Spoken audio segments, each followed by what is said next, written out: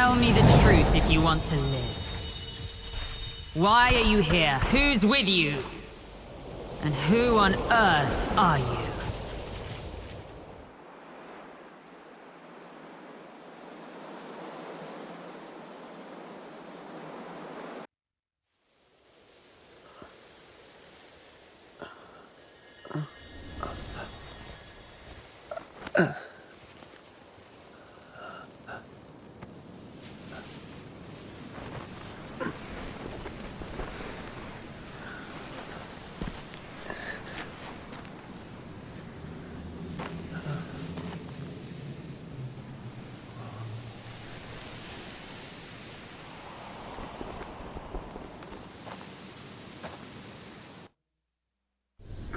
Remember, you must move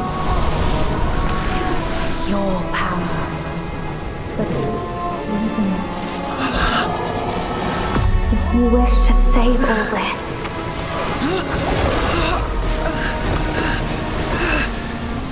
wait! I can't hear you!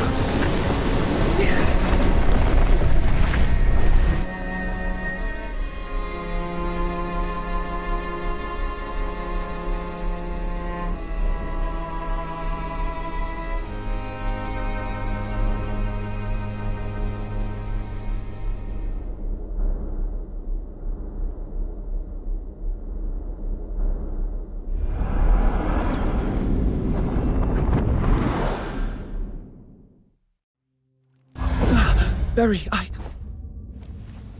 Shh.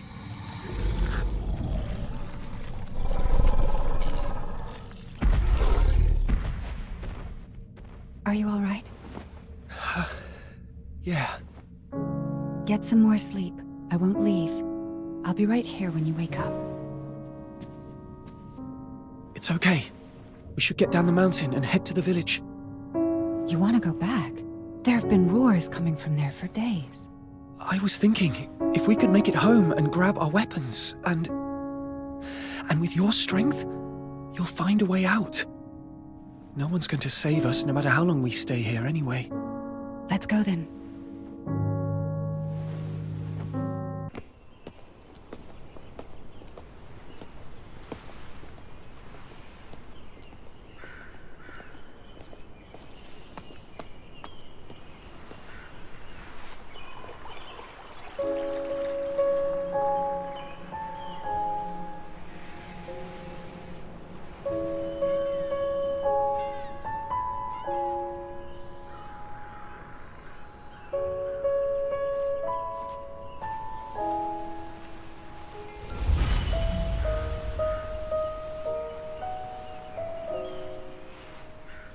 Take that sword with you.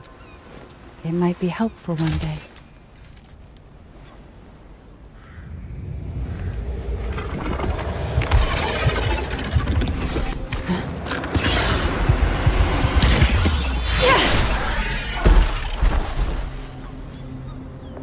Keep yourself safe. I'll take care of these filthoids. These are... Someone must have lost them when they ran away.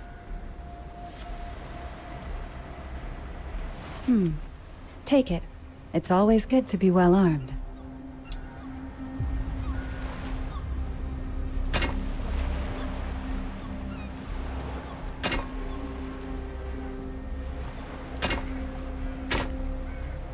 No chance we're leaving by sea. Guess we'll have to count on that thing.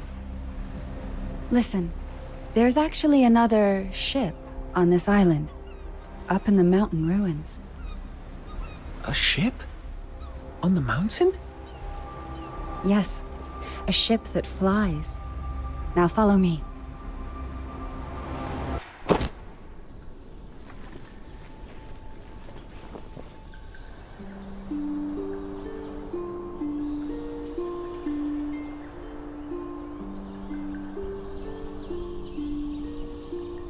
Is this place a temple? Yes, someone once left that flying ship here. And a key.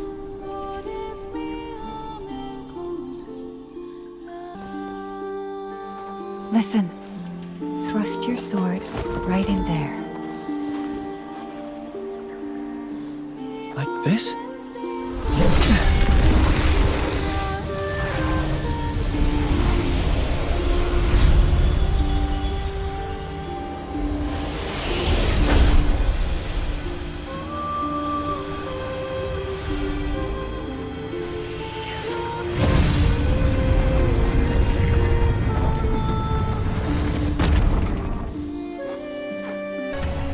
The ship is at the mountaintop.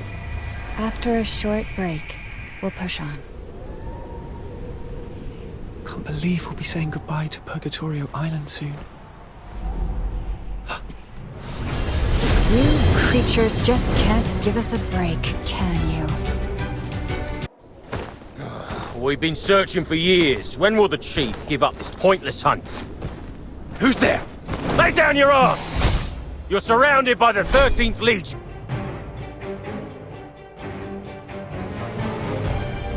Is this your idea of accurate intel, Randy? You gave me your word. The soldiers did their best with the Filthoids. These are indeed unforeseen circumstances, but we did find something valuable on this island today. Alchemical tool she has used, and an airship with a Legion serial number on it. You realize we're looking for number 0, not this useless junk, right? We've been searching for over a decade, but our maritime unit intercepted several of the village's vessels. They might be able to dig up some... Were those gunshots? Randy. Yes, Mom.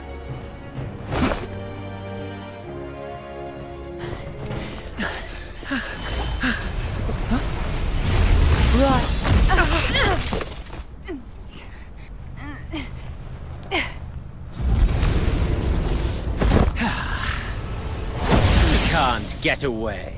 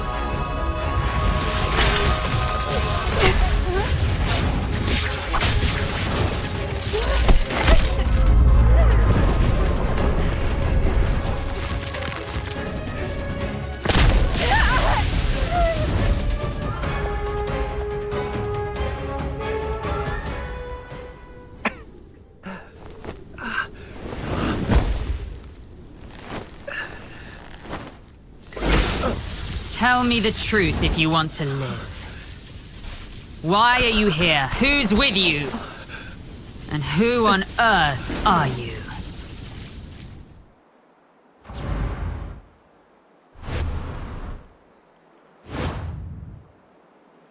That's how it happened.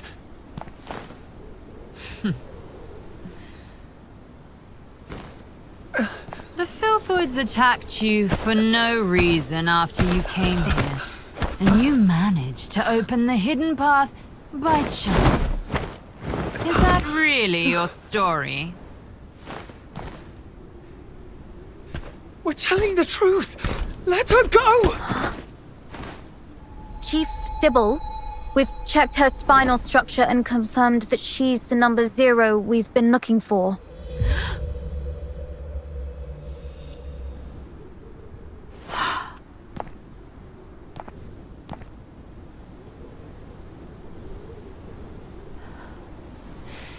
Fortune has finally smiled upon me. Take her back. As for him...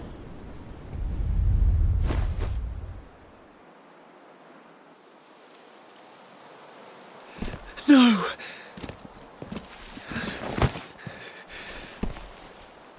Don't take her. Remember. You must remember. Your power. The power of resonance.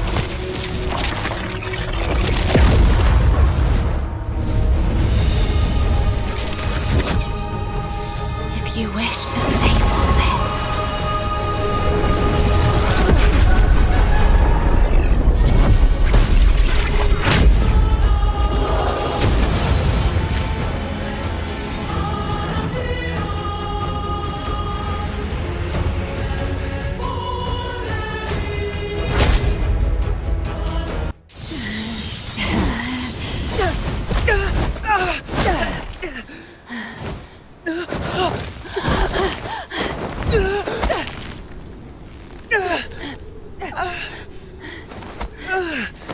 Hang in there.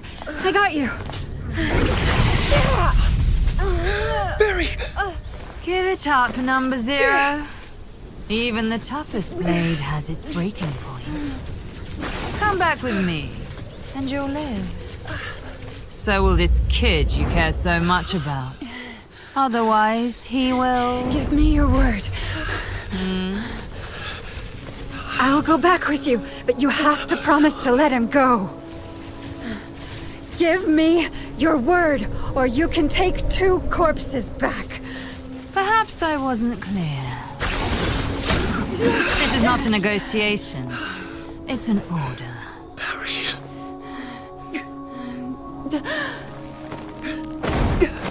You... Get out of here and live.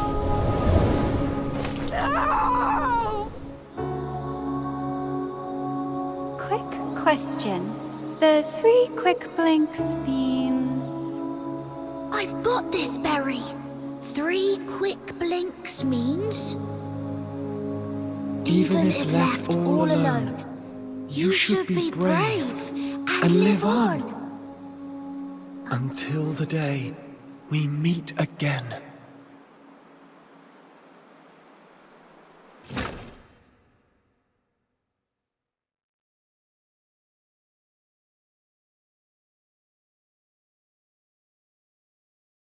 You're back. My other half. My reflection. And my echo.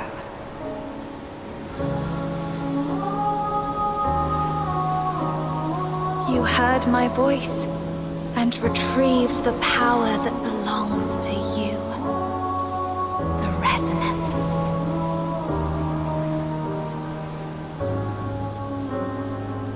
This power didn't change anything. I fell into the sea, and I'll never wake up again. It's all over.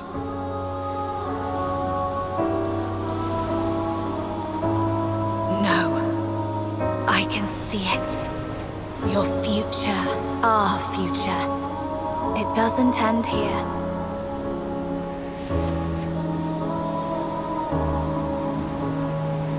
Someone will pluck you from the briny waters and lead you to a frozen wilderness, where destiny will pose the ultimate test.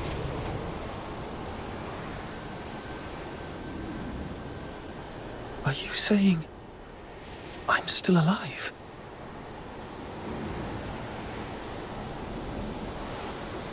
It's time to set off.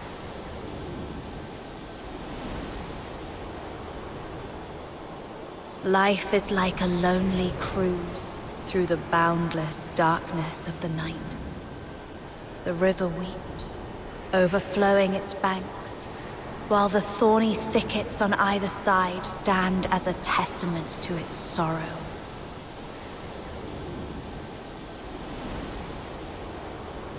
I'll keep watching over you, the one across the shore, to see where you're going.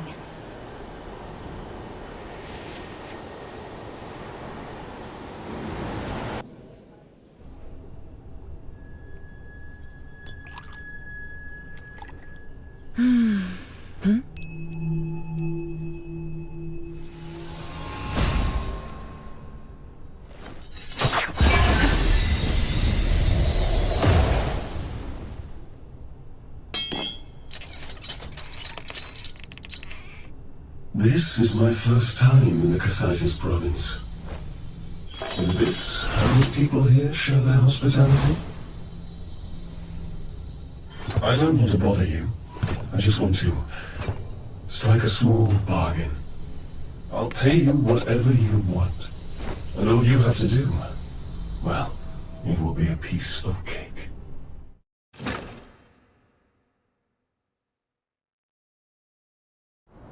Hello? Hello? Can you hear me? Camilla! Look! He has woken up! Alive and not incapacitated. No broken bones, then. Who are you? How do you know my name? Berry, where are we? No. We were... I must find Berry. If it weren't for me, she would have managed to escape from those soldiers. Maybe. Hey! Are you even listening? Camilla and Snow have come all this way to save you! You better come with us to the city right now, or else you'll soon become a snack for some wandering filthoids! To... the city. Got a fright, huh? No worries, you'll be safe in a jiffy. Icelake is the largest city in northern Hyperborea. Hyperborea? I'm in the Hyperborean Empire. Well, yeah. What's the big deal? Do you know this woman called Sybil? Others refer to her as the Chief, and she's supposed to be in this country. I need to find her. Sybil is a common name, but there's only one that's linked with the title Chief. You want to find her? How did you lose your mind to the blizzard? I thought Charons are supposed to be resistant to cold temperatures. I'm serious. She might have taken some... thing that's very important to me. So I must find her and get to the bottom of it. Espionage, assassination, defiance. With what you've just said, the Imperial soldiers could arrest you for these 3 reasons alone. If you really want to find the Chief, I'd advise you not to rush into it. And for the last time, if you don't want to end up as filthoid fodder, come with us.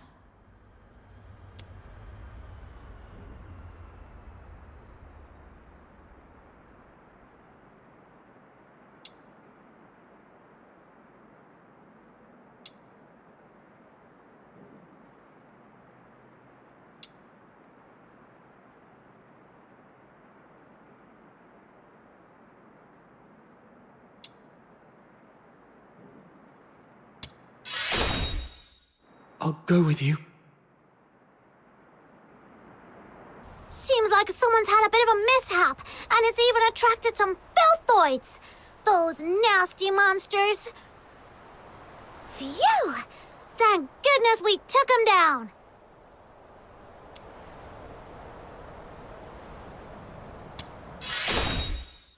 I'm not afraid. I was just worried about that poor driver. Anyway, I have another question. Do you know how far it is from this largest city in northern Hyperborea to Purgatorio Island? It's a small island. Should be to... The south of Hyperborea. Under a huge heaven tree, right? Ugh, it's far, far away. Over 1,500 kilometers from here.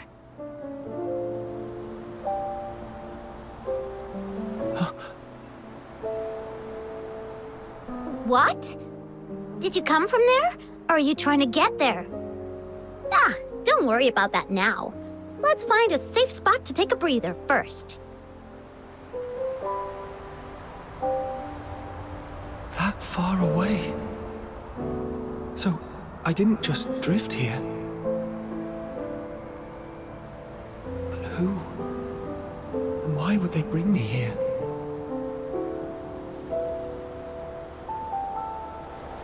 Stop right there. Ah, not another check.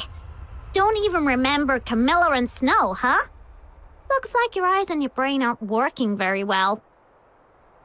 Not you, Luno. I was talking to... Oi!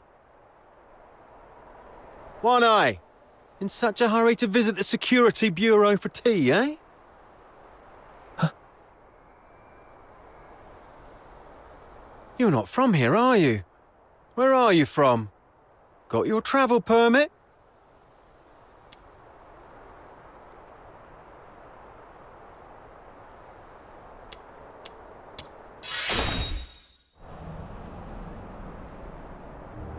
He's from the south, sent by the Vivar winery to deliver goods.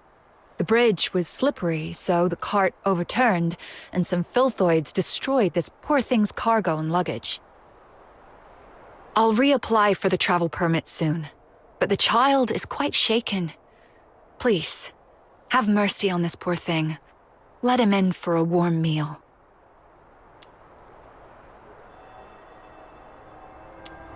Stop it. Whoa, aren't you a bit old to be a crybaby, mate?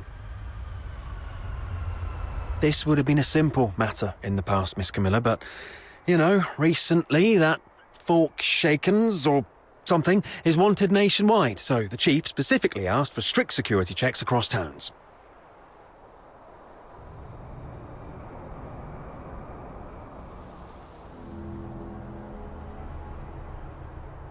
It's the Forsakens. I tell you what, I, Camilla Scarlet, on my honor, assure you that he has nothing to do with the Forsakens. All right. I trust you, Miss Camilla, but remember, keep a close eye on this kid and don't let him stir up any trouble in town. If the chief finds out about this, we'll both be in for it. Thank you. Next time you come to the Asphodel, it's on the house.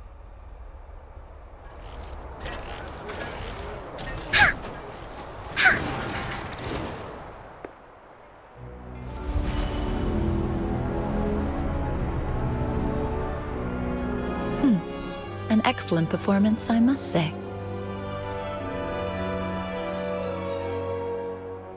I'd say you're normally an honest kid. Look, your hands are still shaking. It's all right. You'll get used to these tricks of survival in no time in a place like this. All right, now that I've brought you in, the deal is fulfilled. I should go back to my tavern. Stay out of trouble for me, all right? Wait a minute. I'm still quite confused. Then make it quick. Time is money for a merchant.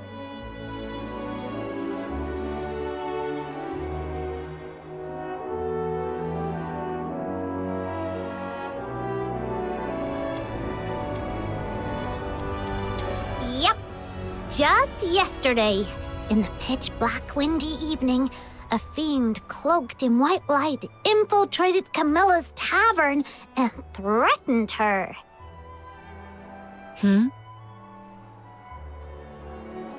Well, a hooded man in a white cloak struck a deal with Camilla to find you and bring you into town. Do you remember what this man looked like? He was covered head to toe. Quite a mysterious figure. You don't know him either. I have no clue. How curious. Some enigmatic benefactor from nowhere is willing to spend a fortune to save a stranger, but doesn't want to reveal his identity or intention. Someone will pluck you from the briny waters and lead you to a frozen wilderness, where destiny will pose the ultimate test. Could it have been the person from my dreams who orchestrated my rescue? But to what end have I been brought here?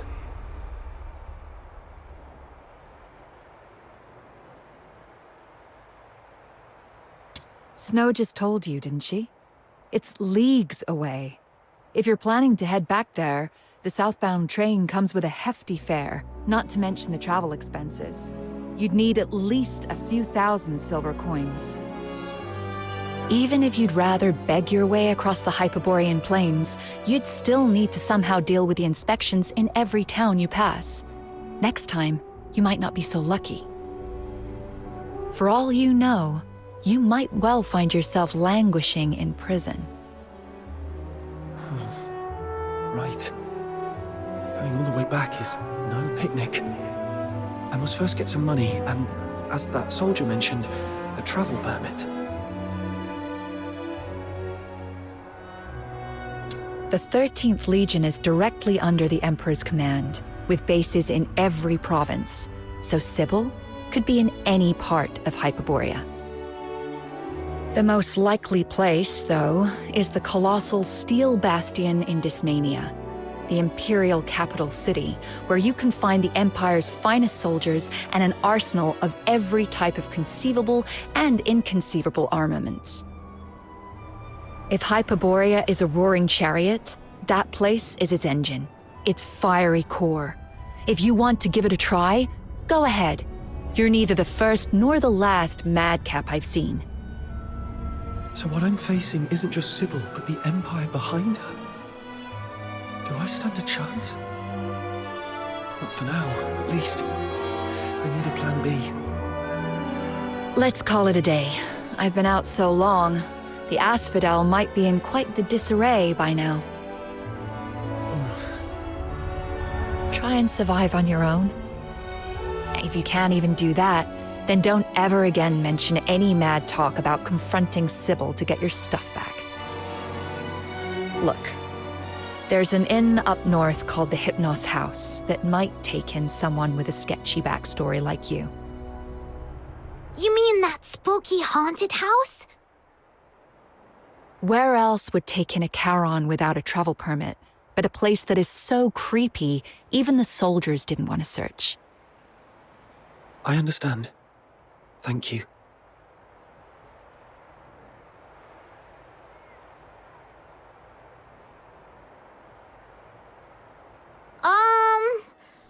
All right. Seeing you so lonely and lost, I'll take you to this Hypnos house to see what's what.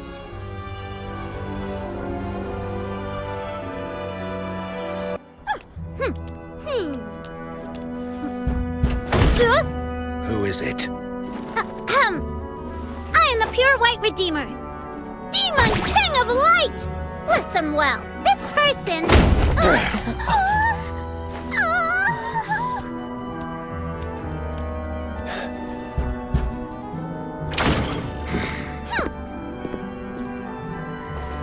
Hold on, please. Miss Camilla Scarlet told me to come to this place. I was hoping to stay here for a few days. Would that be possible?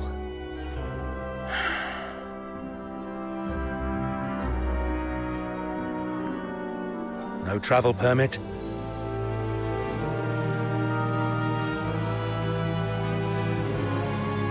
That woman's misplaced compassion knows no bounds. All right then, let's see it. The price you're willing to pay.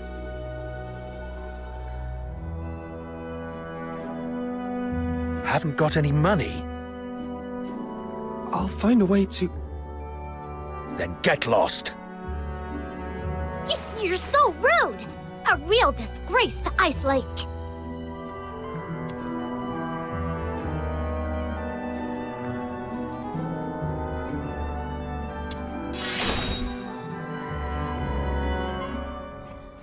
Let's leave, Snow.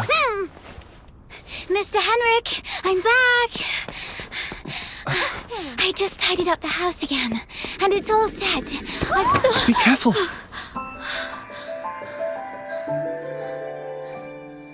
Are you a new lodger? Just a penniless outsider looking for a place to stay. I was about to kick him out. An outsider? But if you kick him out, won't he be homeless? That's none of your concern. But the house is still unsold. Anyway, lending it to him for one night wouldn't hurt, right? He can pay you back when he can.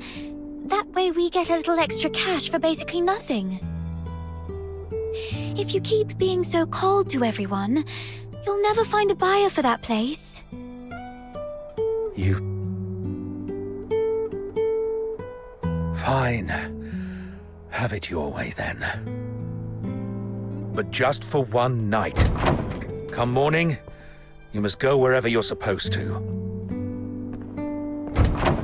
Understood.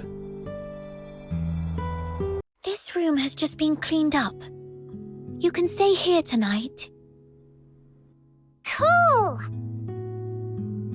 Don't be upset. Mr. Henrik isn't really that greedy. It's just we've been quite strapped for cash lately. Otherwise, he wouldn't consider selling his old house to make ends meet. It's been neglected for years, but after a good clean, it's not half bad, right? At least it keeps out the chill. Oh, I haven't introduced myself. I'm Psyche, a lodger at the Hypnos House. And sometimes I help Mr. Henrik out. That's quite an uncommon name in this city. Mr. Henrik mentioned you're not a local. Where are you from? Your outfit is a new sight for me. A small island. Far, far to the south. The South. I know it. It's a place with 4 seasons, including spring. And an island. You must have seen the ocean. I've heard it's even bigger than 100 lamenting lakes put together.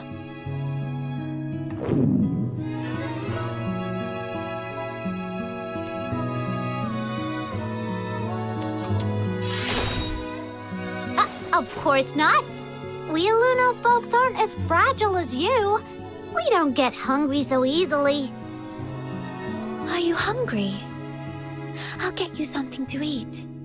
Be right back. Who'd have thought such a rude and gloomy innkeeper would have such a nice and helpful kid working for him? Thanks to her, we finally found a place to stay. Let's rest a bit. I'm quite tired too. So much has happened.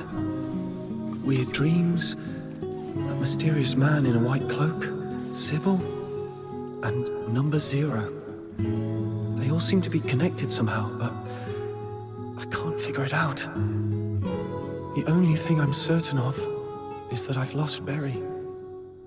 If she's managed to escape, she'd surely try everything to find me. Of course, I can't rule out the worst-case scenario that Sybil has taken her to the Legion. The silver lining is, it seemed that Sybil needed Berry for some reason, so she probably wouldn't harm her. Anyway, I need to scrape together some money in Icelake, get a travel permit, and then plan for my next move. I'm back. You must be starving. Here's some freshly baked bread. Berry? Huh? Are you all right? I'm fine. Just so hungry that I accidentally bit my tongue. It hurts, so... Then you'd better eat some bread and wash it down with warm milk. That'll make you feel better. Be careful. Don't bite your tongue again. Thank you, Psyche. Are you sad? Huh? Why? I can feel it. Even though you're trying to put on a smile, you're not happy. I'm a bit curious about what you've been through, but Mr. Henrik told me not to pry into our guests' pasts. Anyway, you can take a good rest here and think about what to do next. Thank you. Psyche, I need to ask you something. I need some money. Is there any place in the city where an outsider might find work without too many questions asked about their past? Let me see. Most people here work in the factories. But they all ask to see a travel permit. Well, there's perhaps one place you could try. Miss Camilla Scarlet's Tavern, the Asphodel. You can take up commissions with handsome rewards there. But those commissions are often quite dangerous. You might have to go to places even the local escort would avoid, and you might encounter some wandering filthoids. Camilla Scarlet? I met her today, though I had no idea that her tavern also runs this sort of business. It's okay. I can handle it. Can you take me there? Who is it? A girl who looks just like... Snow.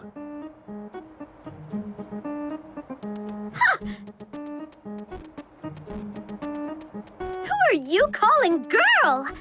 The younger generation nowadays is so disrespectful. You should watch what you say! Although all Lunarians look young, she's actually as old as your great-great-grandmother.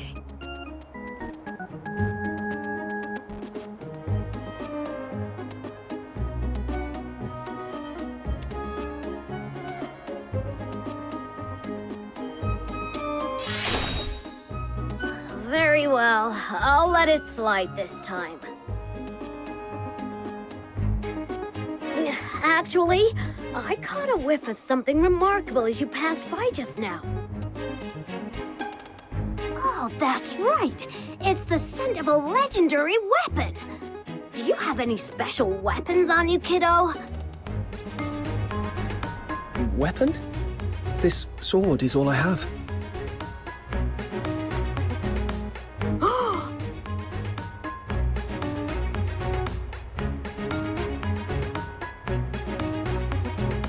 Amazing!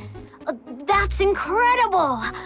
Look at the texture and the craftsmanship. This clearly wasn't made by those mediocre Hyperborean blacksmiths. Where did you get it?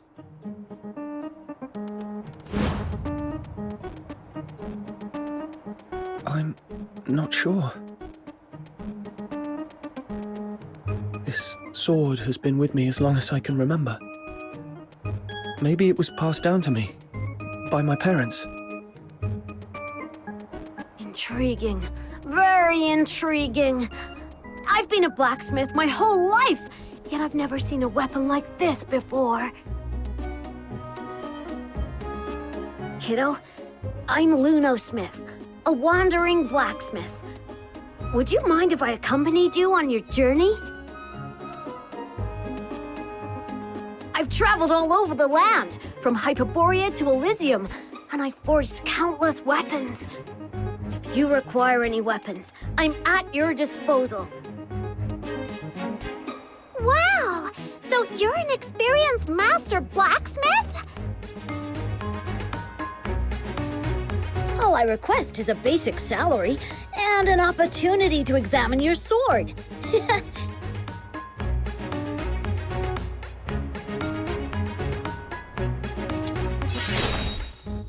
So, you'll have me? Excellent! Then take me to where you live. Awesome! You're truly amazing! I've seen many who resemble you and Snow. Are they also Lunos? Did you come from a remote village or something, kiddo?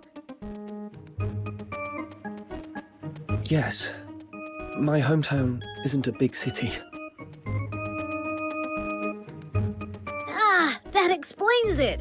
In all my travels, wherever there are humans, Lunos can always be found. It's quite uncommon to come across someone like you who's never heard of us.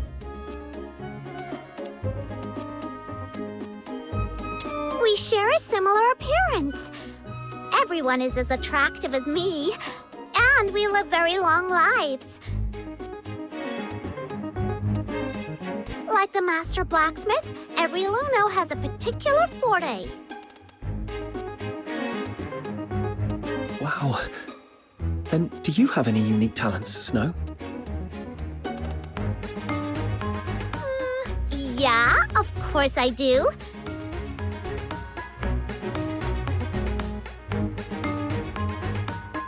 As you can see, I have demonic appendages on my head. No other Lunos have these. Indeed. In all my years, I've never seen a Luna with horns like those. You look just like those human Charons. So, I'm Luno the Demon King. Different and unique. Perhaps I was meant to lead the Lunos and dominate the world. Oh, that's quite the ambition. Unfortunately, most Lunos lack ambition. They'd rather follow the humans and are content with just a few words of appreciation. But for me, I want so much more. My little minion, you must stick with me. After I conquer the world, you'll be the leader of my legion. Just you wait and see.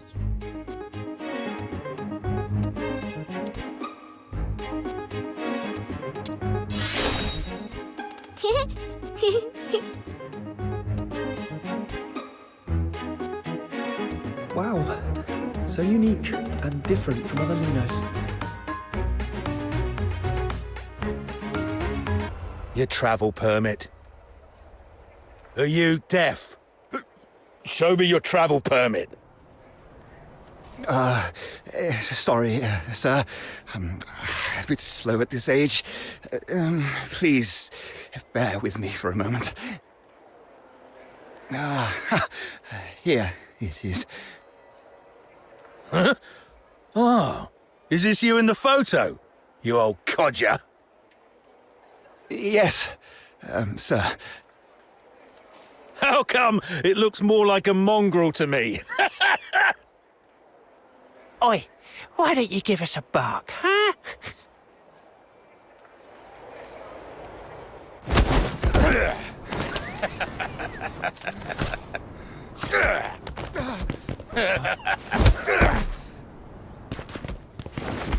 No, don't. What are you looking at, you little twerp? Stay out of trouble for me. All right? Father! You bastards! No!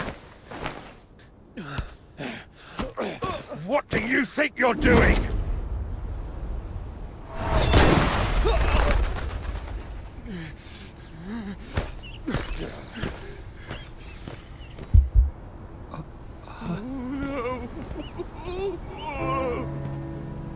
Let's leave. There's something important you should know. If you're from somewhere afar, remember, whatever you do, never anger the Solarians. The Solarians? You mean the ones without horns? What's so special about them? Or is it that we are the special ones? Yes. Here in Hyperborea, we, the Charons, with our unique appearance, are different from the Solars. They even call us demons' children. Ugh, speaking of which, Snow is super mad! Whenever those humans talk about stuff like demons, children, and magic, they always give such dirty looks. Just like when Camilla sees a drunken brawl in the asphodel. But it's actually the demons' children who are being bullied by them. Thank you, Snow. But the fact remains, we are unwelcome here. So be extra careful when dealing with Solars.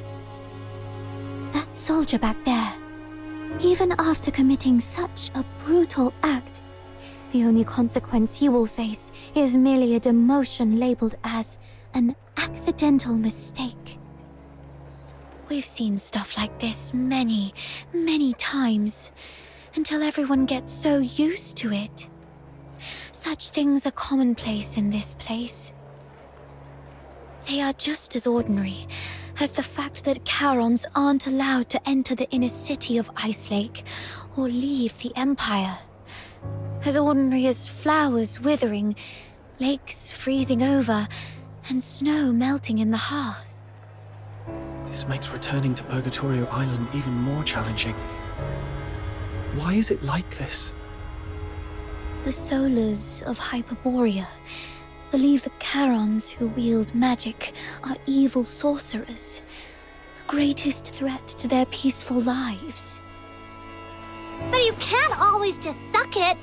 Why not use your magic on them and boom! Make them cry like babies. Oh, seriously, that makes me so mad.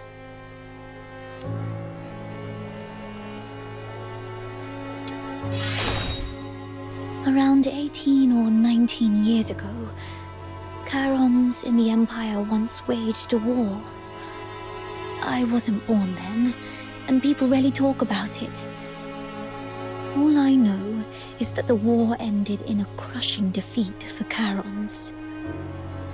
There are people like you who are still struggling to fight back, such as the Forsakens, but those fully skilled in magic remain a minority. Most Charons are but tillers of soil, laborers with calloused hands, street vendors hawking their wares. The profoundly common, the unsung ordinary. For most, fighting back is too costly. Keeping themselves and those they love alive already demands every ounce of their strength. I apologize for stopping you just now. I just don't want a friend I just met to encounter any danger. It's okay. I get it now. Just unclench your fist, Psyche. You'll break the skin if you grip any tighter.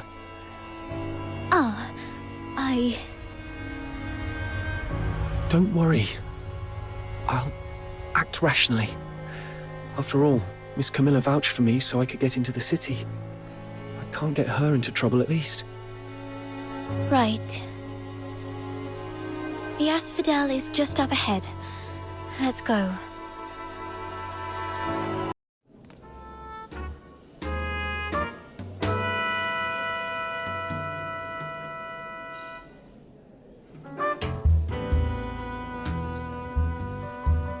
Then, out of nowhere, he ambushed me and pinched the cash I'd just gotten. Oh, that rotter doesn't even spare us scavengers. That money was for several families' upkeep in the slums. Without that bag of coins, all the young and old will have to tighten their belts even more next month. I have no idea where the thief has run off to. I need someone to help me nab him.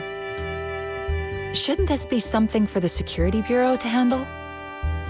Well, by the time the Security Bureau bothers with us Charons, the ice in Lamentin Lake would have melted away. Please, Miss Camilla, the kindest and most beautiful lady in Icelake, could you maybe ask some of the fox hunters here to lend a hand?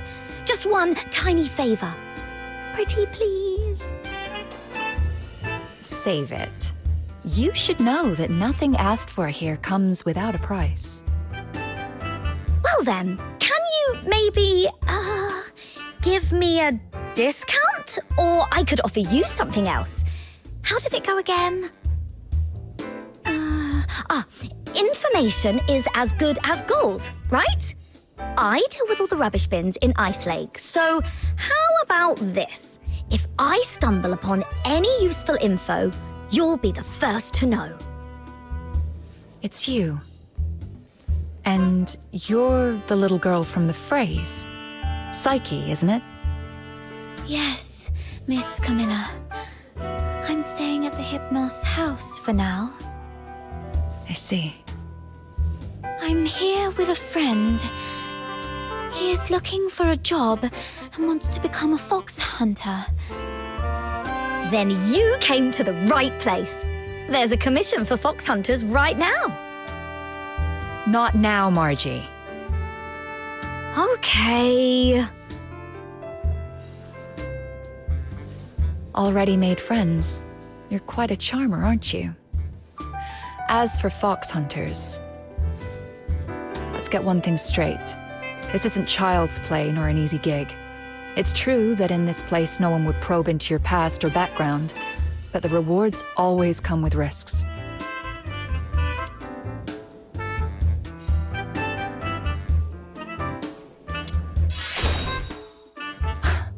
You don't look tough, though your courage is admirable. You're indeed stronger than the average Charon. I've seen you in a fight. But brute strength isn't enough to qualify you to be a foxhunter. You need to prove that you're capable of dealing with all possible contingencies and a very mixed group of clients. It just so happens that a chance for that came in just now. Oh, right. Snow heard that someone swiped this lady's money!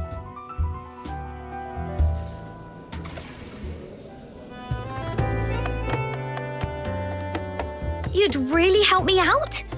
Oh, thank you. That scoundrel headed west. But you know, Icelake is a maze of streets, so I can't be sure where he might have gone. Let's look for some clues first. Hello, Mr. Baddie. Out for a walk? Oh, it's our little princess rubbish bin. How's today's haul? I see you've got 2 little psychics to help you. I'm not a sidekick! I'm the Demon King! Okay, so you are the Demon King of Rubbish Bin, then? Nuh-uh! It's the Demon King of Light! Let's not get hung up on titles for now. Mr. Baddie, did you happen to see a Charon man in a blue shirt with dark hair just now?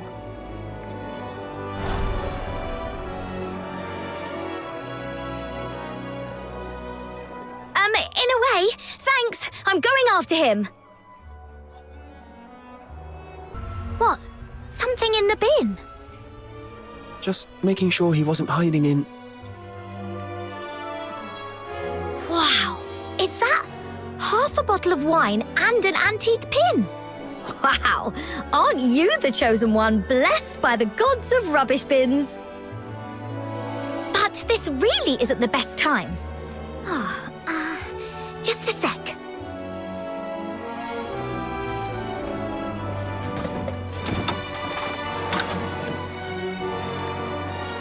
There, all set.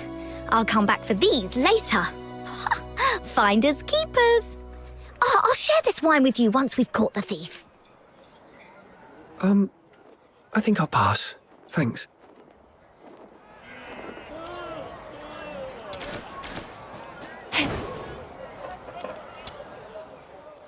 Oh, check this out. 2 layers of crates against the wall.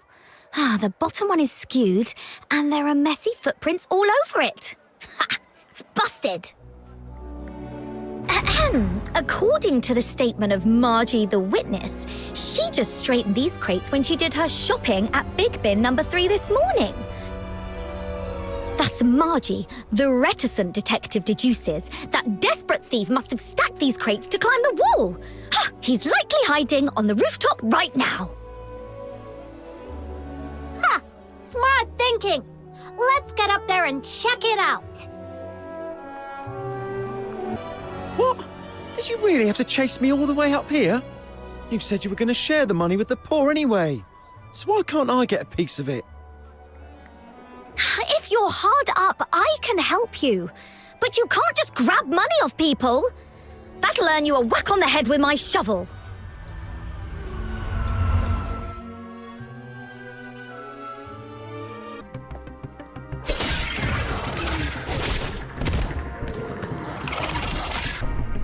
That's for underestimating Snow's minion. Now you know what we've got.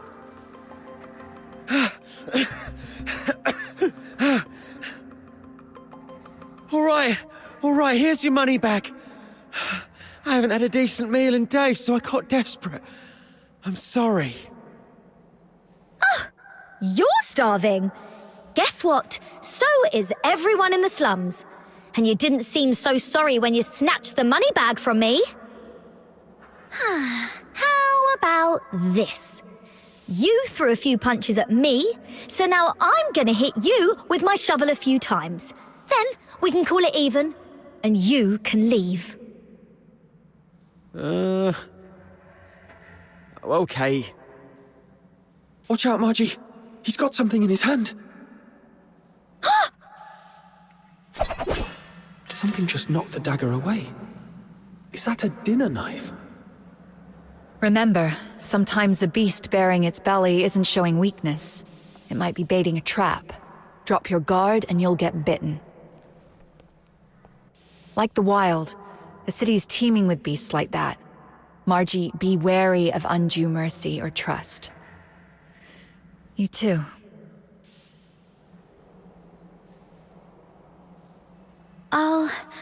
I'll remember that. Miss Camilla, did you come all this way to back us up? Since you've come all this way to Icelake, it'd be a shame to meet your maker in this sorry spot on your first day, wouldn't it? I thought some big shot came. Turns out it's just a tavern-keeping old hen. What are you gonna do about it? Call the guards? Do you really think those high-ups give a damn about Camerons?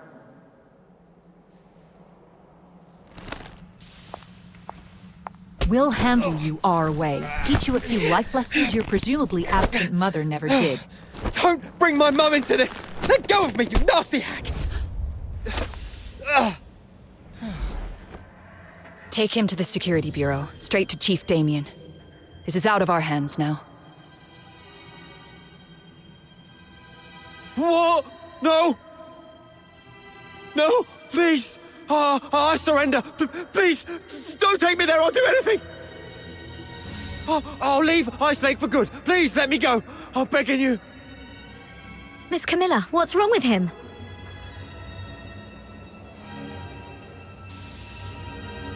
Stay back. He's much more dangerous than he looks. Anyway, Margie got our money back and you've proved yourself. If you're still set on becoming a phoxhunter, meet me at the Asphodel. Please, just let me go. Please. That was weird. Why did Miss Camilla suddenly freak out like that? She's usually so cool-headed. And that thief, too? Shaking like a leaf all of a sudden? Is the Security Bureau really that scary? Looks like he's in for a tough time. All I wanted was to get my money bag back and maybe teach him a lesson. I didn't expect all this. I almost forgot. Here's your reward. Thank you so much. You're a lifesaver. My brother from another mother. Well, I gotta go divvy up these coins. I usually do my shopping all over Icelake. If you need me, just drop my name in the slums and they'll help you find me. Hi, Snow. Lending a hand to fox hunters again. What is it this time? Nabbed a few hundred bandits? Thwarted a dozen dastardly schemes? Today I'm keeping it low-key. Just nabbed a petty thief. Just one? That sounds almost believable. I've got to see this. I've never fibbed before. Come here, my little minion. This is Mr. Wells, the most hardworking fox hunter around here. Hello, Mr. Wells. So it was you? Looking all neat and tidy. Who'd have thought you had it in you? Thanks. It was just a small thing. A small thing. Let me tell you, it's all these small things that have turned Icelake into what it is now. If it was something big, Icelake would be turned upside down. Then I should try harder. Learn from professionals like you. Learn from me? Oh, give me a break. Take a good long think and figure out why you ended up on this path. This is what you should do. I need money. Who doesn't? I've got folks owing me a fortune. Being short's one thing, but I've never stooped to thieving or robbing. You're back. Everything okay? Did you catch that thief? It was a piece of cake. My little minion and I gave that bad thief a good thrashing. He ended up crying and begging for mercy. So you're the one who nabbed the thief. I thought Snow called you minion because you got caught by her. But then again, who in their right mind would get caught by Snow? What was I thinking? He was the witness of my deeds. You had it all wrong. You've made a fool of yourself this time, haven't you? Serves you right for being so preachy all the time. Sorry for what I've just said. Care for a drink? Just let Camilla know. It's on me. Consider it an apology. Your first gig was quite slick, and you got on with Wells. Your career as a fox hunter is off to a good start. Here, a hot drink to warm you up. I was going to treat you to one, but since Wells has offered, we'll put it on his tab. Right. I did mistake this lad for a thief. It's the least I can do. Oh, and I can also catch him up on our line of work. To be honest, it's been pretty tough lately. Any commission worth a jot has to be fought for. I just had a gander at today's jobs, and they're all thankless. Except for that hot potato. A right bother of a job. Finding some daft stone. It's no point in telling you. Even us old hands don't dare touch it. Let alone a newbie like you.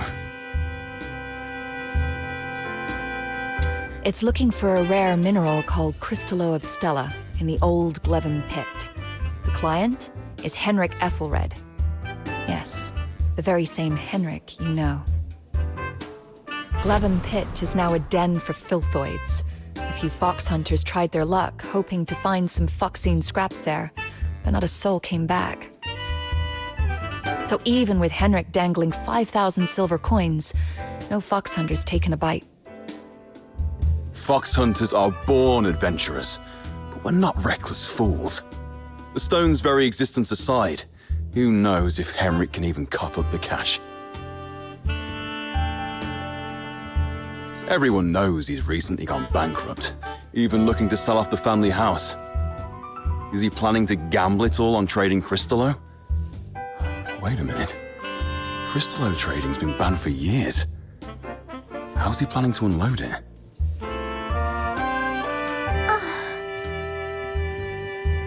Miss Camilla, how much did you say it would cost to go to the south earlier?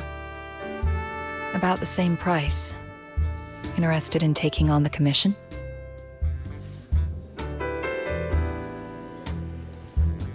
You serious? Kid, I'm not joking. This is no child's play. Thank you. I get it. Miss Camilla, you once told me If I can't even handle this, how will I ever find my lost treasure? The asphodel doesn't interfere with the choices of clients or foxhunters. If you're set on it, I won't stand in your way. Crystallo of Stella is a blue-violet crystal that appears as if nebulae are swirling within it. In the dim mine pit, it is particularly eye-catching. You won't miss it. Here's your payment for retrieving Margie's money bag. Take this with you as well. Make it back in one piece. Little minion, big news! I mean, like, really, really big! I haven't seen it yet, but just thinking about it, I'm getting goosebumps already. Calm down and take a breath. What's going on? No time to breathe! Listen! Someone spotted a gigantic pig outside Icelake! And is taller than you, with a head the size of a van! And if it stomps its hoof, bam! The city walls will come down! What are you talking about? Are you thinking with your stomach again? Anyway, I'm really curious. Come on, let's go check it out. You aren't doing anything important, right? Here we are, south of Lamenting Lake by the big slope. This is where people said they saw the giant pig. I don't see anything. Well, it can't be here all the time, right? Maybe it just wandered off somewhere. All right, I'm leaving. Oh, wait! Look over there. See those two? They've been standing there. Maybe they're waiting for the giant pig, too. Let's go ask them. Come on. If they're not, we'll head back. Hello, may I ask? Shh, keep it down. Can't you see we're expecting something? Oh, my bad. So, you're also here for... Yep. What, you guys too? First come, first served. No cutting in line. Huh? There's even a queue for this? I mean, it's huge. There's enough for everyone. But fine, we'll just watch from the sidelines. Once you're done, we'll take a closer look. Why do I feel like you're not talking about the same thing? What else would it be? Anyone who comes here is obviously here for...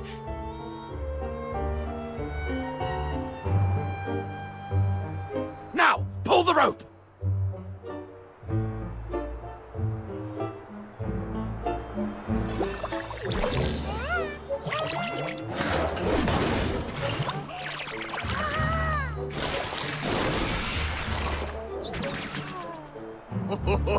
Not bad this time. Got one we haven't seen before. Let's take them all back. Huh? Wait, what are you doing? Don't hurt the genieons! Filbert, knock them off! Oh, for crying out loud! How many more times do we have to run into her? Hurry up, grab all the geniemons and move. They're getting away! Sir, and your little friend, could you give me a hand? Whoa! The giant pig is real! And it talks! Okay, I say we do what it says. Those guys look super sketchy anyway.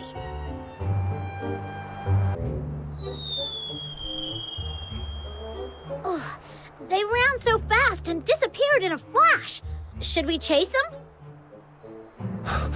They bolted like they knew every shortcut in this place. There's no way we're catching up. Besides, let's not forget why we're here. So, this is the giant pig that's taller than me and has a head the size of a van. You were taken in by exaggerated words, Snow. Well, okay. Maybe it's not exactly as big as I said, but it's still pretty big. And don't forget, it talks! That's gotta be worth looking into! Yeah, except it doesn't seem like it actually talks. That was me. Hello, I'm Truffle. I came from really far away. And this big sweetheart here is Filbert, my best friend and most trusted partner.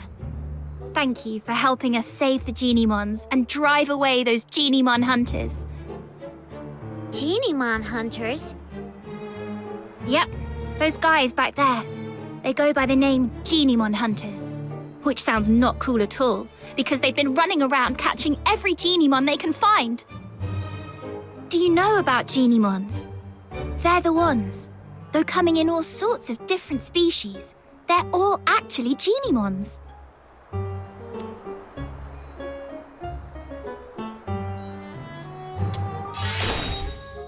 Exactly! You figured that out so fast. You must be really smart. Anyway, I read about it in a book, that Geniemons tap into the power of phoxine and become various forms to adapt to different environments. Like, if they hang around fire too close, they turn into toasty, fluffy Zapyro.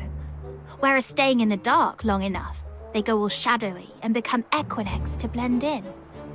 Most people don't understand how it works, so they think it's evil magic and get scared of them.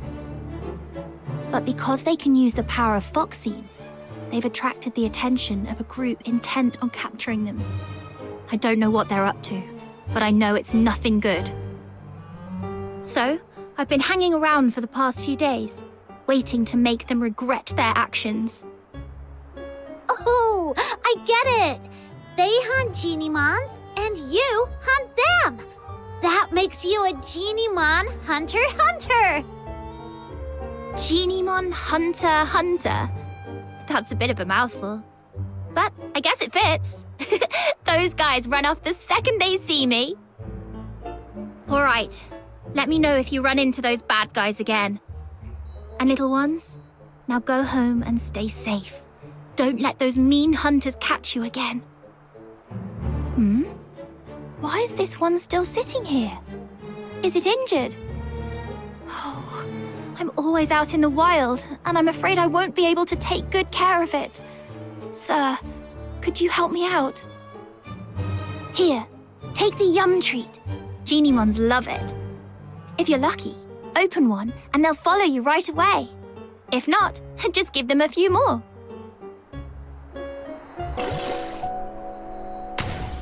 Yes! That's how it works! You're amazing! Sir, look at that. The little guy perked right up. I think it really likes you. What is it, Chirpy? It's talking to him. This little one says you feel familiar, like someone it can trust, and it wants to go with you.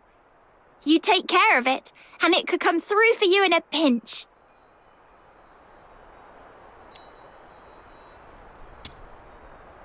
So, if you ever run into a lost Geniemon, try treating it to a yum treat to get it to follow you.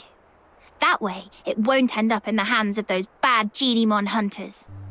All right. If the Geniemon hunter says so, I'll make sure Little Minion collects tons of his own little minions. Hold on, please. Psyche? What are you doing here? I thought I'd help show you the way. I mean, to Glevum Pit. Snow knows the way. But it's nice to have some company, especially when we're heading out of town. Yeah, outsiders can easily lose their way out there. I saw you accepted Mr. Henrik's, our request, so I thought I should help out.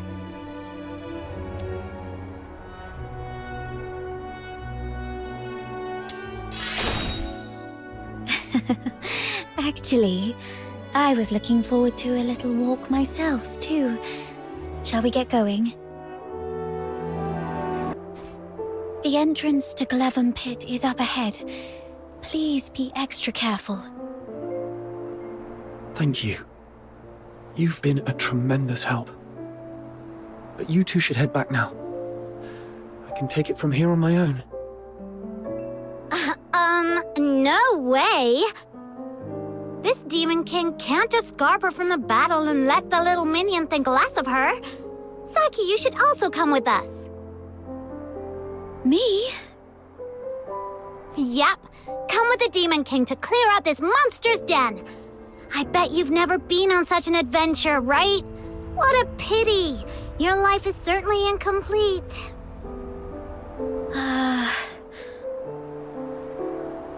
All right. I'm in.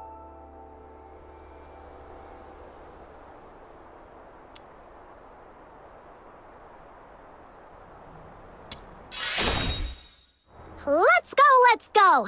It gets dark early in Icelake. We gotta hurry. Right. All right then. Be careful, both of you. Look over there, little minion. There are several powder kegs.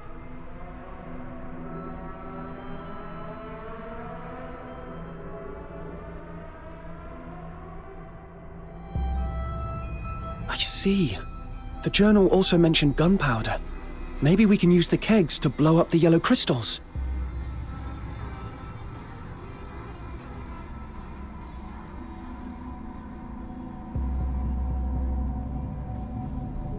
Let's take them with us then.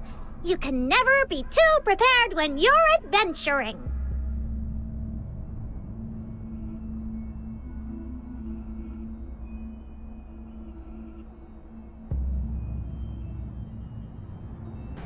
Take my shiny bomb!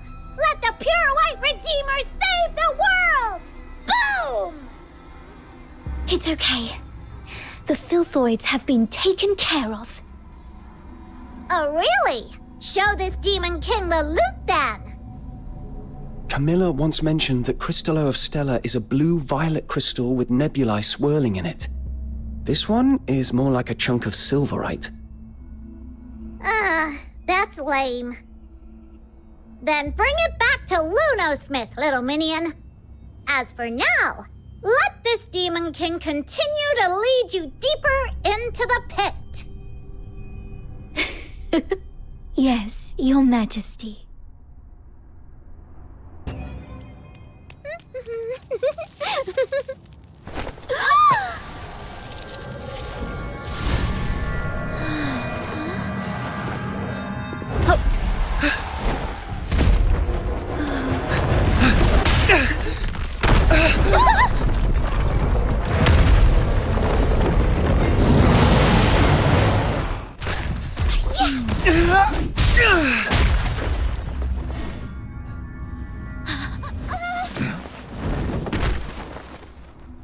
Crystallo of Stella.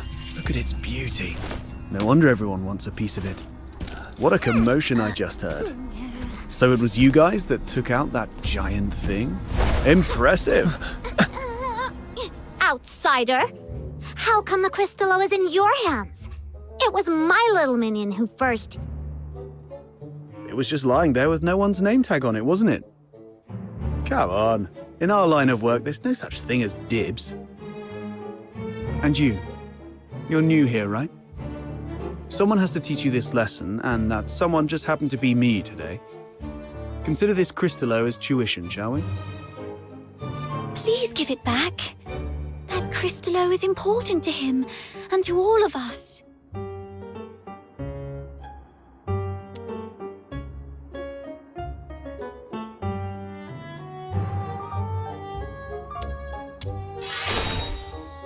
Since you refuse to be a reasonable person, this conversation is over.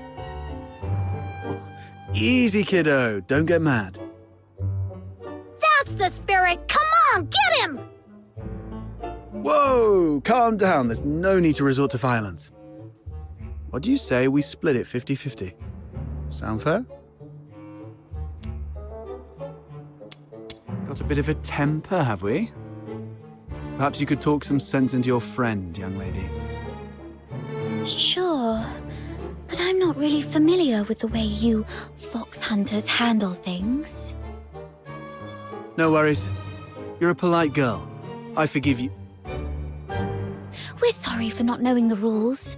So, as an apology, Mr. Outsider, we'll let you make the first strike. What? Hold on. Even if it's 2-on-1, there's no guarantee you can beat me, am I right?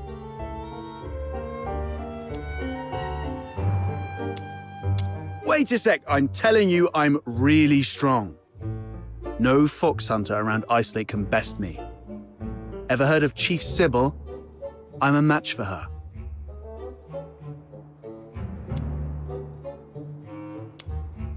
You certainly match me in big talk, that's for sure. All right. I was joking around, trying to lighten the mood, you know. This crafty mutt-ears is trying to pull more tricks. You call the shots in your little crew, right? Tell me, why did you guys go to all this trouble for this crystallo? I knew it. Well, that makes things easier. I need this crystallo for my own reasons, but if it's silver coins you're after, I can match that amount. If you've got a moment, I'd like to explain. Are you free tonight? Oh, that's easy. With Snow as a witness, he won't be able to weasel out. Besides, Camilla mentioned he's got a terrifying relative at home he's really scared of. Just threaten to air his dirty laundry right on his doorstep, and he'll be begging for mercy in no time. Mercy, please, your Demon King. You can rest assured, everyone at the Asphodel knows me. Well, I've still got things to take care of here. You kids can go ahead without me. What are you up to? See these packs? If it hadn't been for this monster, their owners might be chilling at the Asphodel, sipping drinks and swapping stories. I want to see if I can identify them and return their belongings to their families. Now that I'm here, I can't just leave it be. Thank goodness it was you daemons that broke in today. If it had been ordinary folks, they might have ended up just like them. Daemons? Those Charons who've undergone an awakening and gained special powers like us. How come you're as clueless as a newly hatched quail? I bet even that little white button mushroom beside you is more informed. Of course! Snow's really smart! Wait, what did you just call me? How rude! That's not rude, I'm just being honest. My heart is as genuine as this crystallo. I won't descend to arguing with small potatoes like you. Come here, my little minion. Let this Demon King enlighten you. Simply put, awakening is a stage of growth every Charon goes through, usually around adulthood. During awakening, their body emits a very bright light. You must have some memory of it. After awakening, some Charons become much stronger, like you, and gain the ability to use special magic. They are called daemons. It was that moment. No wonder I felt lighter than before. And my wounds must have healed around that time too. As for my magic ability, could it be resonance? Daemons are rare, so you guys are lucky ducks. Most Charons aren't so lucky. At best, they only get a bit sturdier. It's said that some may even turn into scary monsters, though I've never seen it myself. The button mushroom covers about most of it. Ordinary Charons might be able to handle small filthoids if they give it their best shot. But huge ones, like the one we just fought, are deadly for them. They were just trying to complete a commission. No. They were just trying to survive. Well, off you go. I'll handle the rest here. I'll be back a bit late. Might miss the Asphodel's closing time. Come and find me at my place. It's among those shabby houses south of the city. The one with the little bird drawn on the door. And come alone. Don't bring anyone unrelated. Psyche, come here.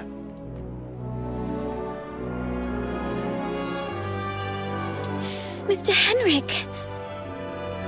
You should have stayed at the Hypnos House, instead of fooling around with this sketchy brat. You don't know his backstory, and he really doesn't know you that well. Now, where have you been?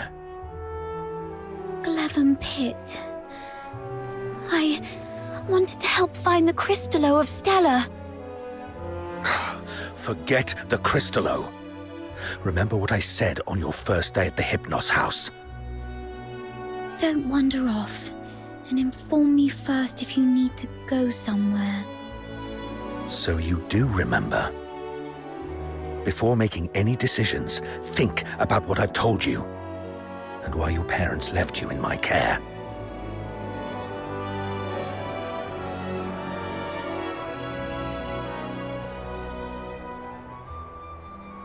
If anything happens that messes things up, or if people start asking questions, you know what's at stake. I'm so sorry, Mr. Henrik. You're a good kid. Just don't let this ever happen again. As for you,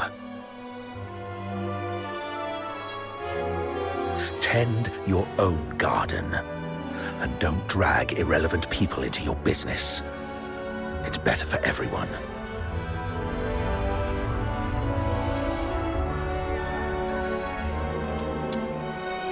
Let's talk about something else then. For example, are you this polite and friendly to everyone? No wonder that house of yours never sells. That's my problem. For you, the thing to worry about should be where to crash after tonight. By morning, I expect you to move out. Let's go home, Psyche.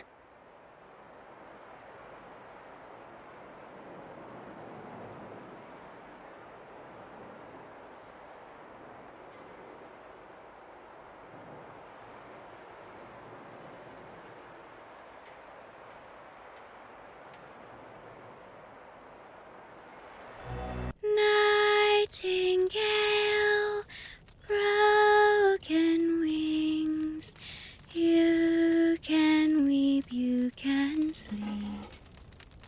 Nightingale, rise above, you will free, you will see.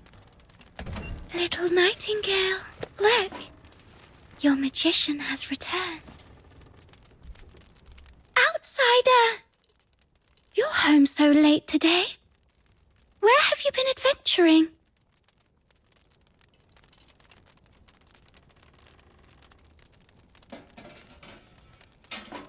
Was it in the dense woods where snow wolves prowl? Or the swamp witch's tower? I didn't go anywhere.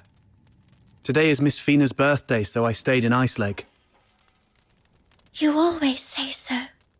Yet new scars keep appearing on your arms.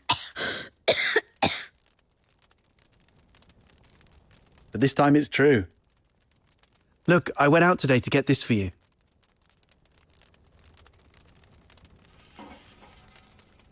Is this a cake?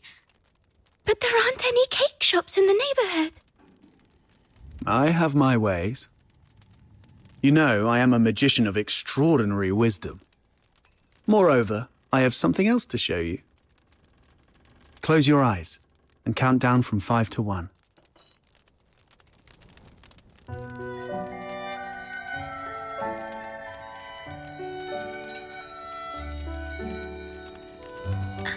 Stars.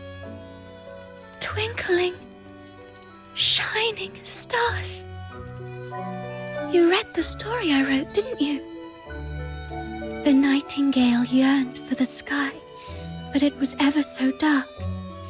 If only I could see the stars once, she wished silently. Even but for a fleeting moment. Nights in Icelake are always so misty.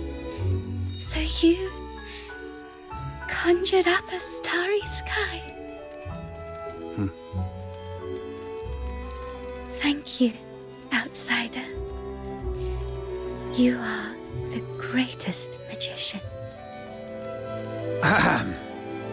Seems your castle has a visitor. I'll go have a look. Hey, you're here. Come on in. Who is this gentleman? A new friend of mine. Sort of. Pleased to meet you. I'm Fina, outsider's sister. Are you all right? I'll get you some warm water. It's okay, I'm fine. Just happy to have a friend of outsiders over. Would you like to join our tea party? We'll have sweet cake. A tea party? It's just water. Don't get hung up on the details. Just play along.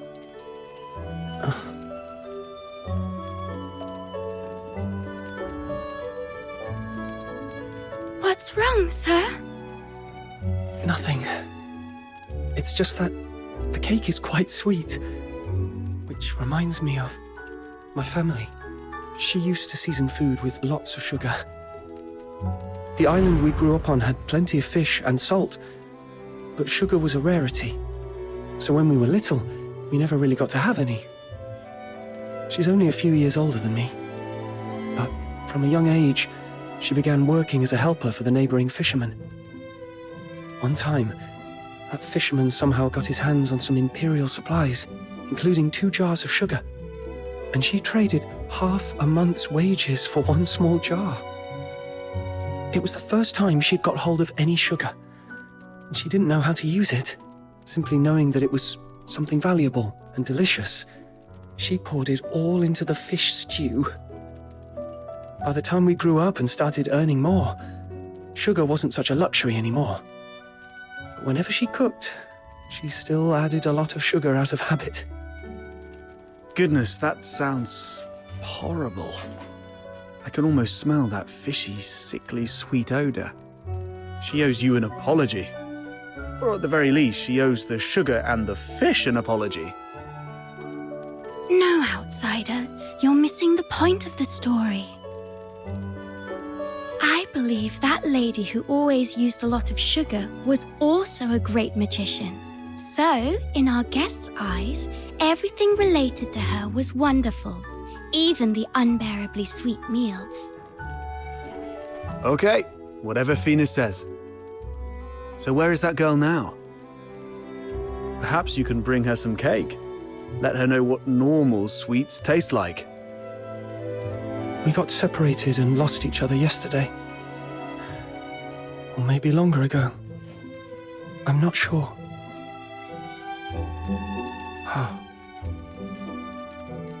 Then you must find her. Because families like flowers and trees, snow and wind, they should be together no matter what. You have to find her. Yes, I will. I will find her. So, outsider, I need money. For accommodation, information gathering, and some extra set aside in case I need to set off right away to find my family. Time for bed, Fina. I have other matters to discuss with our guest. Phoxhunter stuff. Okay, good night then. Good night to you both. Time to get down to business. I mean, about what happened at the pit today. Sorry that I took your crystallo. I had to do that so we could talk in private here.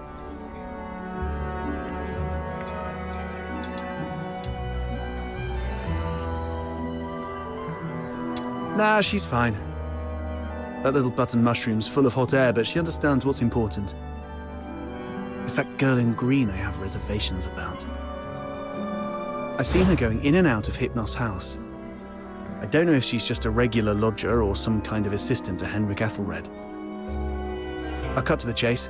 I don't trust Henrik Ethelred. I suspect he's up to something shady. Something shady? Like what? Do you know anything about the Crystallo of Stella, the stuff he's after? They're beautiful rocks that were popular for their looks, but that's not the whole story. In some countries, they're used for medicinal purposes.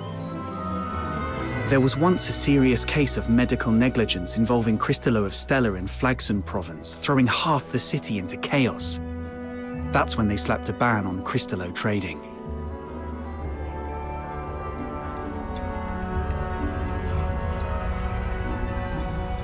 That's not the half of it. How many folks on the streets of Icelake can truly claim clean hands? What really gets me are the rumors about Hypnos House. People in the neighborhood say that Henrik and his lodgers are a weird bunch. They keep to themselves, and though they call it an inn, Henrik's the one picking who stays. Some have peeked inside. The lodgers there are all young people under 20. Stranger still, you see them go in but never out. No one knows where those young lodgers end up. Yes, I've heard some haunted house rumors as well. Makes you wonder. But speaking of which, how did you get onto this? There's this phoxhunter boy I used to work with named Hunt. He went missing a month ago, last seen by the scrap picker girl, right outside the Hypnos House. A couple of days ago, I went over there and ended up in a blazing row with Henrik. Even with a dagger to his throat, he kept quiet about Hunt. He just stood there, sneering. You know quite well what would happen to a Charon harming a Solar. I know you have a sister. Better stay out of it for her sake. Damn it, I really want to throw him into the Lamenting Lake. Anyway, I must find out what happened to Hunt and what Henrik is really up to. It's not just for Hunt. I do this mostly for Fina. I don't want to see anyone I care about living in fear anymore. In that case, I'm worried about someone too. I mean Psyche, the girl in green you mentioned. If anything happens that messes things up, or if people start asking questions, you know what's at stake. Whatever's going on with Henrik, that's not my business. But if he's really up to something, I'm worried Psyche might get hurt. Good. We have a common cause then. I was going to get the Cristallo from the pit, then use it as an excuse to apologize to Henrik and take a look inside the inn. I thought no one would take the job, so I went off to sort out a cake first. Didn't expect you newbies to throw a curveball. How about we strike a deal? I can get you something that you really need. An identity. A pass that allows you to move freely in Hyperborea, except for the inner city behind the watchtowers, which is reserved for the high and mighty. Many are willing to offer you money, but few would risk their lives to get you this.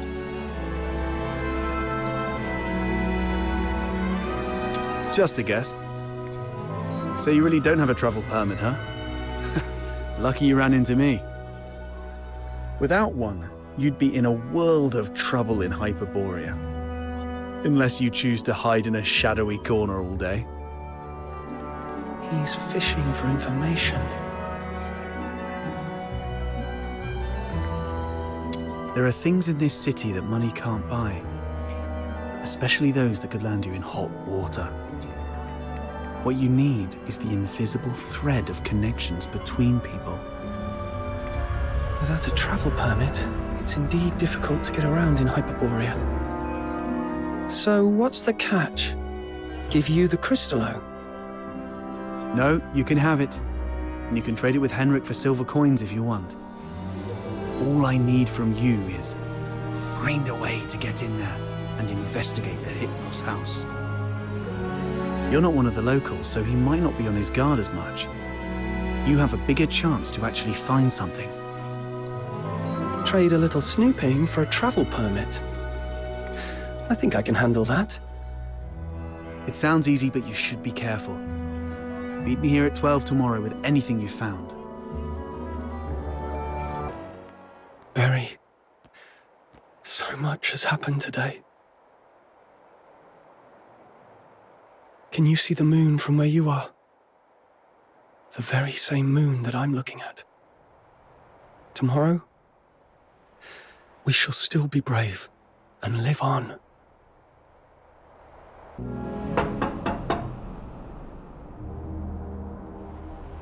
It's me. What are you doing here? Didn't I ask you to leave in the morning? I've got what you were looking for. The Crystallo of Stella. No one asked for you to come here. Go to the Asphodel and give it to Camilla Scarlet. I'm not from here. I'm not familiar with Icelake's ways.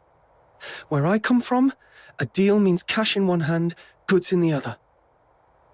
If you're not interested, Mr. Henrik, I might just go looking for another buyer. Come on in.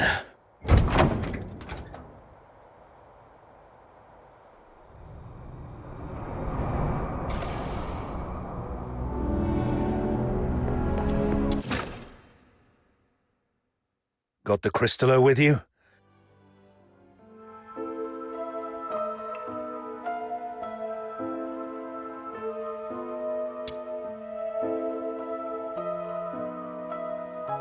I'll need to check it in my office. You stay here. No snooping around. Understood?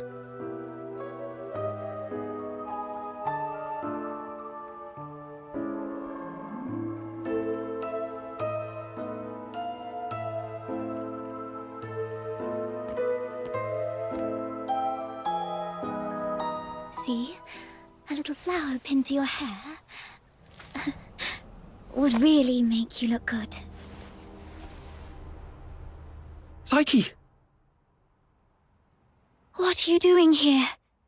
Does Mr. Henrik know about this? Oh, please come with me. Could you wait here for a moment, Elisa? I'll be right back. Mr. Henrik doesn't allow outsiders to come in, and you two got off on the wrong foot back then. If he sees you... You're here for the lodging stuff, aren't you? Don't worry. Just hide here for a bit. I'll talk to Mr. Henrik again. He'll surely let you stay for a few more days. Ah, really? That's great. But that man is so... domineering. How did you make that happen?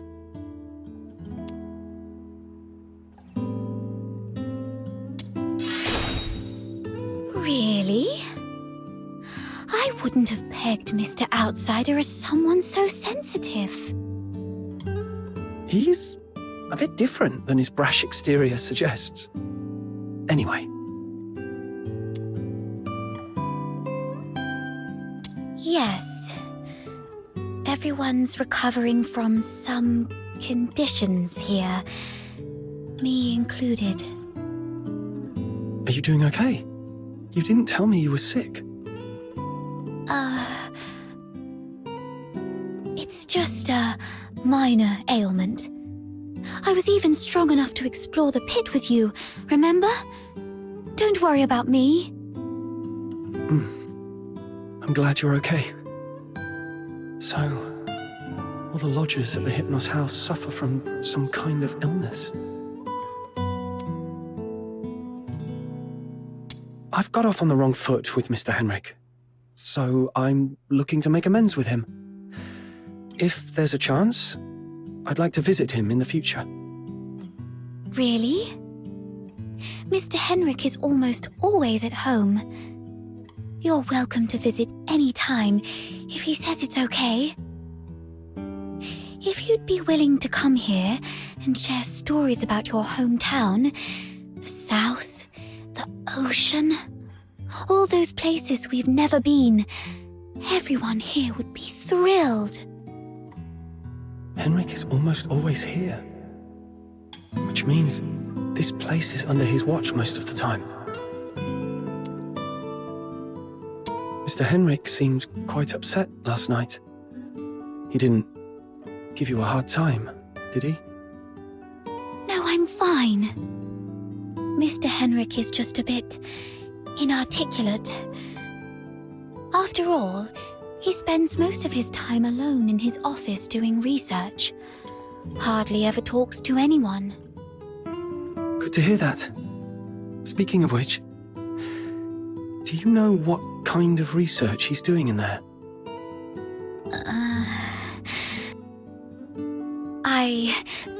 I don't know. Sorry. That's all right. I was just curious. Psyche is withholding something. Must be on Henrik's demand. Better not push her. Mr. Henrik should be out any minute now. I better go downstairs.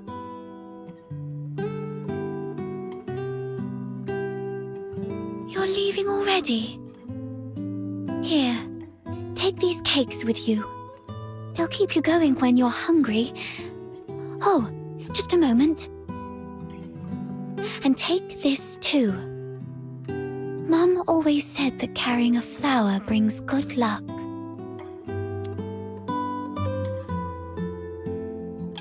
Time to collect some intel downstairs.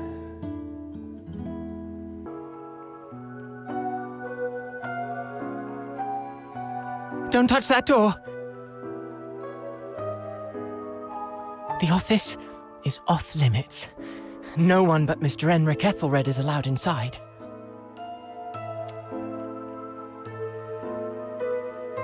No need for unnecessary curiosity.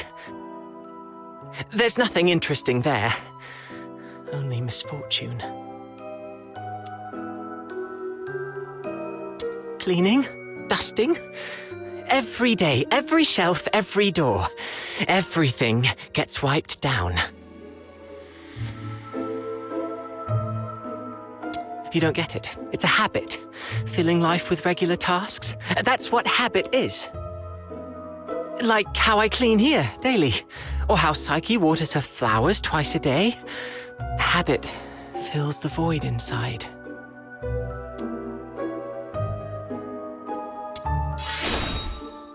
He seems quite disciplined. Probably a good role model for me. Mr. Henrik? He does have some habits. Let me see. When peeling apples, the peel mustn't break. The number of steps from the bathroom to the office has to be even.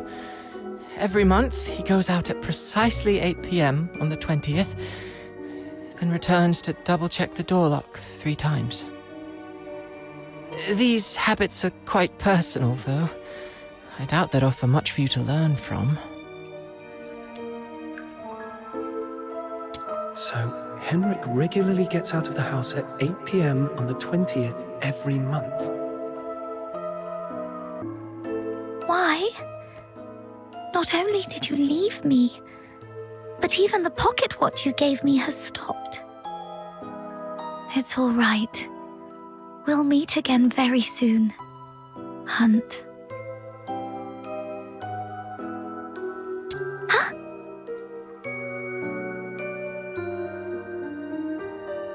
Who are you? I haven't seen you before. Are you from the outside? Were you eavesdropping?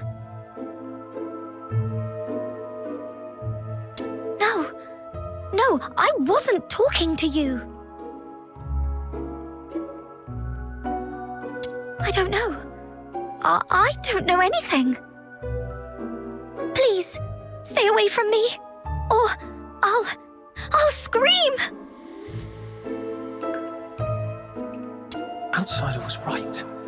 Hunt, the missing foxhunter, used to live here. But the lodgers here are tight-lipped about his whereabouts. Foxhunter, I've checked it. The crystallo is authentic, and its purity matches the small sample I had before. Good job. Here you go. 3,000 silver coins, and this signed receipt. Bring it to Miss Camilla and she'll give you the guarantee of 1,000 silver coins. And this necklace. It's worth far more than 1,000 silver coins. You're free to sell it or pawn it. Okay, the deal is done then. And about that house, Let me stay a few more days, okay? How did the investigation go? Couldn't get to the bottom of his story, but I did make some discoveries. So, it's actually a sanatorium. What's there to hide about that? I mean, it's true that Karens lead hard lives, but seeking medical help isn't forbidden. Right. I also learned that someone there knew your missing friend, Hunt. Was he ill? Hunt was quite healthy before he disappeared. So, what illnesses do those lodgers have? No idea. They refuse to talk. Or more likely, Henrik forbids them to. Is Henrik targeting the sick? That's even more disturbing. I'm gonna have to add extra locks and remind Fina to lock the door all the time. Anyway, what exactly happened to Hunt? That's Henrik's office. The lodgers say it's off limits. Nobody but Henrik himself can get in. The door is securely locked and watched. Plus, Henrik himself is in there. I didn't want to be hasty. Smart decision. If Henrik lost it, who knows what might happen. But the locked door isn't the only entrance to that room. When I left, I scoped out the house. It appears the room connects to the chimney on the roof. That's impressive. I'm glad I found you to team up with. So, we just need to find a time when Henrik isn't around. I chatted with the lodgers there and dug out some intel. Henrik has a peculiar routine. He always leaves the house at 8 p.m. on the 20th of every month. Great.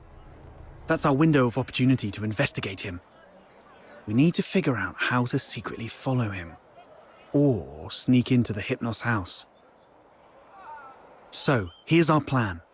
On the 20th of this month, while Henrik is out, we'll try and get into the locked office through the chimney. That room is exclusive to Henrik, so we won't be noticed.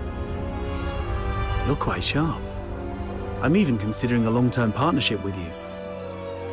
Oh, I've been meaning to ask. Since you took down that monster in the pit, you must be pretty skilled in physical combat, right? I wasn't particularly strong, but I've been stepping up my game lately. All right. Over the next few days, let me teach you some fighting skills. It's always good to be prepared. We'll start tomorrow then.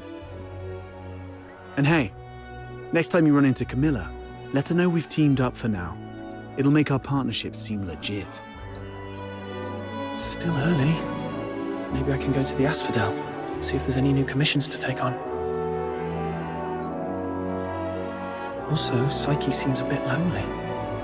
Maybe I should try to make some time for her before leaving Icelake.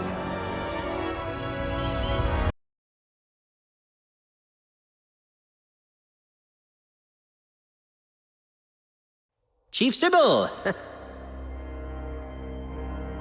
There's a piece of bad news, and another that might be considered bad as well. Let's hear the worst one first.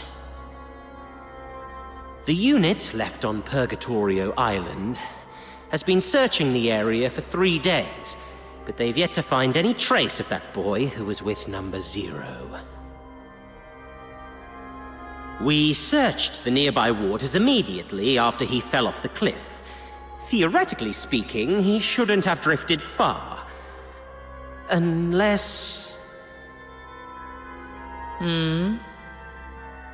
Unless someone rescued him. Continue investigating the residents on nearby islands. Leave no suspect or witness unchecked. Already on it, and we're expanding the search area. But if I may ask, if we do find him, the host of Resonance, what's the plan, Chief?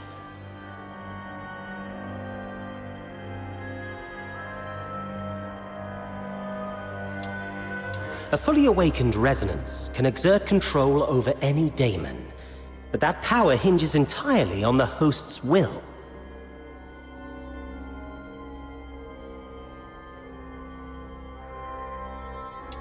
Which means, if he won't cooperate, then capturing him does the Empire no good. Worse, it could become a threat, just like last.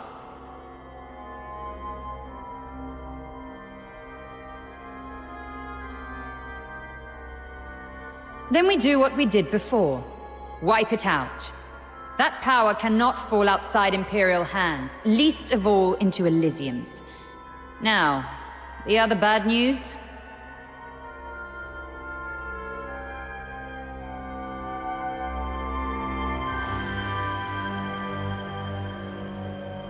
It's about the other matter you've asked me to investigate, Chief. During the search, on a deserted island, I encountered some villagers who had fled there by boat. And then we discovered something quite intriguing. It's as if you were tasting a bowl of ordinary thick soup, only to find the spoon you had just used turned from shiny silver to a dreadful black. Cut the fancy talk. Get to the point. Ah, yes, Chief. That intriguing thing is a tiny time discrepancy.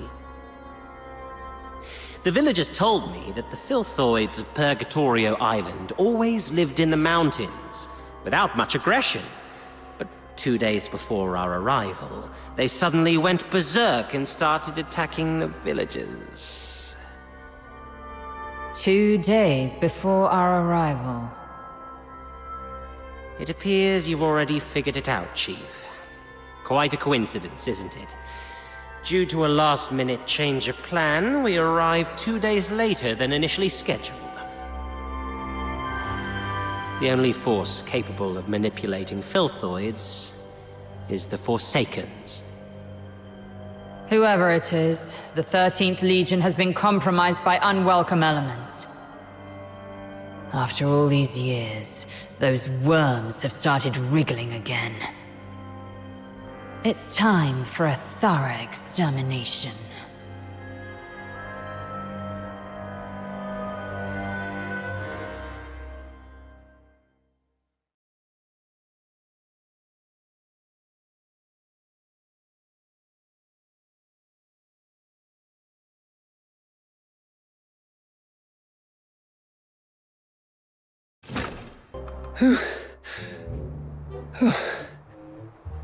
Not bad. You've improved a lot these past few days. Still, there's more to learn. For example, with larger beasts and filthoids, they're fast, but clumsy. So you can stand in front of something solid like a wall or a tree and provoke it to charge at you. Then, dodge its charge to let it knock itself out.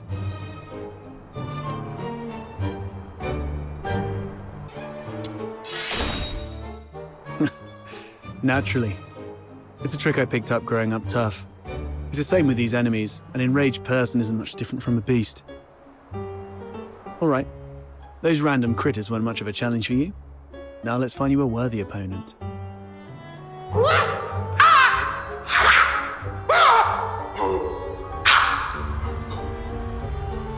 What's this? Is it your voice howling in there? A piece of scrap metal I picked up from the scavenger girl. It's tougher than it looks, and those filthoids can't easily smash it. I've stuck a loudspeaker inside to lure them. Ah, look, here they come.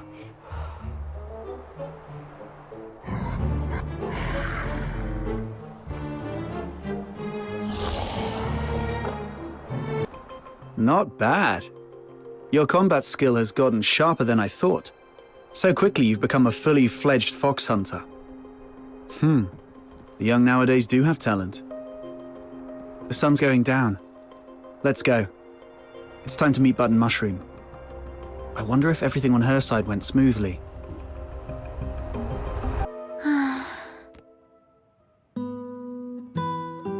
Psyche.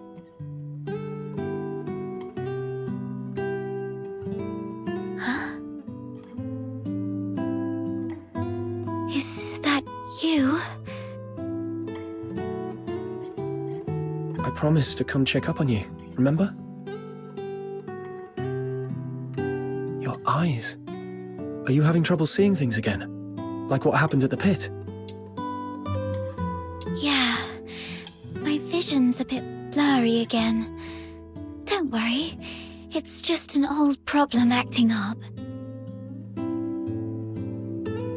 I might be a bit tired. A few days rest should help.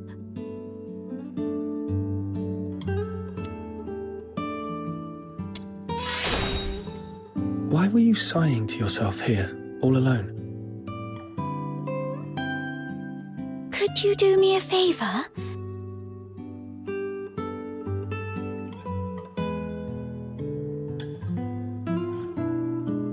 The potted plant here. Can you describe for me how well the flowers are blooming?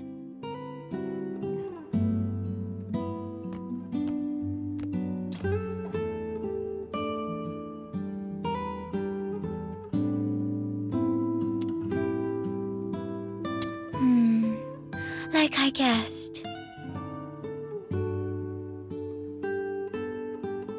Could you take a closer look?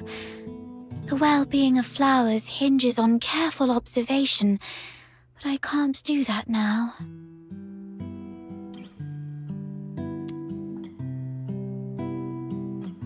The flowers are bright yellow, a very vibrant hue. I love yellow flowers. They remind me of the sun and warm my heart.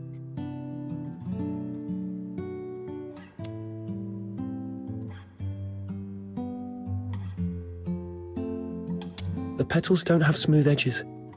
Instead, there are plenty of irregular gaps running along the margins. Right.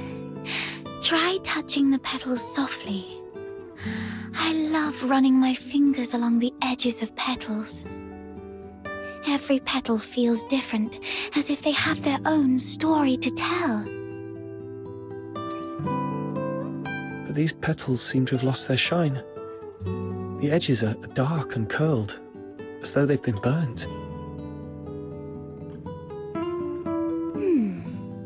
I believe the flowers are thirsting for some water.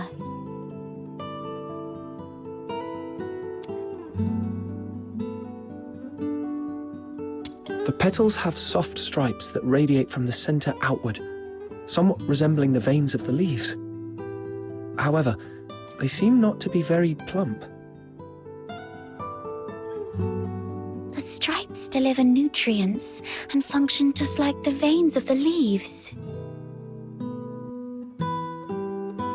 Although the flowers usually steal our attention, they're not that different when compared to leaves. Both parts of the plant are doing their best to respire and grow. Let me see. If they look shriveled, they may be low on nutrients. I think I understand the issue now. Thank you. Is this kind of flower hard to care for? No, it's quite resilient actually. It can even thrive in places with long winters, like Icelake. As long as it is well trimmed, fertilized, and given the proper humidity and temperature, it can bloom beautifully for weeks on end. But I didn't do it well. I'm far from being as good a florist as my parents.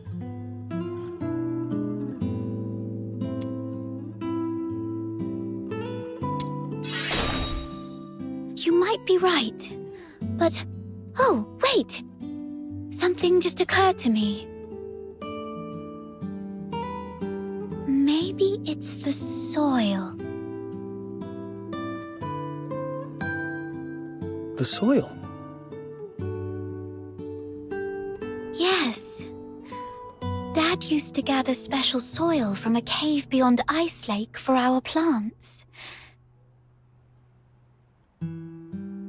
He mentioned that the special soil is more fertile than the others. Perhaps I can go there and...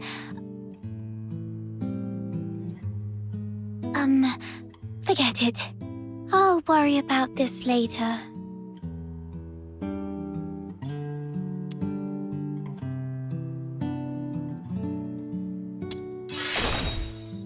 Don't worry. I can collect some for you.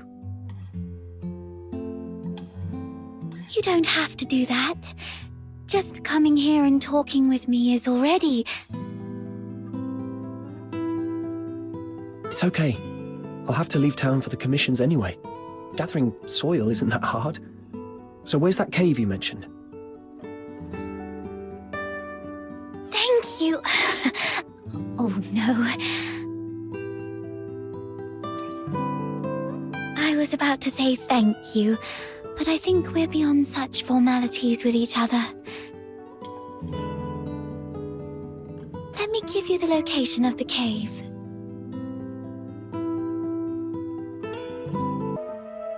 Psyche, here's the soil from that cave. Does it look right? Its touch is exactly like that of the soil Dad used to grow flowers with. And there's so much of it. This should be enough to help every plant thrive here.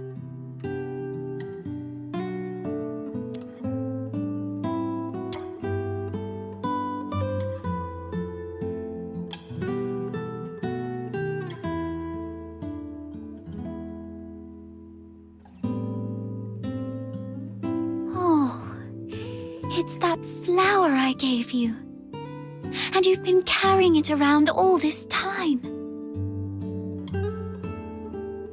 Of course. It's a precious gift. You love these flowers, don't you? Is it okay for you to pluck one from the plant and give it away?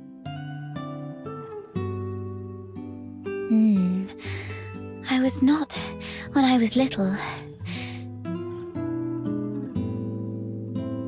Have you seen freshly cut flowers sold at the florist? I never liked that practice. It always made me feel sorry for the flowers. Flowers, stems, and leaves all belong to the same plant, yet people cut the flowers to admire their beauty, leaving them to wilt and die alone.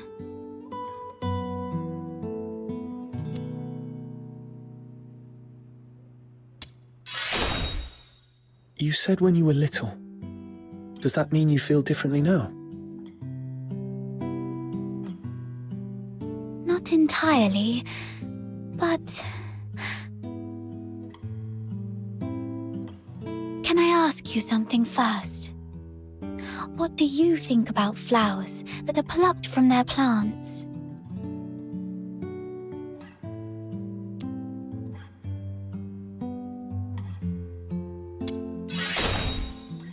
I'm glad I gave you the flower. I knew you'd take good care of it. Now, when I see cut flowers, I still feel a bit sad. But over the years, I've come to realize that they are amazing. Far more amazing than I thought. A plucked flower would no longer bear fruit. It's fated to perish in a slow, wilting death. Yet, it tries to absorb water, as if still rooted, blooming fully before its brief life fades. I no longer pity them. I'm impressed by them.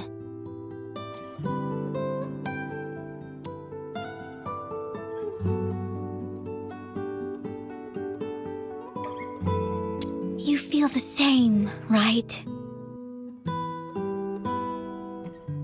Oh, just listen to how somber and heavy our conversation has become. That wasn't my intention.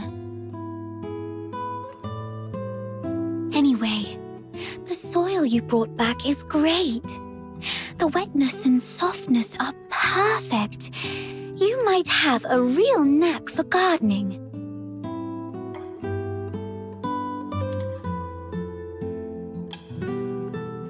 You are such a wonderful person. Apart from my parents, nobody else has ever taken my casual remarks so seriously, or done so much for a simple plant. Please, take this as a token of my appreciation. It's not much, but I hope you'll accept it. Do come back and admire these flowers when they bloom once more.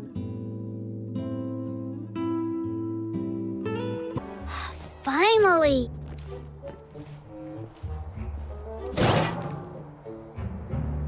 You're such a pest outsider, making me stand watch here. This Demon King's great talents are meant for leading hunts, not keeping tabs on that gloomy man. That's because you have a special gift for acting by stealth, Your Majesty. Look at us, all big and clumsy. We'd be spotted by Henrik in no time. Smart of you to have recognized my greatness. Wait, that's just a roundabout way of calling me short. No, not at all. You're the tallest and mightiest. The towering Icelake gates were practically built for you. Shh, he's coming out.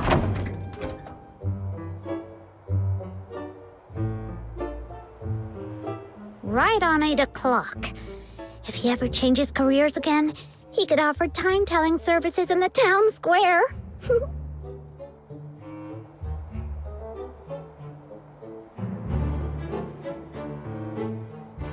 Stick to the original plan. Snow and I will tail Henrik. An outsider, you sneak into Henrik's office through the chimney. We'll meet up at your doorstep afterwards. Got it.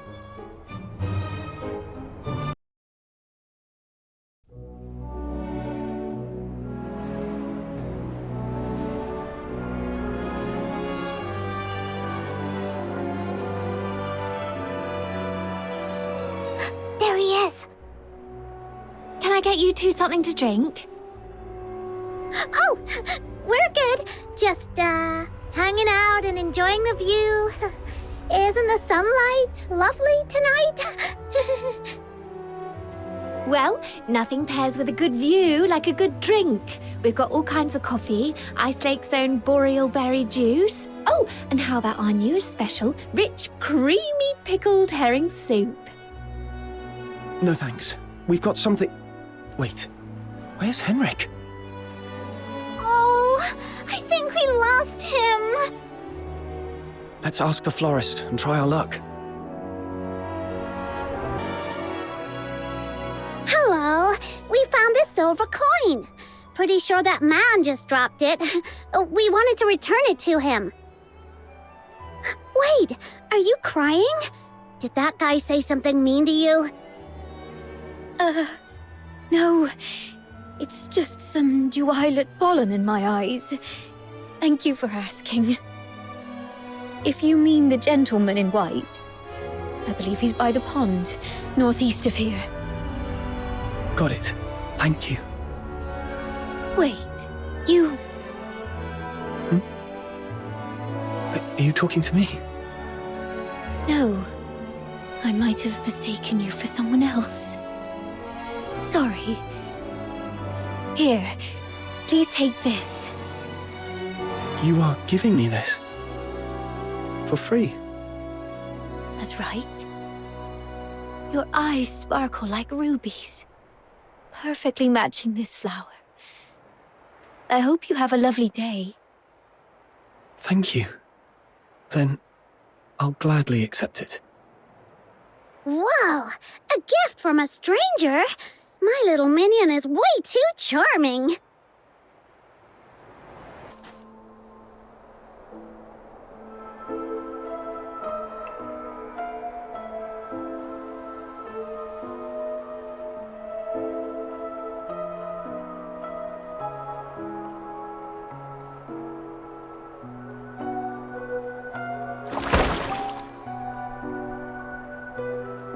Did you see that? Henrik just threw something in there. This has gotta be his horrible secret. You stay here. I'll go fish it out.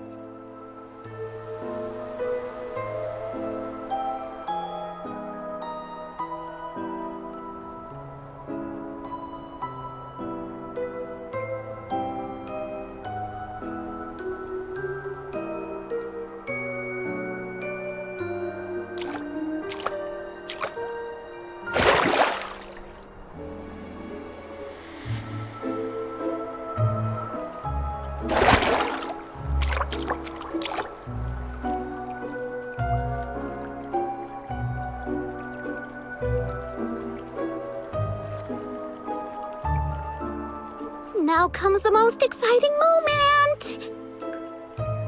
Through great trials and hardships, the Demon King and her minion finally retrieved a precious treasure from the deep waters.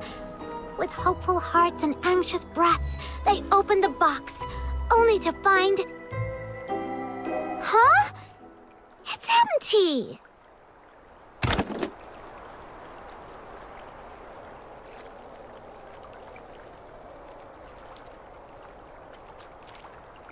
No.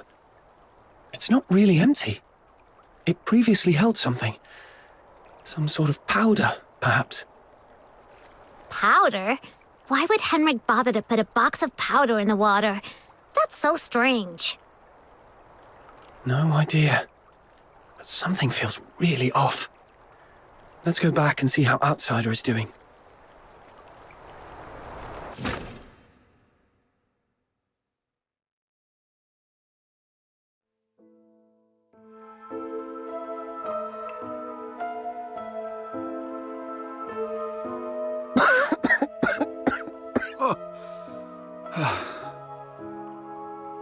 I got all covered in soot.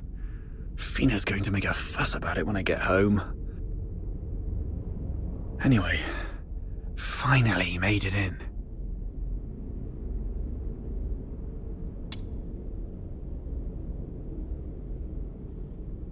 A furnace this big? No way it's for cooking. And it doesn't look like a heater either. So what was it burning? Could it be...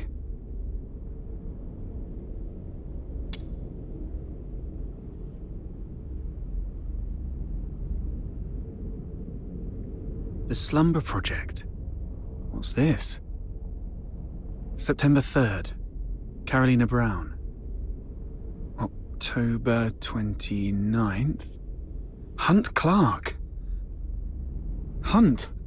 Don't tell me he's already... November 25th. Psyche Frey.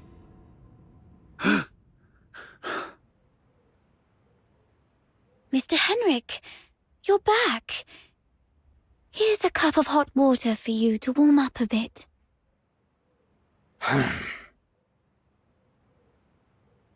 Drat. Henrik's back. Are you saying Psyche is in danger?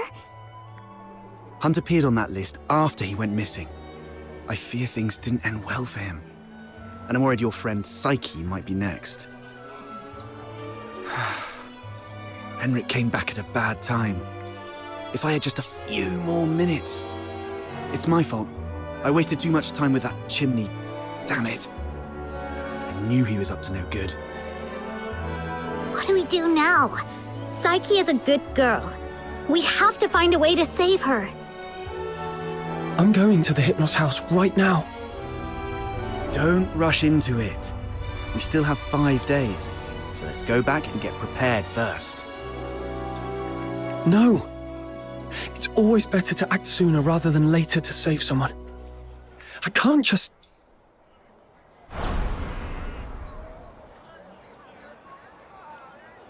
Just stand there, helplessly watching her leave. Right? How did you know? Just a guess. You seem pretty shaken up, tossing all caution and reservation to the wind all of a sudden. She means a lot to you, doesn't she? Imagine being thrown into a foreign land all alone, feeling unwanted and helpless.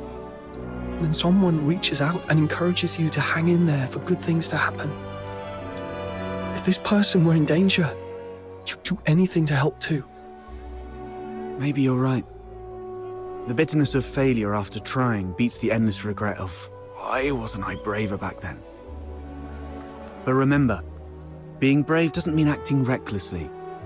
Being brave is saying, I'm aware of all the possible endings of this path, and I accept them all. And I tread this path with no regrets, and nothing will change my mind. Thank you. I've calmed down.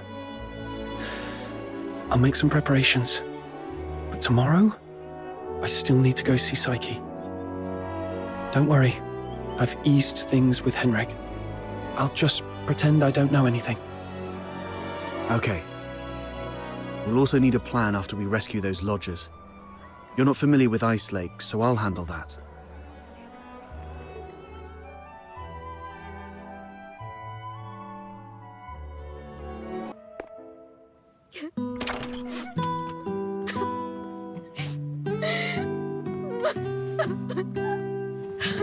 Psyche? Are you crying? Sorry, I just...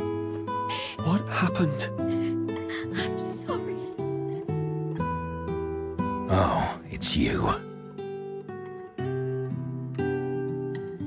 What's going on?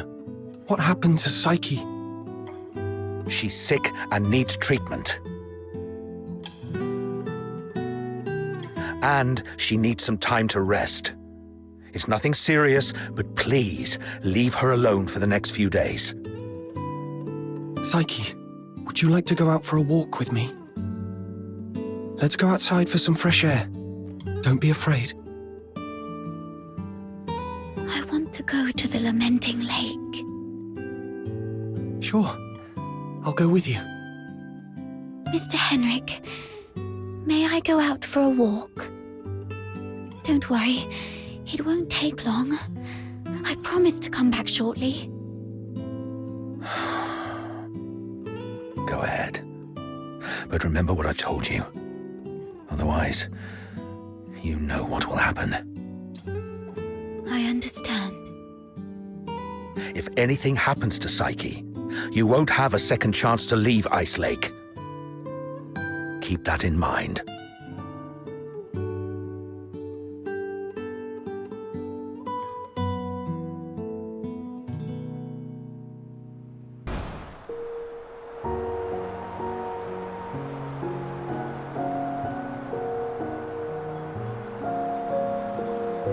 The sun should be setting by now.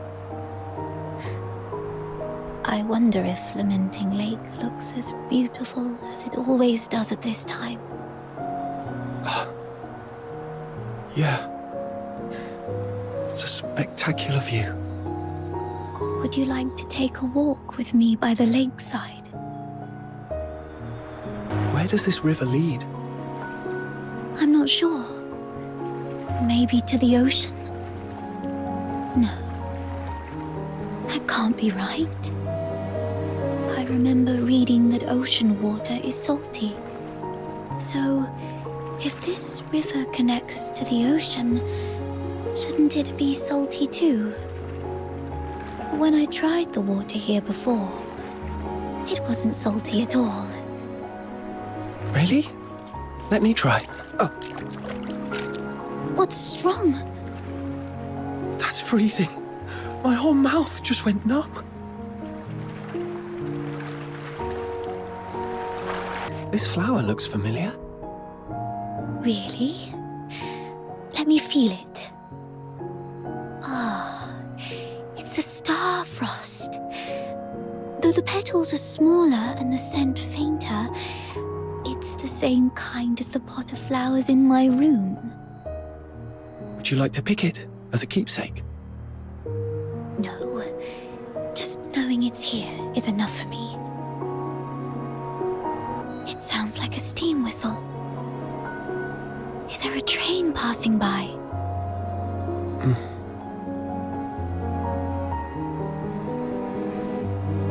That's nice.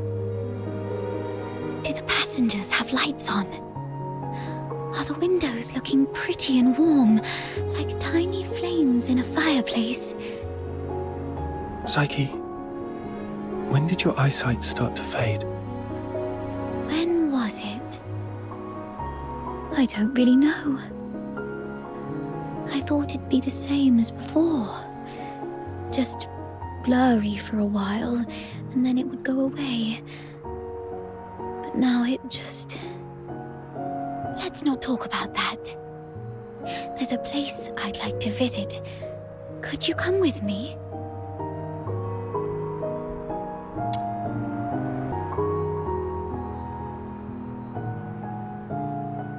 Could you open it?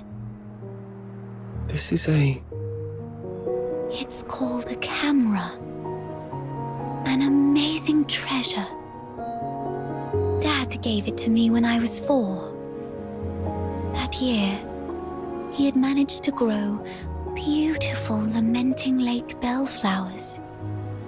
A wealthy man from the inner city loved the flowers and gave this camera to Dad, which he then gave to me as a birthday gift. But I cherished it too much to actually play with it. I thought, if I buried this precious treasure in the ground, it would sprout many more cameras by harvest time. Then our family would become rich, and my parents wouldn't have to work so hard. So I came here alone and sewed it. I was quite silly back then. When Mum and Dad found out about this later, they didn't get mad at me. Instead, they said, "Let's dig it up on your coming of age as a gift to your future self." Thank you for keeping me company these past days, but I don't have anything valuable to give you. Please, take this camera as a gift from me. I no longer need it because of my eyes, but your journey is still long. Please see the world for me with your eyes. Since we're already here, how about a little stroll around the lake? So, the day you showed up at the door of the Hypnos House, I was thrilled. I'd never met anyone outside Icelake. I've always secretly wondered what your homeland is like. Have you seen the ocean with your own eyes? Is it as large as 100 lakes put together? If only I could also see it for myself. Look at me, almost 18 and still daydreaming like a child. Listen, Psyche, it can be more than just a dream. Besides Berry, you were the first one to be so kind to me. I've always wanted to do something for you. There's no one else here, so tell me, have you been under threat? You can trust me. No matter how scary the enemy may be, I'll protect you. I'm a stranger here. I can take you away, just like the day we went to the pit together. Once I find Berry, we can go to my hometown in the south, build little houses by the sea, and grow flowers around our homes. When spring comes and the flowers bloom, your eyes will heal. Every day the sun will shine so brightly that you might even find yourself missing Icelake snow. Oh, it might be a slight damper on your dream, but are you scared of bugs? The ones in the south are bigger and noisier. Thank you. I'm not under threat. It's just that... I just can't leave Icelake, no matter what. What do you mean? Sorry, I can't tell you. Let's just say it's my little secret to keep. Could you take another photo of me? And make sure Icelake's in the frame. I don't like this city. I hate the ever-present smell of blood in the air, the towering walls, the guards' heavy boots, and the endless whimpers that fill every alleyway. But it's still where I grew up. My one and only home. So, I'd like to take a picture with it. Say cheese.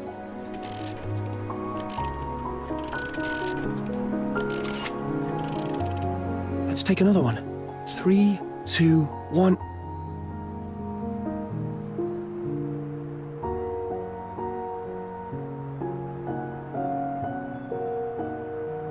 Psyche!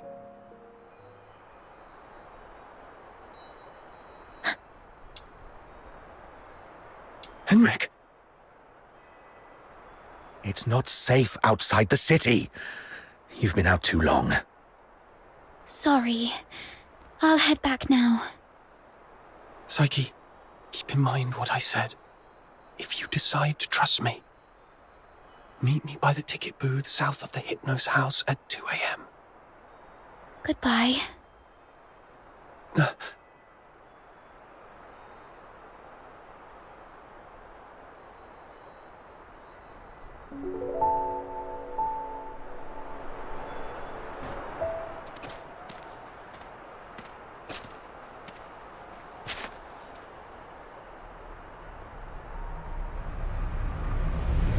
Who goes there?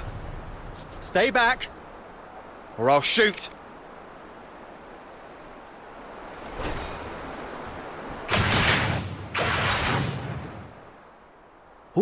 All right, I surrender. But it wasn't me, I swear. It's you. All right, I trust you, Miss Camilla, but remember, keep a close eye on this kid and don't let him stir up any trouble in town. If the chief finds out about this, we'll both be in for it. Damn, didn't expect to run into you. Do me a favour, mate. Keep this between us, will you? Who is this? All right, here's your money back. I haven't had a decent meal in days, so I got desperate. I'm sorry. You executed him. I don't think he deserved this. Keep it down. I told you it wasn't me. I was just trying to sneak the body out. My name's Kevin. We've met before. I'm in the outskirts escort. And this poor soul here is Hal, my old neighbour. We've known each other since we were kids. He lost his mother at an early age and had been getting into countless brawls ever since. My family doesn't allow me to interact with Charons, but he was an old friend from when I was a kid, so I'd sometimes help him out. One day he came to me, acting all weird. I thought he'd racked up debts again, or that he came to moan about being hit by his drunkard dad. But to my surprise, he said he was showing signs of deterioration. What exactly is deterioration? As a Charon, you don't know about deterioration. Are you really a native?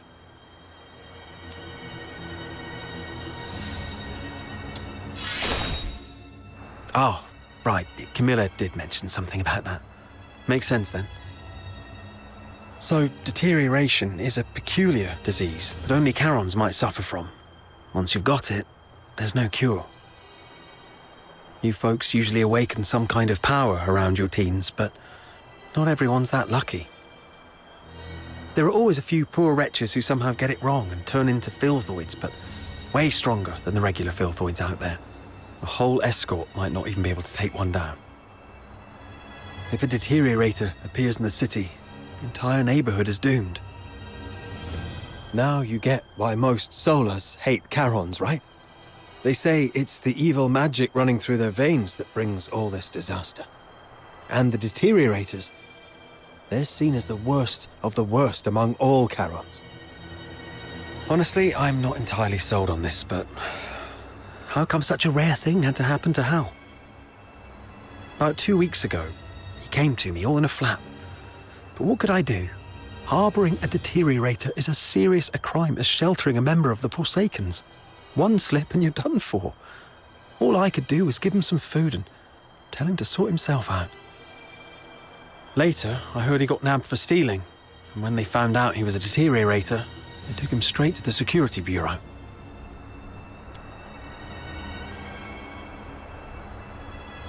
Like I said, there's no cure for deteriorators, so what else could happen? They get handed over to the escort, and then, well, you know. He pretty much had it coming, but still, we were friends for a few years. I couldn't bear the thought of him lying in a cold morgue, so I sneaked him out. I was going to bury him by Lamenting Lake, right next to his mother. Hold on, I'm curious. What symptoms would appear between the onset of deterioration and its full development?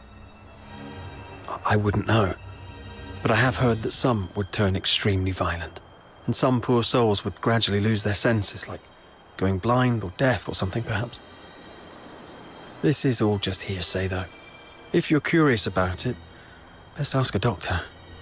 But it seems to me you've awakened already successfully. Why do you care? Oh, I got a little dizzy and didn't see the step. Thank you. I suddenly couldn't see clearly back there and ended up startling that monster. I'm so sorry. Psyche, when did your eyesight start to fade? When was it? Could Psyche's sight loss be a symptom of deterioration? Could all the lodgers at the Hypnos House be deteriorators? Sir, I'd like to inquire about someone, and I hope you'll be frank and supportive. See this camera? If you refuse, I might just hand it over to the security bureau. They'd surely be interested. Come on, cut me some slack. If you're digging for some military secrets, you don't need to corner a mere foot soldier like me. I'm basically just a gatekeeper. Do you know anything about Henrik Ethelred, the owner of the Hypnos House in the north of the city? I mean anything about him. I'd like to hear it all. Henrik Ethelred? Isn't he just an inn owner? My superior does have some connection with him. He's got a bit of a history, but has been a law-abiding citizen these past years. Oh, that man's got quite the temper. Not a rare occasion he's shut the door on travellers, but that's just how he is. Even back in his proper job days, he wasn't a nice guy either. Though at least back then, he had his family to keep him in check. Well, it was, some 14, 15 years ago. Henrik Ethelred committed a murder up in Scarlet River, Flagson. The victim was a Charon, one with signs of deterioration, as I just said. Not a major crime, though, so he only served a few months before getting released. Why would he do that? I don't know, but everyone would fear and despise a deteriorator, I guess. I just heard this from my superior. It's been a long time and it didn't happen locally, so don't hold it against me if I've got some details wrong. The older folks in Icelake all know that Henrik was once a renowned doctor. Quite the skilled medic he was. Even the nobles from the inner city would go to him. But then something happened, and he shut down his clinic at the height of his fame, only to reopen it as an inn a couple of years later. Come to think of it, that was right around the time he got in trouble in Scarlet River. He had a wife and a daughter. They were just an ordinary family of 3. But then his wife passed away quite early, and he raised his daughter on his own. As for his daughter, what's her name? Heidi, Haley, I don't quite remember. Anyway, she went on a trip to Scarlet River with Henrik, but never returned with him. He never talks about his daughter. One year my superior asked about her over drinks, and Henrik just smashed his glass and stormed off. I swear, I've told you everything I know. Can you please let me off now? Just give me the film. Damn it. You look nice. How could you be so cunning?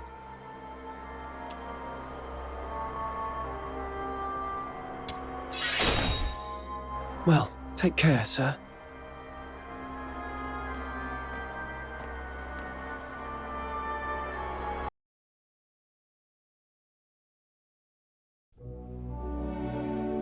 It is all set.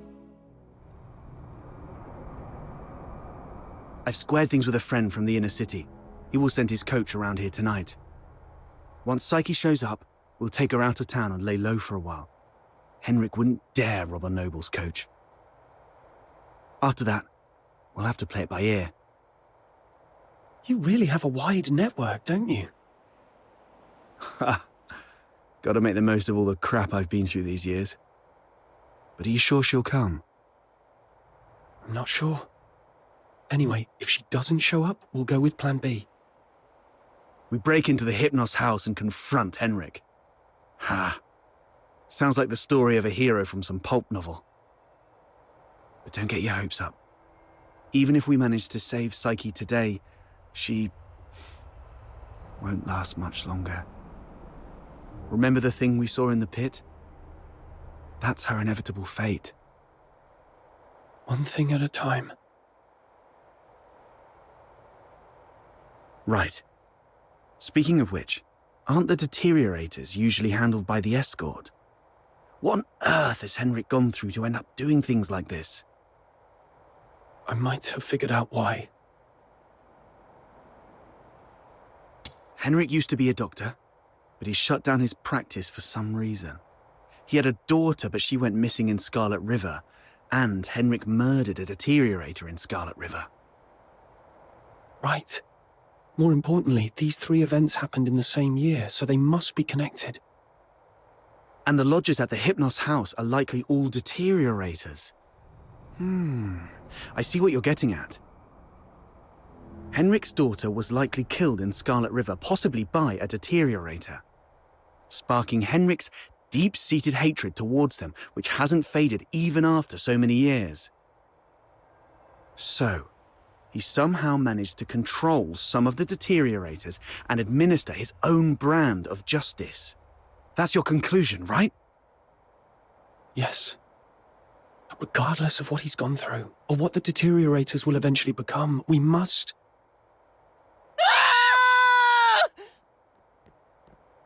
Did you hear that?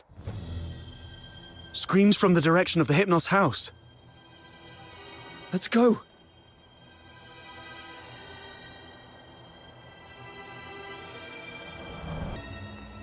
You're finally here! You've no idea how scary it was! Was that you shrieking just now? What happened? I was just keeping watch here as you asked me to, and just like you expected, Psyche came out. I ran to her, ready to take her to you. But she suddenly lunged at me, looking all scary. Lucky I was quick on my feet, but was that really Psyche? She was nothing like her usual self, more like a wild beast. Oh no, the deterioration started.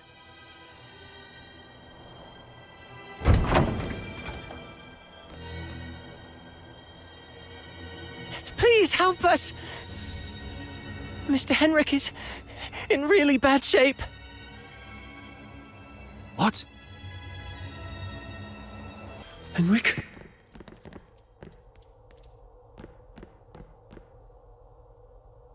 He's still breathing. Snow, see if you can find any bandages or strips of cloth. Anything. Don't waste your time on me. I deserve this. Please. You... Don't bother, he's a goner. Let him finish his last words. You have to stop Psyche. Stop her? The Hypnos House shelters deteriorators. Those abandoned by fate. Their destined end was supposed to be a cold bullet. Right. In Hyperborea, any Charon showing signs of deterioration will be taken away immediately to prevent them from turning into filthoids. Wait. Are you saying... Their families didn't have the heart to see, so they hoped that I could help end their misery in a decent, gentle way. Just like how I sent away Haley. Are you saying the deteriorator who was killed in Scarlet River was your daughter, Haley. You know about that too. That was merely the last desperate struggle of a father in despair. We've been wrong about you all along. We're truly sorry, Mr. Henrik. Do not forgive. I brought them to sleep. This is my unforgivable sin. Then what happened to Psyche? I tried with the Crystallo of Stella, but still couldn't avert deterioration. I was supposed to let her go, like all the others. But that child was so special. She knew what was coming, yet she's always worn a smile. For months, she shone like a ray of sunlight in this God-forsaken place. Just like my Haley. I'm old. I couldn't do it again. So, in your hesitation, you missed the last window. Psyche lost her mind, attacked you, and ran away. How come... I can't believe all this.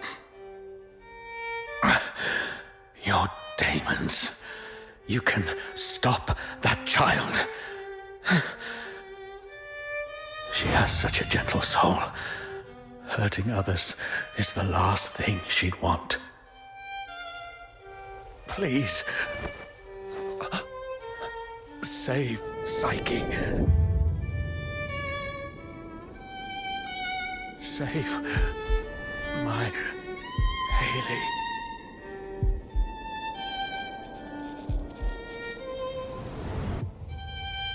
Mr. Henrik! Let's go. We must hurry. Stopping a deteriorator won't be an easy task. Make sure you're well prepared before heading out of the city to look for Psyche. Are you off to find Psyche? Please take this with you. Psyche often gave us flowers. Even though some of us can barely smell or see them clearly anymore, she kept doing it, saying flowers bring good luck. But by the time I wanted to return her kindness, it was already too late. Please bring this flower to her. It's her favorite. And let her know that everyone at the Hypnos House is waiting for her. I will. I'm going to do everything I can to save her. Or at the very least, stop her from doing something she'd regret.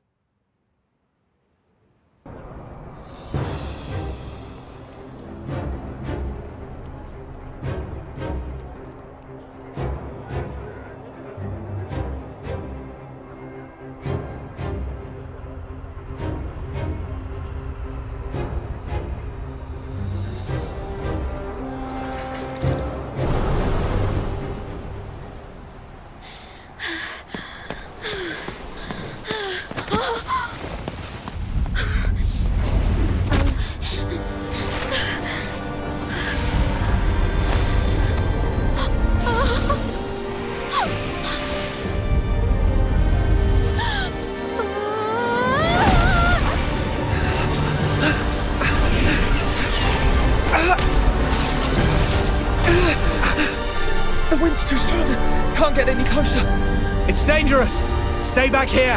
Damn it, we're doomed if this keeps up. She's lost her mind. Be ready to fight!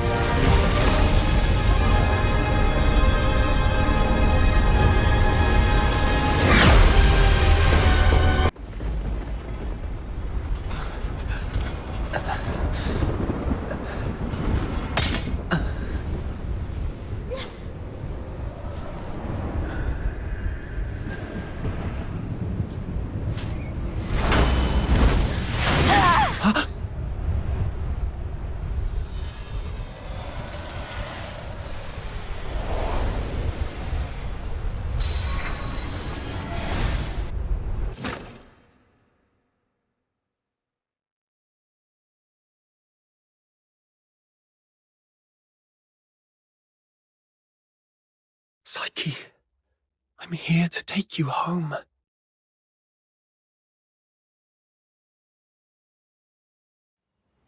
Is this my home?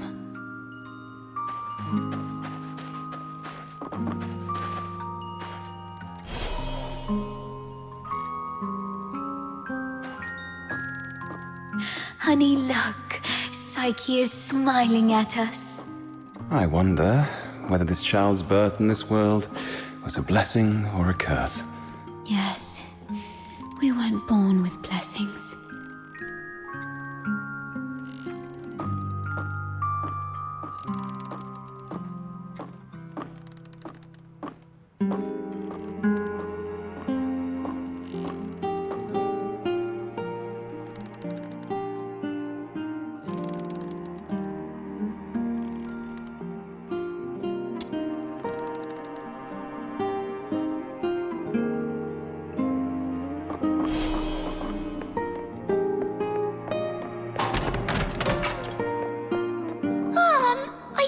Psyche I'd bring her home today to play with blocks.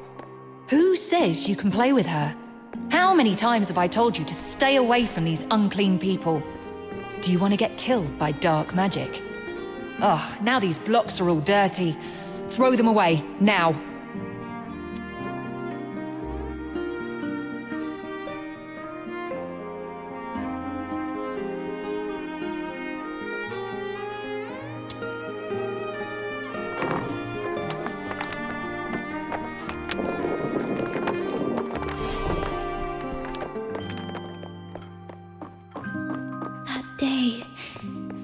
Wronged and confused. Please, sir, you've got it all wrong. My daughter is a good girl. She knows better than to steal a necklace and hide it in a flower pot. Save it. Is there even one Charon kid who isn't light-fingered? All right, if she's so innocent, she can prove it. Just smash all the flower pots here. That'll clear things up. It's all because we are demons' children.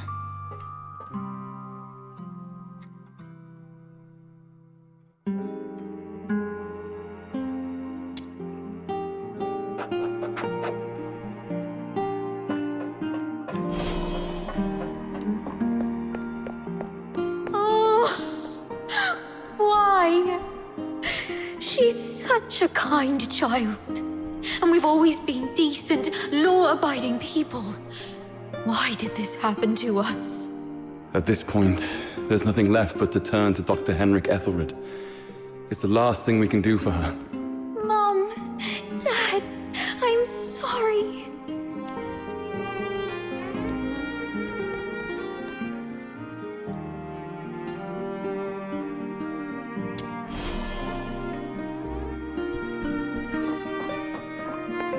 It's all meaningless. You bring these things to me every day, but what difference do they make? Psyche, you should know what it means to be sent here. Yes, I'm aware. But are we just living for some kind of meaning?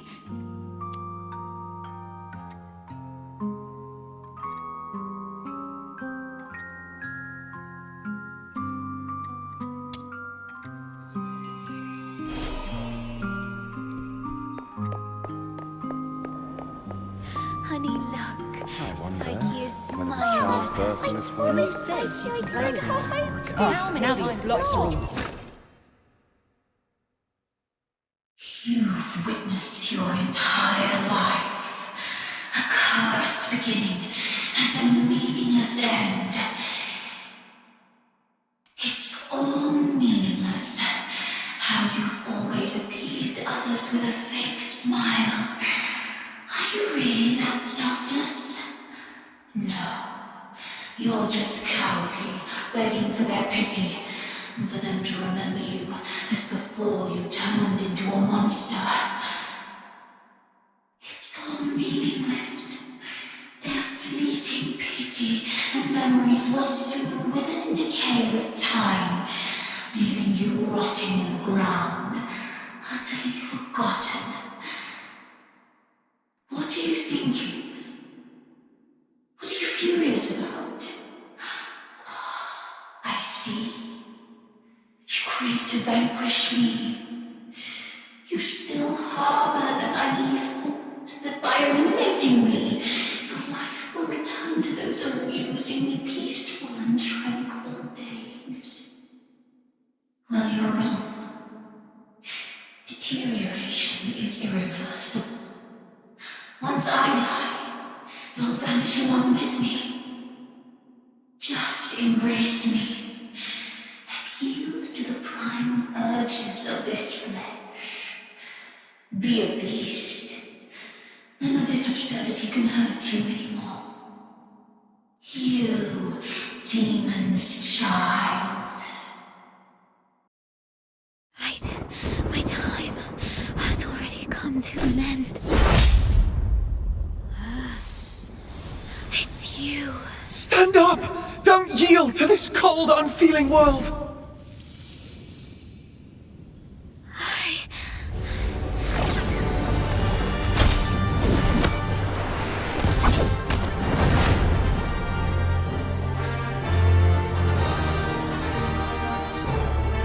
Pain and hatred have been my acquaintances. They've wearied and aggrieved me. Yet, I find joy in having existed in this world. This is my choice.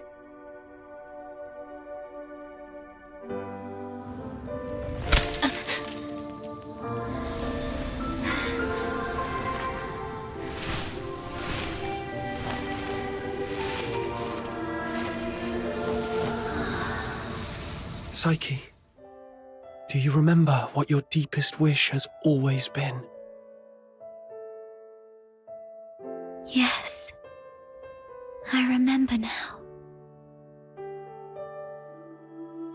I've always wanted to leave this place and see the world.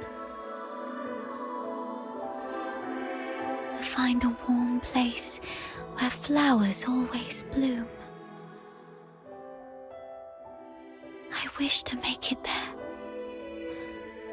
I will make it there.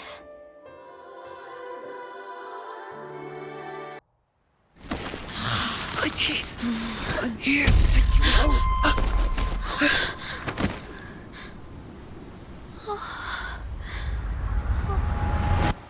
I've still ended up hurting you all. I'm so sorry. It's okay. Let's go home together. They wanted me to tell you they're all waiting for you. Home. But it's already too late. Outsider, aren't you a know-it-all? Didn't you say your brain was 1,000,000 times smarter than mine? Do something now!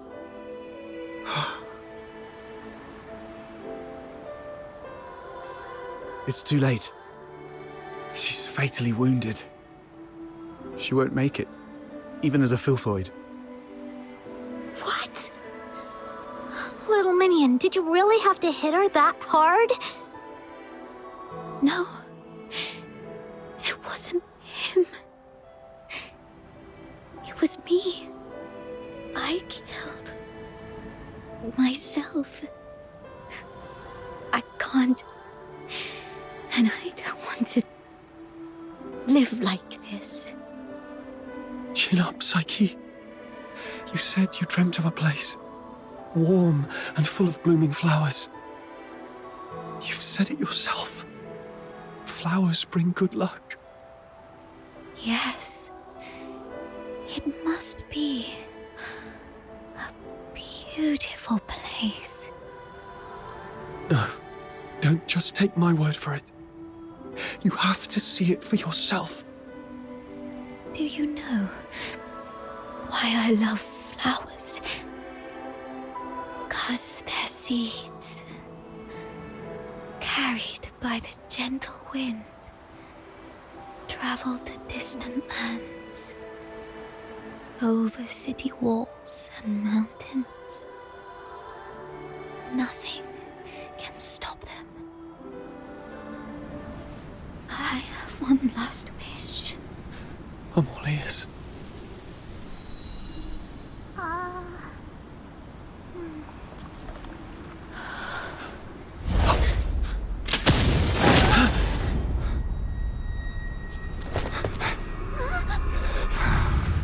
Target missed. Unable to confirm status of target or hostage from this range. Prepare for direct engagement.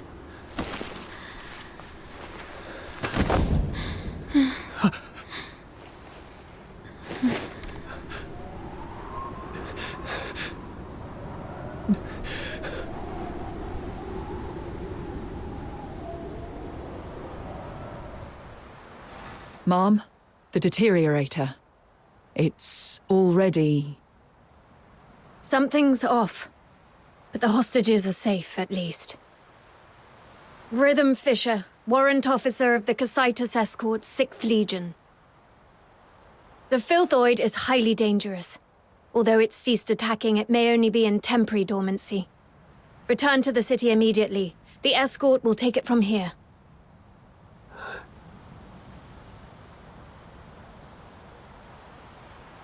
No need, ma'am. We took care of it before you got here. No point wasting more bullets. Took care of it? I see. That would explain why the target was more stable than a typical Filthoid. Although... was it just the two of you? You look like foxhunters from your outfits, am I right? Precisely. That's not it. Ma'am, during my earlier scouting, though from a distance, I saw these Charons using magic. They might be accomplices of the deteriorator. These low-life beings, all wicked sorcerers, they should all be...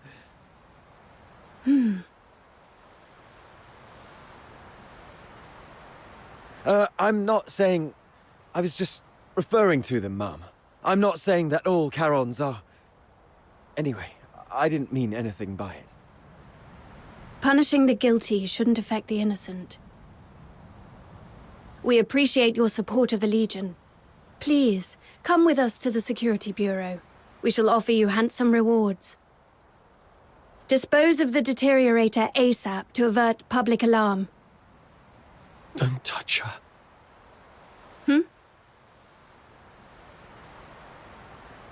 She was trying to keep away from the crowds.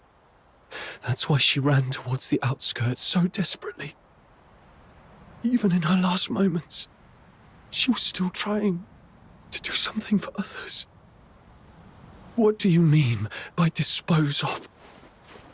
How could you even... What did you say? Are you all right? Should I arrange a military medic for you? Not at all, ma'am. My friend is just a bit shaken up. We'll be fine after a few warm drinks at the Asphodel. We'll talk about the reward another time. Got another commission to attend to.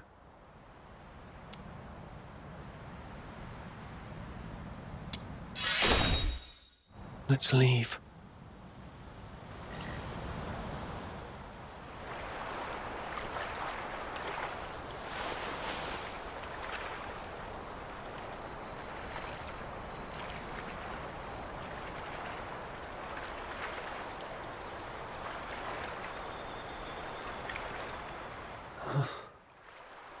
I thought you wouldn't act so recklessly anymore. Yet you remain true to yourself, which isn't bad. This is you. We've just said goodbye to a brave young lady. I can't let you risk yourself as well. Thanks for covering for me back there. There's nothing to thank me for. After all these years, I've changed from a hedgehog to a rat, living only to see another day. Don't end up like me. A hedgehog retains its dignity, so it's better to leave the groveling to the rat. Oh, there is one more thing. I'd never heard of any deteriorator regaining their self-consciousness, but Psyche briefly did it. With her last bit of sobriety, she shattered that filthy beast with her own hands, telling everyone that she would not surrender. Did you make that happen? The magic you were using, it was resonance, wasn't it? How did you... Relax. I'm not going to press you about your past, but remember what I'm going to say. This power of yours will spell disaster for you in the Empire. I remember the last person who had this kind of power plunged the whole Empire into bloodshed and chaos, and their end was utterly miserable. They ended up swinging from the gallows in the Square of Dysmania. So, just use your power with utmost caution. All right. It's okay to let it out, man. The wind here is so strong, I can't hear a thing. Even if I hear some noise, it's just the sparrows chirping. I've seen this kind of thing countless times, but I tell myself, we've only got one night for tears.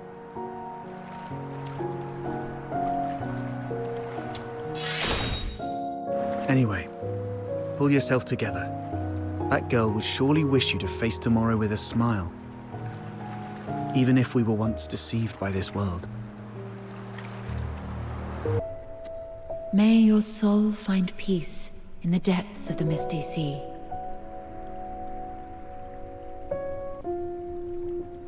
You have come, child.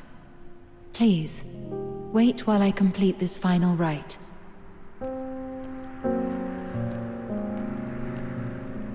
May you be reborn within the bosom of Mother Embla.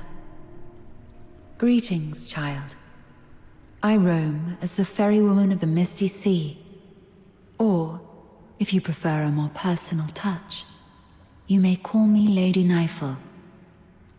Having journeyed here, I've heard the whispers of a wandering soul in this place. Thus I've come to guide her back to the Misty Sea. A wandering soul? Yes. Child, do you too hold a departed soul in your thoughts? How did you know? My eyes can see the longings of souls. As I guided her, I glimpsed all she held dear, and among these visions, I saw you. She was a friend of mine. I failed to protect her. She must be disappointed in me. Quite the opposite. Many souls I've witnessed depart with intense grievances and bitterness, their cries thick as the fog along the riverbanks. But her voice was very gentle. It bore no sorrow, anger, nor resentment, only expressions of gratitude and blessings. Perhaps those were meant for you. But... Child, I have lived long and bid farewell to countless souls, and I've heard such words time and again. Just as plants succumb to wildfires and bugs perish in storms, impermanence is a part of life.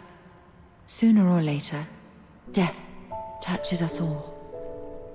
Rather than cursing fate's indifference and cruelty, or lamenting our frailty, we can choose to cherish the memories we hold dear.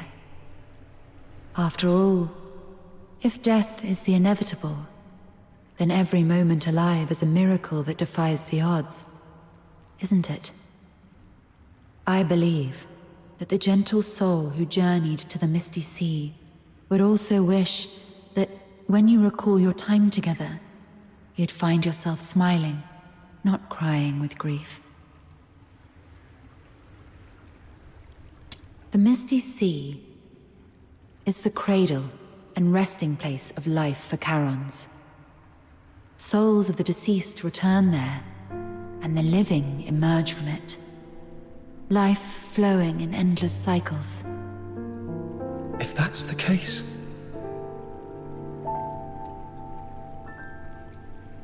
Were it someone else asking, my answer would be this. The cycle of life and death is a universal law, not to be defied by human might. However, child, I sense you are bound by an unusual destiny. One day, when you have garnered enough strength to confront this world's unveiled truths, and even challenge its very laws, perhaps then might you step into the river of life, to its terminus, the misty sea, where the departed souls await beyond the veil of time. I am merely an observer by the riverbank. The answer to this question must be discovered by yourself. If your heart truly yearns for it, then proceed on your path. Godspeed, dear child.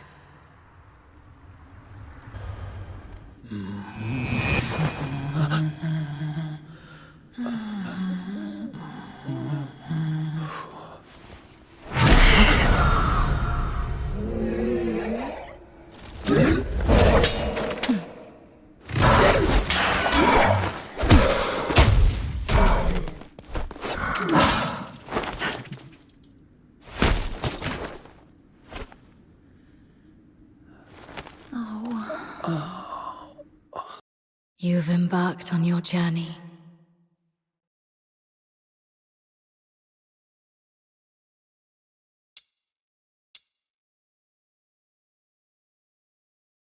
Perhaps you've explored new places and have met new friends. You seem sad. Yes. I had a sad dream. Well, I'm not sure if it was a dream. I feel like I've lost something important. Trying hard to hold on to something, yet it slips away like sand through our fingers. Time and life, it's all like this.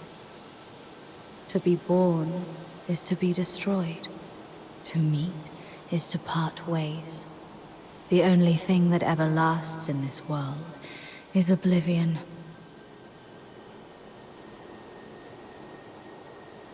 Where are you going?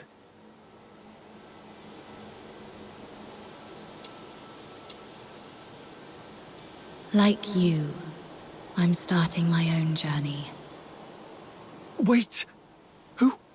Who are you?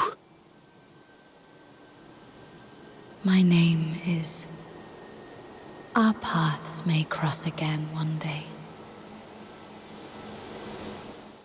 Once again, in the collapsing dream, that voice whispered through the wind. Only this time, I finally made it out. Like tree roots eagerly absorbing every drop of water, I endeavored to engrave that name in my mind. That name is... Lately, quite a few foxhunters have reported spotting a little girl wandering outside the city with an unusually large pig. If I remember correctly, didn't you mention something about a giant pig not too long ago? You wouldn't happen to know anything about it, would you? Yeah, her name is Truffle, and the giant pig is her best friend Filbert. Truffle and Filbert. I see. I've heard she's been going after a group of genieon poachers. Calls herself something like Genieon Hunter? Or something along those lines. Yep, I gave her that name. Since meeting her, my little minion and I have made so many genieon friends. But it's been a little while. How come she's still out there? Little minion, let's go check on her.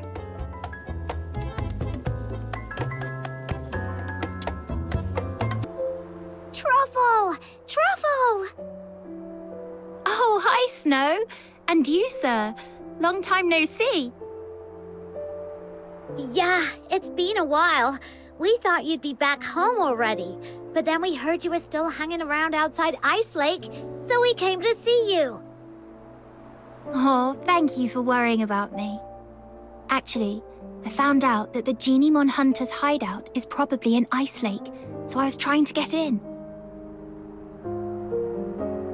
But the guards at the city gate are so mean.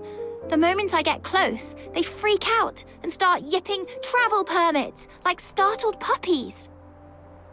So I've just been hanging around here, keeping watch on those bad guys.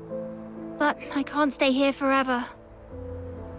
Sounds like if they don't learn their lesson completely, they'll surely go back to their old tricks once you leave. I've got an idea to get you into the city, but it'll require a little bit of acting on your part. Oh, that was fast, little minion. What is it?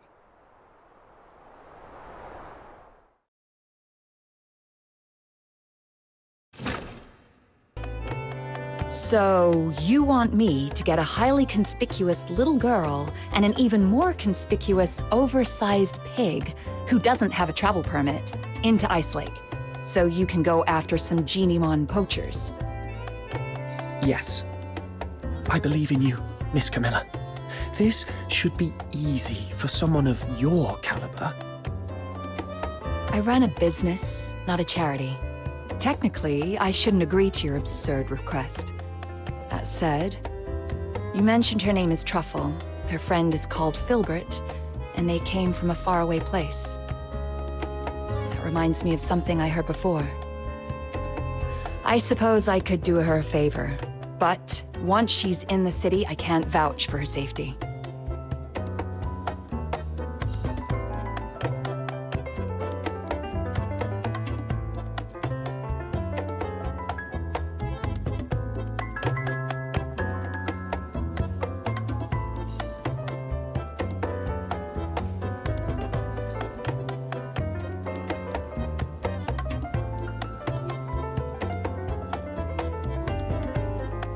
Thank you, Miss Camilla.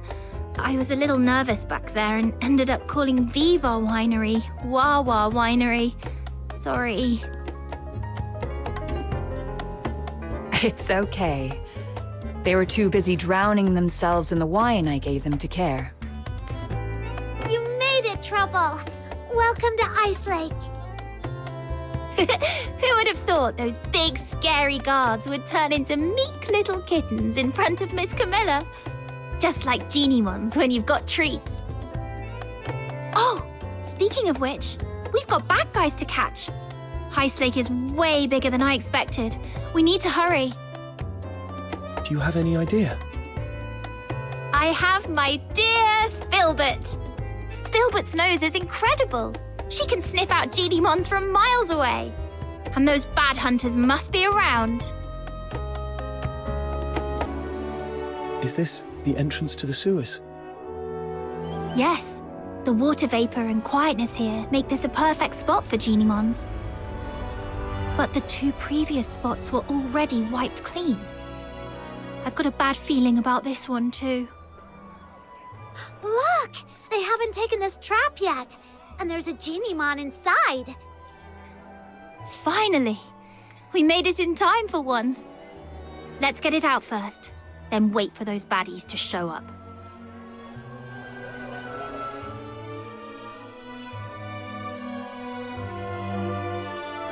Don't be scared, little one.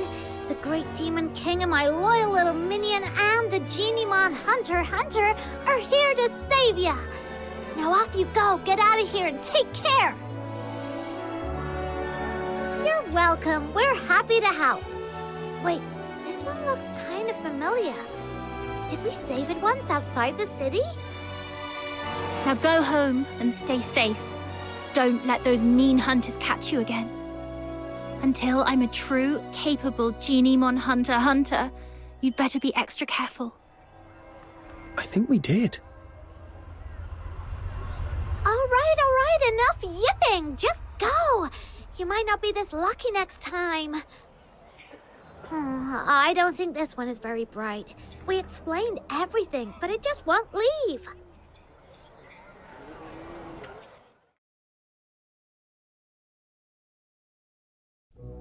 Wait, did it just slip back into the trap? Is it so scared of us that it thinks the trap is safer? That doesn't make sense. We rescued it, and we didn't do anything bad to it. Genieons might not talk, but they can tell good from bad. Let me think. Has Filbert ever done something that didn't make sense to me at first? There was that one time she insisted on going into a valley that looked barren. Turns out she'd sniffed out a hidden patch of berries deep inside. Then there was the time she wouldn't budge from a flower shop until I bought some flowers, just so she could eat them in one bite. And that other time, when she suddenly took off sprinting straight up a hill without looking back at me for once. Then I realized there was a snake in the grass, and she was leading it away. Every time she acted strange, it was because of something really important to her. What's important to a geniemon? Food? And perhaps... they're friends! Friends? That's it. If I'm right, those geniemon hunters must be hiding in the sewers. This geniemon can smell the scent of its captured friends from here. That's why it won't leave. That makes so much sense. In that case, we can wait right here. And as long as those bad hunters show up, we can follow them and teach them a good lesson. So, is this geniemon smart or dumb? I mean, it's got the brains to want us to save its friends, but it also just walked right back into a trap. Maybe it did that on purpose. That way, we can just follow the bad guys who come to collect the trapped geniemon to their hideout. Oh, really? That's... Oh, not bad. Looks like we caught another one. It's the geniemon hunters. Quick, hide. Got it. Ugh, I really want to punch him. Let's just take notes for now and settle the score with them later. I thought we'd already captured all the geniemons in Icelake, but looks like we scored another one. We still need to head out of the city. That's where the real haul is. But that pig-riding brat is always out there messing with us. Don't worry, she'll leave. No way she's gonna camp out there forever. Right, with the cold and the filthoids, I bet she'll be crying her way home in a day or two. Yeah, she better be. They're slipping back into the sewers. Come on, let's go! Shh, keep it down. If we give ourselves away, that geniemon we just saved would probably call you an idiot in its geniemon language. No way. I was so nice to it. I must have made a good impression. You two really are something. I've met plenty of people traveling with Filbert. Few people genuinely care about what geniemons think. If more people understood that geniemons have their own thoughts and feelings, just like you do, we wouldn't have geniemon hunters in the first place. Let's go. This time, I'll make sure they learn their lesson once and for all. We hit the jackpot, you know. This one's special. It's called Panimon, and they say it's the smartest, rarest, and the original form of all geniemon. The smartest? Seriously? If it's so smart, how'd it end up in our trap? What do you mean? Are you saying we're too dumb to catch the smartest geniemon? Of course not, boss. You're a genius. If it weren't for your traps, we wouldn't have caught half as many. Oh, it's true. Now, with all the geniemons we've rounded up, it's only a matter of time before I crack the secret to extracting phoxine from them. And once I've finished my thesis on it, I'd like to see who dares laugh at me for dropping out of the Alchemy Academy again. Boss, I don't care much about all that thesis stuff. I just want to get my share of the silver coins. Sure. Easy. It won't be that easy from now on. Who are you? I am the pure white redeemer, demon king of light. I am the Geniemon hunter, Commissary Truffle, and Filbert, the special commissary.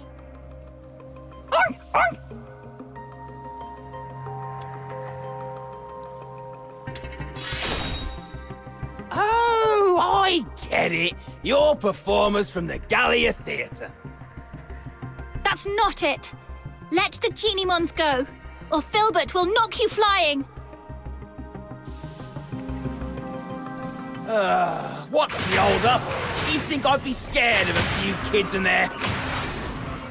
Surrender. Lord, great Geniemon hunter, and mighty demon king of light, have mercy. We're sorry. We'll leave the Geniemons alone. Well, no need to be so terrified. As long as you promise you'll never lay a hand on Geniemons again, Filbert and I won't hurt you. I promise. I swear. Same here, and I'll keep an eye on Boss. If he so much as thinks about catching another Geniemon, I'll turn him in myself. All right then. But you also owe them an apology. I'm truly sorry. I let greed get the best of me. I wanted to study Geniemons, but I couldn't even write a proper research paper. That's why I turned to this. Go ahead. Take your revenge. Hunt me like I did you. Well, you do seem genuinely sorry. We'll believe you for now. All right, sir. Snow, what should we do with the Geniemons? There are so many of them. It'd be impossible to sneak them out of Icelake. But we can't just release them here. There's no steady source of phoxine energy for them to survive. How can this be? Are you saying that even though we saved them from the poachers, we still can't make sure they all survive? That's right. Unless we can get enough phoxine for all of them. That would require every household in Icelake to chip in at least one piece. But most people are afraid of Geniemons. There's no way they'd agree to help.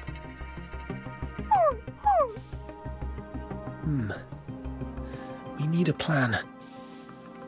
I haven't seen it yet, but just thinking about it, I'm getting goosebumps already. Truffle, back in your hometown, are people scared of Filbert? Well, at first, yeah. No one had ever seen a pig this big before, so they were a little scared. But once they saw how she helped me find food, how smart and hardworking she is, they weren't scared anymore. Right. Fear comes from not knowing. But if people see what Geniemons are capable of, how they can help, then maybe that fear will disappear. Truffle, Snow, let's take them to the Asphodel. All right. Filbert, sit down. Let's load them onto your back and take them all in one trip.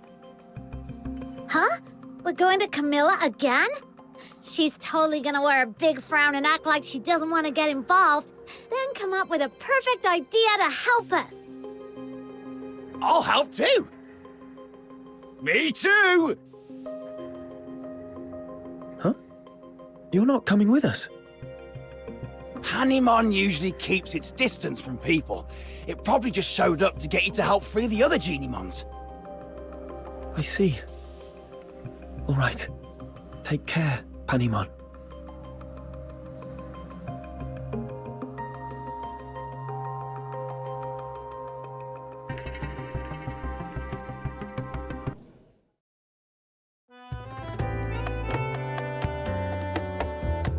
Camilla, I'll have a Zapiro special.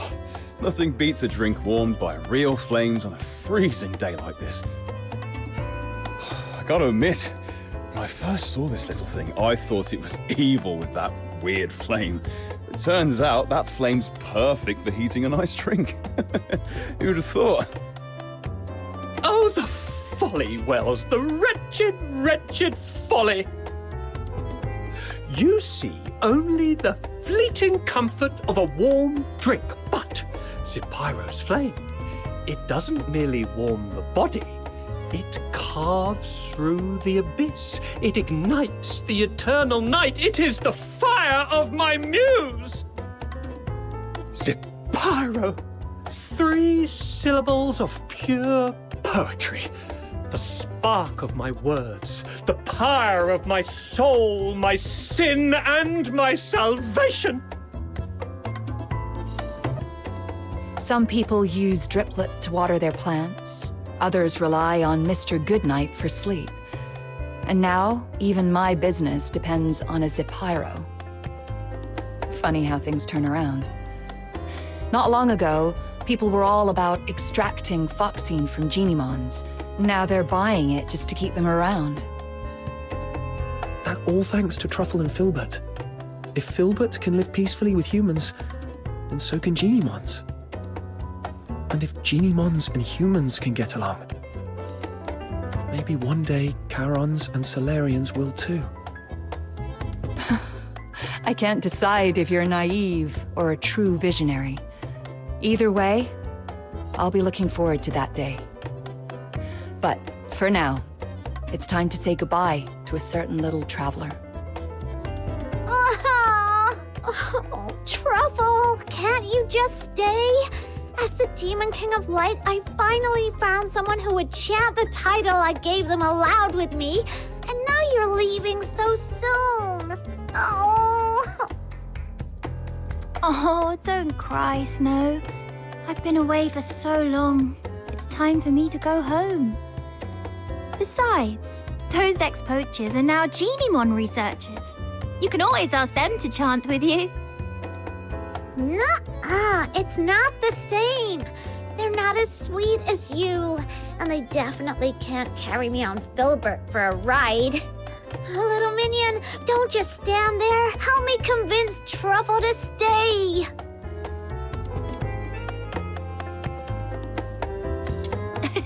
I'll be back to visit, I promise. And let me secretly tell you something. The faraway place I'm returning to is actually the Elysian Church. When Filbert and I forage for food, we sometimes cross the unguarded mountain border to reach Hyperborea. At first, I was a little scared. After all, the Church and the Empire have always been at war. But after meeting you, I'm not scared anymore. Because if you can find a way for Geniemons and humans to become friends, then I believe one day you'll also figure out how to make Charons and Solars friends, and maybe even the Empire and the Church too. And once the war stops, there'll be no more hunger. When that day comes, please come and visit me in the south with Snow and Miss Camilla. I'll treat you to our pink-red mushroom called Rustler, and we'll go to the beach and feel the warmth of the sea breeze and look up at stars you can't see from here. You'll have a great time, just like I did here. That sounds wonderful. I'll try my best to make that happen. Pinky swear! And Filbert too. Her hooves seem a little too big for a pinky swear. Then just hold on to her hoof. It still counts. Okay, together. Cross my heart, hope to die, stick a needle in my eye. Oh! I'm having this dream again. That giant beast blocked your path, its grip tightening around your throat. Your body shakes as you suffocate, sharp pains triggering the deepest desire within your soul. That voice again.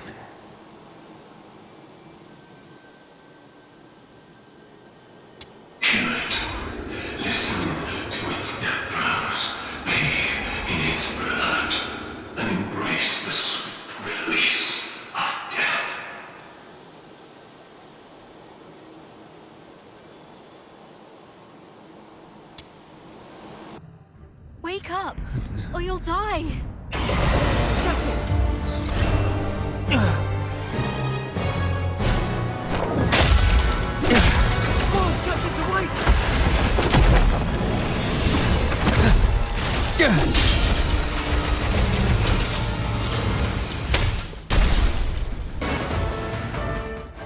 It's done.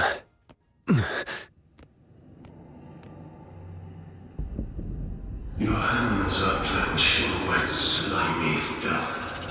Uncertain whether it's the filthoid secretions or its innards. Yet a sudden joy tingles through your soul, bringing an inexplicable elation.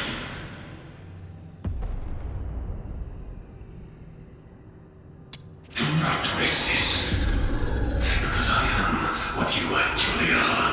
I am your instinct for death. One day, you shall follow my lead and obey the ancient will.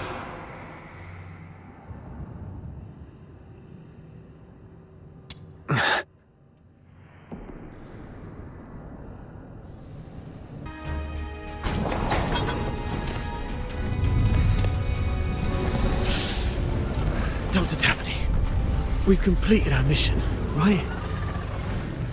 No, not until we get back alive. It's all right, Daphne.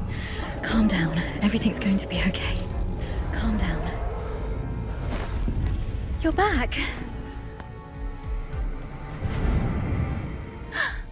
Are you injured? I'm all right. Good to hear that. When you got tangled up by that filthoid, I thought I'd never... I'm just glad to see you're okay. There are so few of us left, and those who survived are heavily wounded. If you have the time, would you stay and talk to the wounded?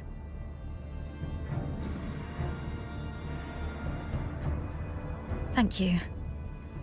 I'm heading back to find something, so please take care of them for the time being. The soldiers look up to you. Your encouragement will make them feel better. Where are you going? The battle map shows several warehouses near our location. We might find some first aid kits there if we're lucky. I'm already out of coagulants and painkillers, but some of the soldiers haven't been treated yet. Their injuries can't afford any more delays. You should stay. I'll go. This is the medic's job. And the medic stays. You aren't strong enough to deal with the filthoids out there alone. We can't afford to lose our only medic. Understood. I'll follow your orders. Is your radio still working? Yes, it still works. Then please stay on the channel so we can keep in touch. You're back!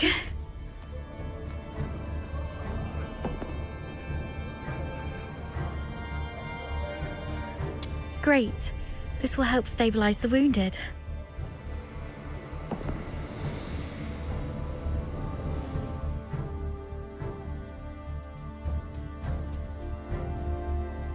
Any news from the Snow Wolves? Not yet. While you were away, I tried reaching out to Commander Avar of the Snow Wolves and Chief Commander Fulvis, but none of the comm channels were working. Keep trying. And meanwhile, let's see if we can find a safer place for the wounded.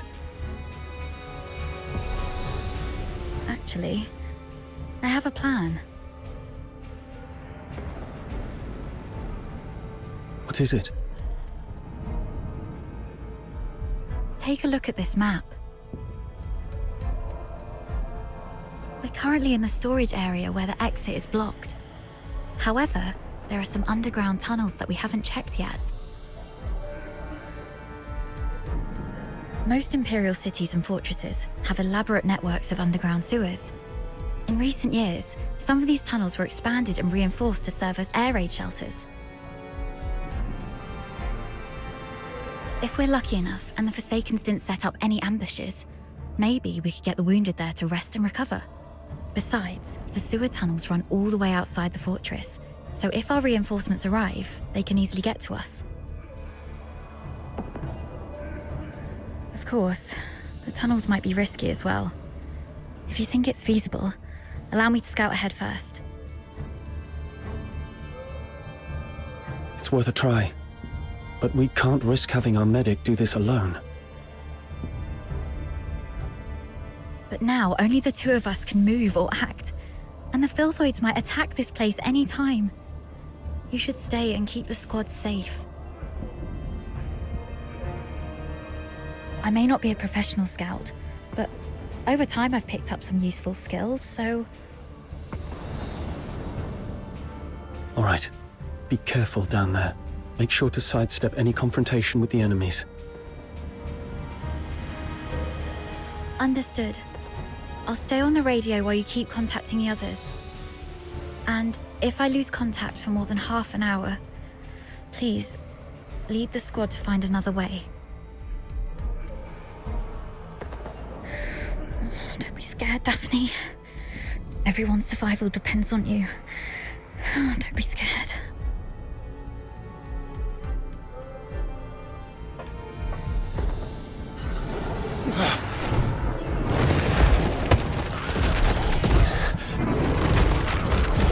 Filthoids! Daphne, protect the wounded. Yes, Captain.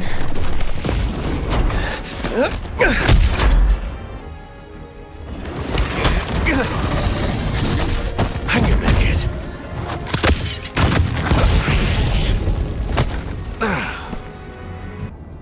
I've checked on everyone.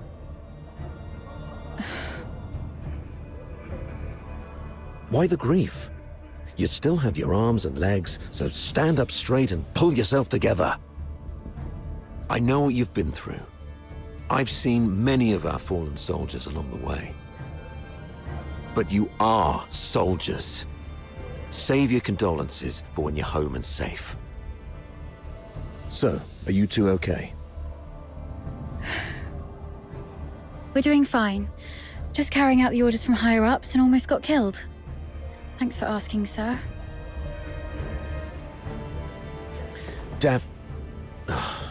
Never mind. You, do the report, please. Yes, sir. As planned, the Griffins and the Snow Wolves were expected to launch a two-way assault on Lonza Fortress. However, the Griffins were ambushed shortly after we began our infiltration. The passageways between the zones were blocked. We lost contact with some of our men, and the rest have suffered heavy casualties. Our comlinks have been severed too. We're essentially trapped here. Actually, the Snow Wolves went through the same situation as yours. Keep this between us. Don't let the wounded know. So, seems like the two of you are the only combat-capable Griffins left in the squad. Daphne, we've opened the passage between the storage area and the processing area. And there's a place in the middle that's reasonably secure. I've given the signal, and you'll be escorted there for a better rest. You, come with me and continue the mission. I can take action with you. Please let me. You hurt your leg. Are you okay? How did you manage to make it here? Don't mind me. I've saved one last dose of anesthetic for myself. The latest Academy potion is quite effective at killing pains, so it's okay. Medic Daphne, what is Article 12 of the Hyperborean Legionary Code of Conduct? Now is not the time for rules. I can still... Medic Daphne, answer your superior officer. The chain of command must be respected during all military operations. Daphne Theodore, medic of the 13th Legion of the Hyperborean Empire. Yes, sir. Hold all actions and stand by. After joining up with the Snow Wolves, proceed with the wounded Griffins to the processing area for rest and await further orders. Is that clear? Sir, yes, sir. Okay. You, follow me and proceed with the mission. Yes, sir. Our battle plan involved Colonel Fulvis and his numerically superior squad, the Narwhals, launching a diversionary attack on the bridge leading to Lonza Fortress to distract the Forsakens. Meanwhile, the snow wolves and the griffins would parachute right on top of the fortress. Our 2 squads would infiltrate the fortress via the engine room and the arsenal, then launch a direct strike and seize the central control room. However, the Forsakens predicted our moves. Yes. Either they have intercepted our communications, or there is a spy working for the Forsakens in the Legion. Regardless of how our plans got out, the Forsakens were undoubtedly well prepared. They used the fortress's defense systems to ambush us, and even lured a bunch of filthoids here. We planned for an infiltration strike, so none of us were equipped with heavy weapons for large beasts. The only option was to throw our lives at it.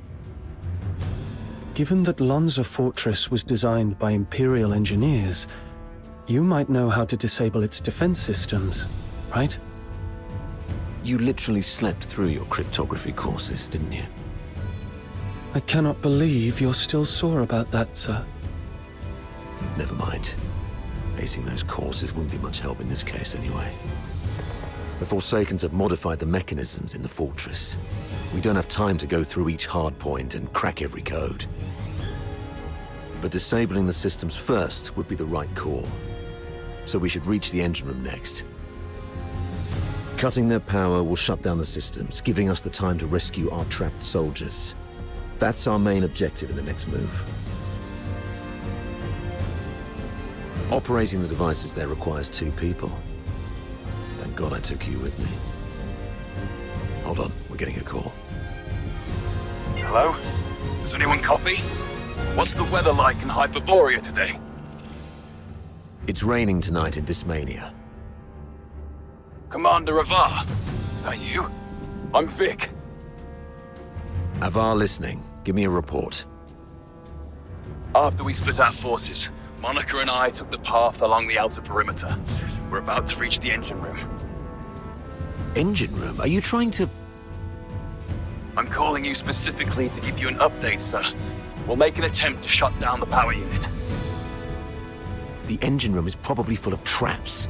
Cease your actions and stay where you are. The captain and I will get to your place in about 15 minutes. Please, let us try, sir. Every moment we delay puts our comrades in greater danger. You... And one more thing. Since the captain is with you, may I ask how the Griffins are doing? My brother Simon is in that squad. We have yet to secure his body. He means Simon's got some injuries, but the medic has taken care of him in a temporary shelter. There's no need to worry about him. Understood. Thank you, sir. Your way with words. Take my advice. Never try to comfort anyone, okay? Loud and clear, sir. Vic, Monica, hang in there. We're coming.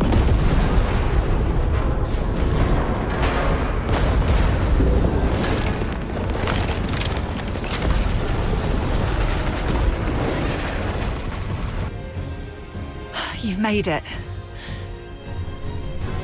Vic's down there. He was trying to shut down the phoxhunter tank, but he got locked behind a door. They've re-encrypted the control panel. I gotta figure out something else. Monica, can you hear me? The engine room! Run! Go!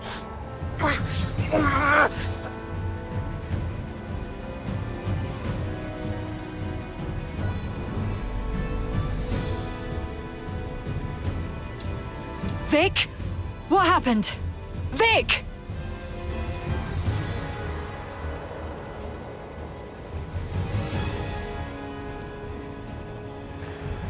Hang in there. I'm nearly finished. Almost there.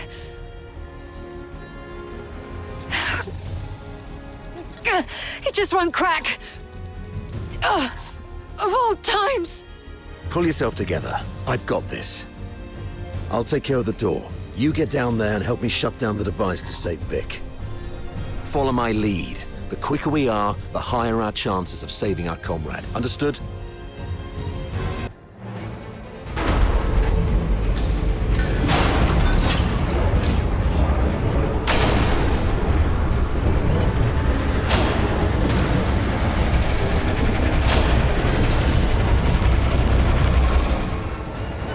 Damn it! Warning. Phoxhunter tech overload risk detected. Please check if more than required phoxhunter wheels have been activated. Overload risk.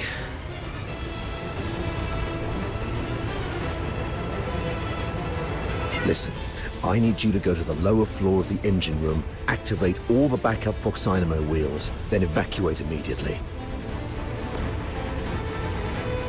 Since we can't shut them down our way, we can let them do it in a self-destructive way.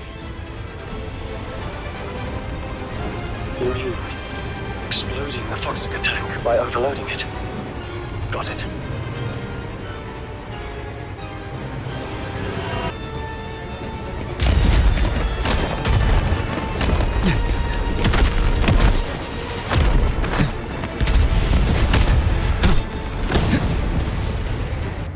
Fantastic job, kid. You are indeed the best among your peers.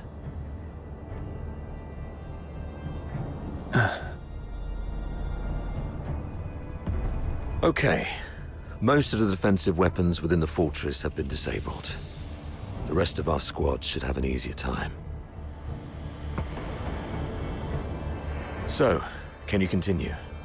Let's go if you can. We've got other comrades to rescue. Hold on. New communication coming in.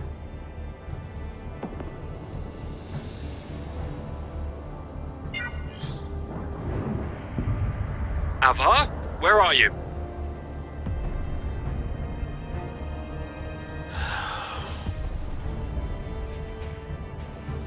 The weather in Hyperborea today. The weather in Hyperborea today. What's your problem? Can't even recognize the Chief Commander's voice. Weather. It's raining tonight. I've seen marble sculptures in the gallery with more flexibility than your mind. Now, report on your squad. Thanks to your brilliant decision-making, the Snow Wolves and the Griffins haven't been completely annihilated yet. What? Got any new insight? Enough with your snide attitude. You should be ashamed of how this battle has turned out. I would like to achieve glory, sir. If you exercised proper secrecy and came up with a more credible plan, our soldiers would be popping champagne bottles in the central control room at this very moment, instead of waiting for body bags. Avar Harodland, I'm warning you. What's your tone when speaking to your superior? Antonius Fulvis, I'm also warning you. Stop wasting the lives of my comrades. I have no time for this right now. I am here to demand a progress update on the mission. The two squads have been ambushed and suffered heavy losses. I'm preparing to search and rescue the missing soldiers first, then regroup in the processing area, waiting for your support. Your mission is a rapid infiltration assault. No field officer of mine is permitted to make their own bloody choices. Straying off the planned course of action will only alert the entire fortress. I order you to stick to the plan and launch a direct assault on the central control room. Are you even listening to yourself? Alert the fortress. They're already in ambush positions, waiting to wipe us all out. We've sustained 80% casualties. 8-0! Isn't that enough for you? Casualties! Forget about your bloody casualties. All I know is that you're significantly behind schedule. You've brought shame to the Legion's banner. The soldiers of Hyperborea are not cowards who would stop because of trivial losses like this.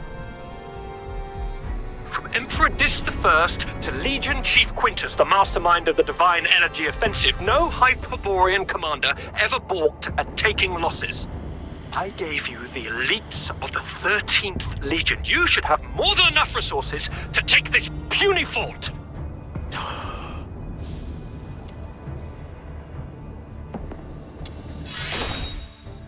We can continue the mission, but only with additional support. What's the hurry? We have concluded our tactical meeting. Reinforcements from the narwhals are on their way, and I'll be gracing the front with them. Stick to the plan. You hear me?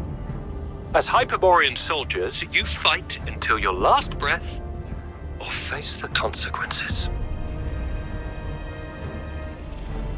Saravar.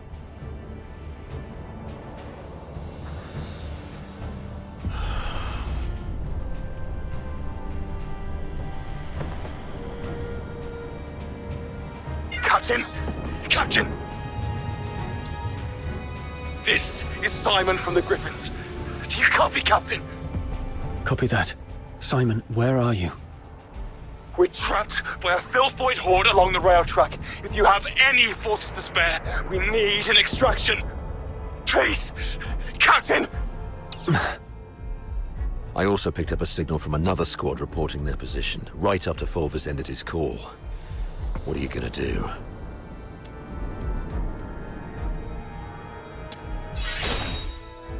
You, kiddo. I knew I was right about you. Fulvus is nothing but an arrogant and greedy bastard. His senatorial lineage is the only reason he's up there barking orders at you. He sees soldiers as mere numbers in his reports, treating them as fodder for medals to pin on his uniform, not as living, breathing humans. Besides, battlefields are ever-changing. What true insight can he gain from just staring at a map? Go rescue your comrades. In case Fulvus seeks someone to blame later, consider this a direct order from me. Yes, sir. Monica and I will be on our way to rescue another team of soldiers trapped near Turret 4. We disabled most defensive weapons within the fortress. The turret's auto-defenses should be offline now. We might be able to seize the turret first. And once we do that, we can blow apart the defense system around the central area with the phoxhunter cannon. It's settled then. Meet me at Turret 4 once you've finished everything on your side.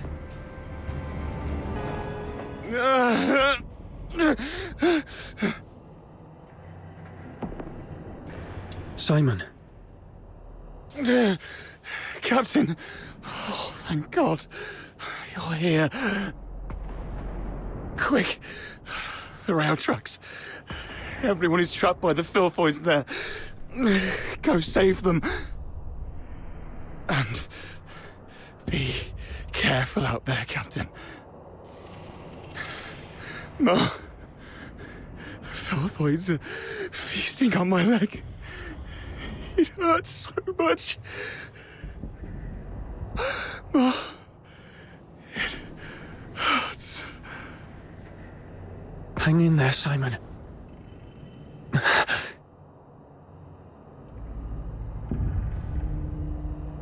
Simon, are you still with me? Oh,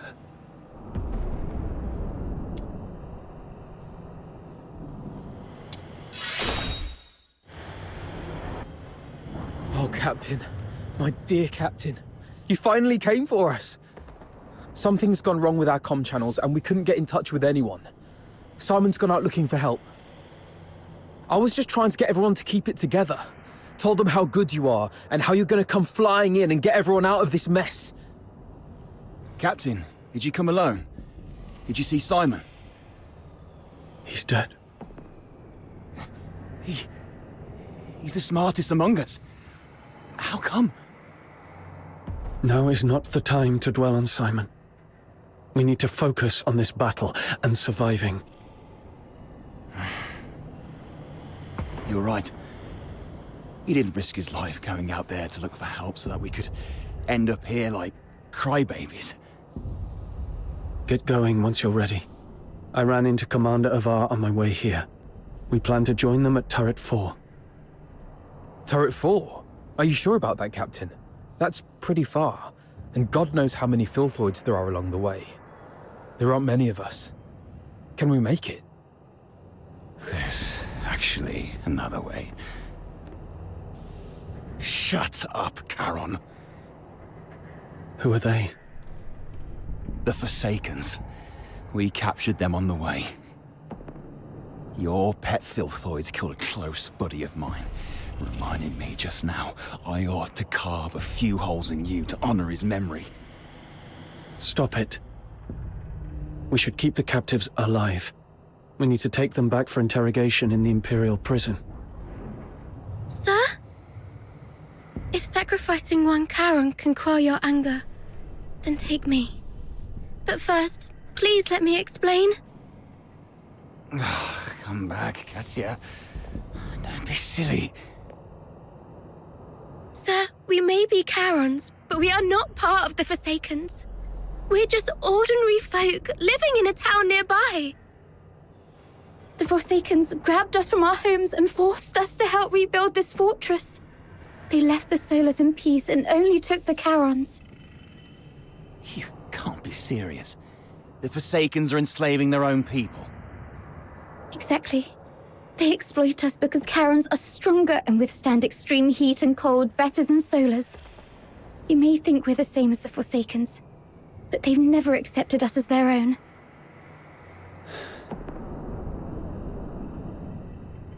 Mr. Frank saved my life. Just a few days ago, I had to take a break because my stomach was acting up.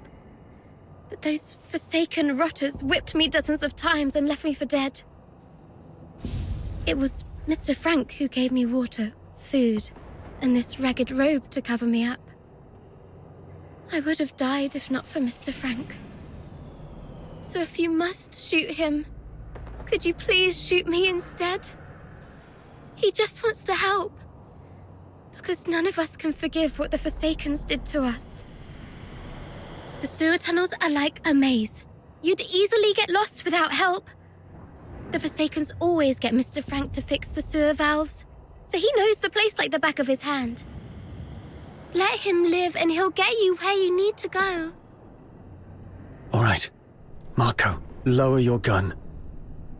Holster it. That's an order. Leon, frisk him. Yes, sir.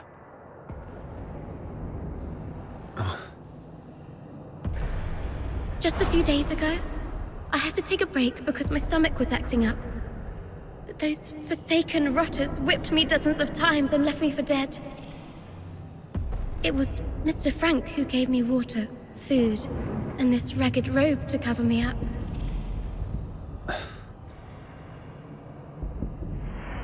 No need to frisk her. Yes, sir. I've heard you're familiar with these sewers. Please lead the way then.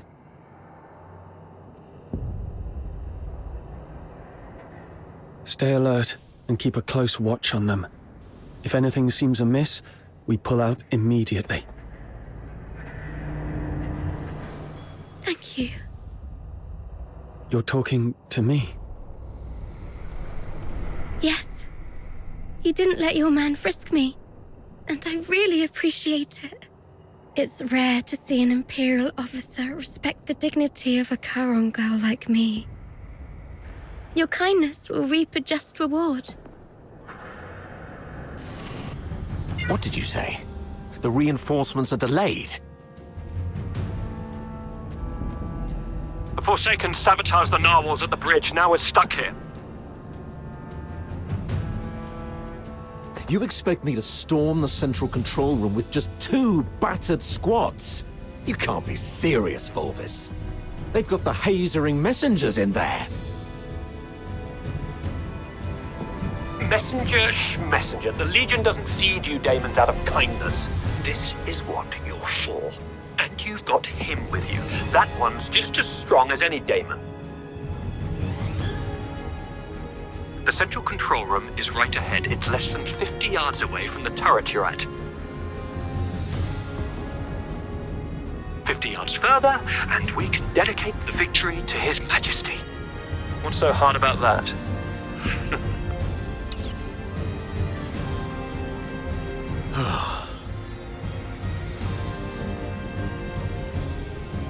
How are things going on your side?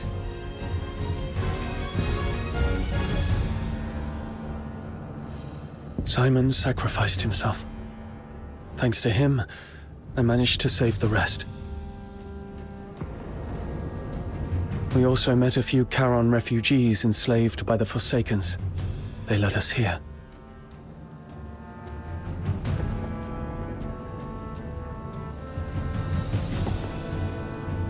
Refugees? Not Forsakens, rebels in disguise, I hope.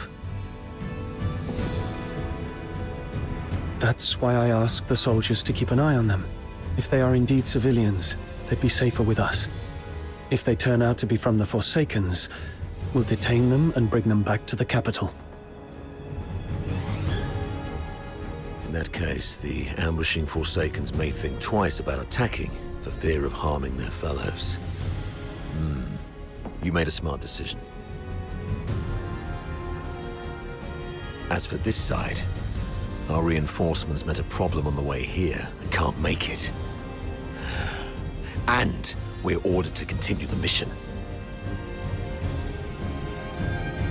I heard. Look on the bright side. The mission is almost done.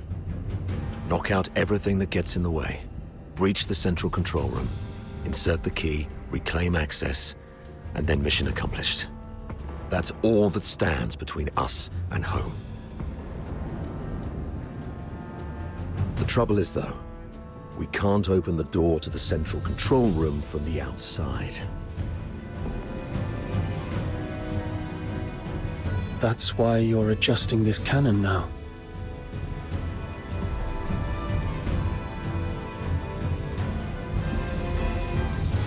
Exactly. But the power to the entire fortress has been cut off. We need to get this thing there. Sir, we found some phoxhunter canisters at a nearby warehouse and got them connected to the remaining phoxhunter wheels as you instructed. Excellent. That should be enough to move this cannon near the central control room. Wait. We cannot afford any mistakes in our mission moving forward. We have to rule out all the potential risks. This girl and the old man, they should stop here. Why? As you can see, there are filthoids all over this place. If you leave us here, Mr. Frank and I will die. Sir, please. We offered help. We led you all the way here so you could rendezvous with them. Please. I'm begging you. Don't leave us behind.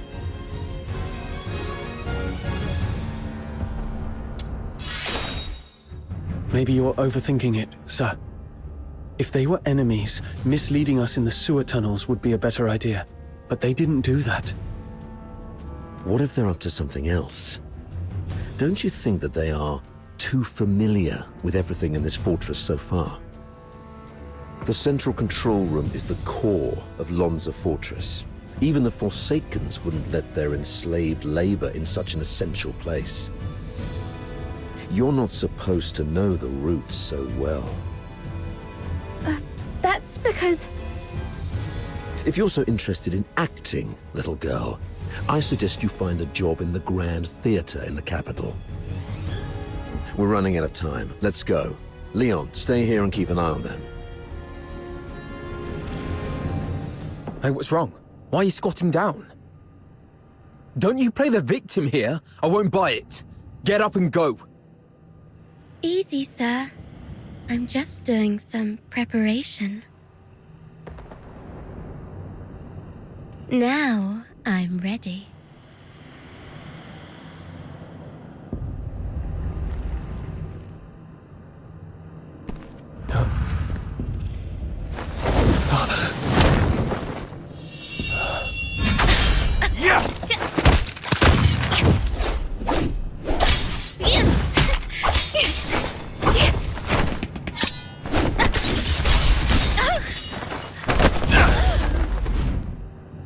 This girl's with the Forsakens.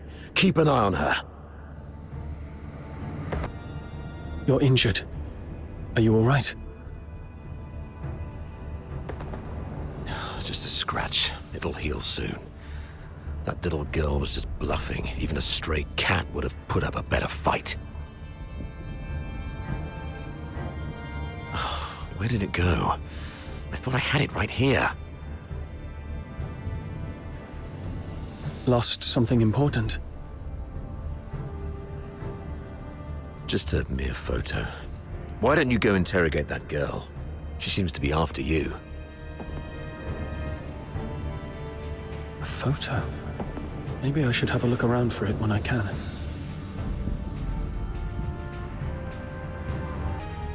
You crazy girl! What are you laughing at? Is this how you repay the captain's kindness? Don't you feel guilty at all? Guilty? Huh. Have you had too many alchemical concoctions from your academy that damaged your brain? Oh, wait. I do feel guilty about one thing. To manipulate that stupid captain of yours. I lied about the Forsakens and blamed them for what the Empire did to us. I'm so sorry to the Forsakens. You... Oh, look what the cat dragged in. Hello, dear sir. I'll take it from here. So what are you doing here? Come to show off the benevolence of a Hyperborean officer? Or perhaps you pity this poor girl who's been led astray, trying to save me from my sins? Oh, I get it. You want to join the Forsakens, right? Need a reference? Hey, you guys hear that? Your captain wants to join the Forsakens.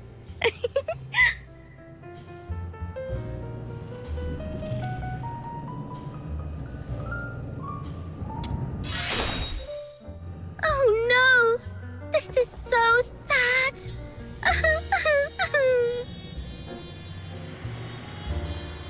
You... Oh, you look like an angry bull. I'm so sorry, sir. I forgot you like it better when I talk like this. Cut the act and answer my question. Sure, ask away. I'll answer whenever I feel like it. I deserve to know why you stabbed us in the back after I helped you. Is it out of plain hatred for the Hyperborean Legion, or an assassination attempt targeting me specifically? If this is your question, sure, I can answer that. Given that you've been naive enough to fall for my trick. The Forsaken simply want all Hyperborean dogs to die here, and preferably at the hands of the killing machines they created. I hope you enjoyed our fiery gift. As for me, well, I personally came for you. I heard that you, the top graduate of the Imperial Military College, who is also known as the Pale Reaper, were coming to Lonza Fortress. How could I not come have a good look at the Pale Reaper myself? You've heard about me. Have we met before?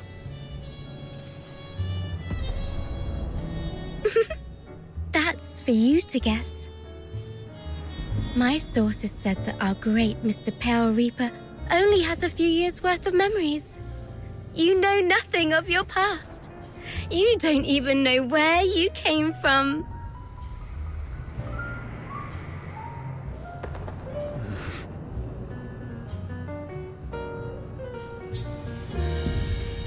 Let's play a game then.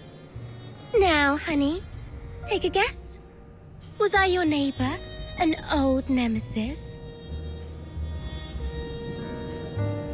Or a complete stranger? Maybe I just hate you for being one of Hyperborea's honorable people, and I simply wish to destroy that which they cherish.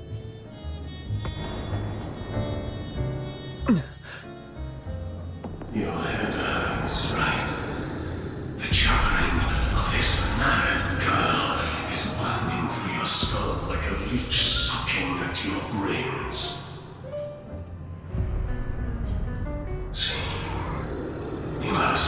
in your hand. That's right. It's the one you've wielded in countless battles. The hilt still carries your warmth. You're familiar with the slick feeling and the supple tug of resistance when its blade slices through flesh. You can easily slit this creature's throat and make its detestable lips gurgle and whimper in pain. It's that voice again. Why now?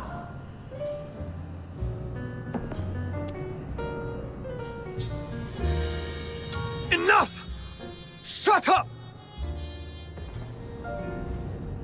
Okay. Looks like somebody needs anger management here. Leon, keep a close watch on her. Bring her back in one piece and make sure she doesn't harm herself. Use Frank as leverage if necessary. Yes, sir. Wait! Remember what I said back on our way to the turret? Your kindness will reap a just reward. Lend me your ear.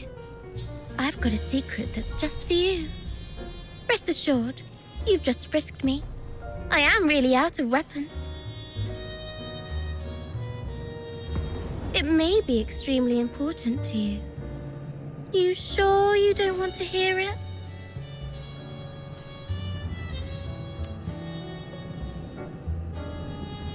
Someone in your legion wants you dead. What did you say?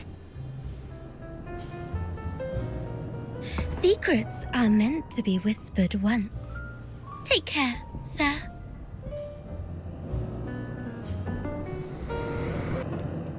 Sir, I found this. Oh, you found it. Thanks for bringing it back. So, is Daphne your... Oh, she's just my neighbor's little girl. I suppose it's time for the truth. You're right. Daphne is my daughter.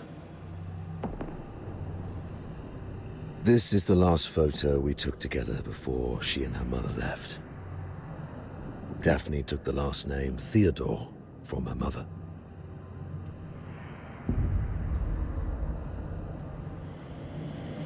Don't tell anyone about this.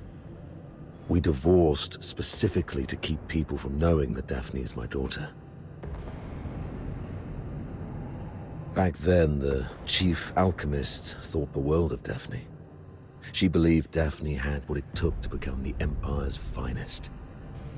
She'd long since stopped taking apprentices, but for Daphne, she made an exception.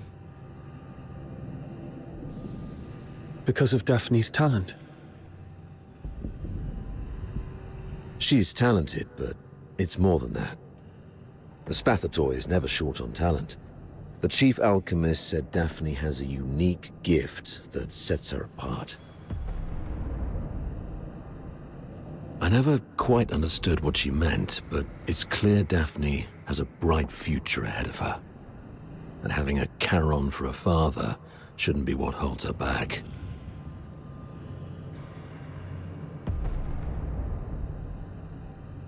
But, Saravar, you're not just any Charon. You're a laureled Charon. Huh, doesn't make much difference these days. Even in the Senate, even in the Legion, people have started to question where our loyalties lie. Wouldn't surprise me if one day an edict comes down and we all get sent back where we came from. If it comes to that, Daphne's future might go down with mine. Or so her mother feared. Does Daphne know? No. She has a heart of gold and adores her old man. How can I tell her? So, I play the part of a bad father who's done with family life. And when Daphne calls me Dad, I tell her, zip it. I'm not your father. Address me as your superior officer.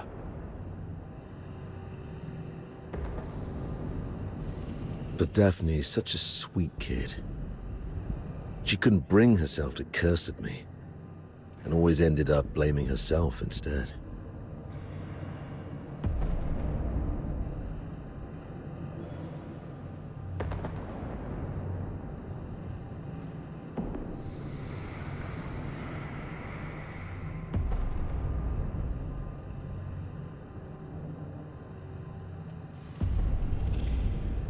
I knew about that already. She volunteered for the Lonza Fortress op, even went straight to Fulvis with the paperwork without telling either of us. That girl had her mind made up from the start. I'll talk to her mother about this when we return. I'd rather she resent me if it spares her any pain. If we make it back, I'll take her to the Opera House.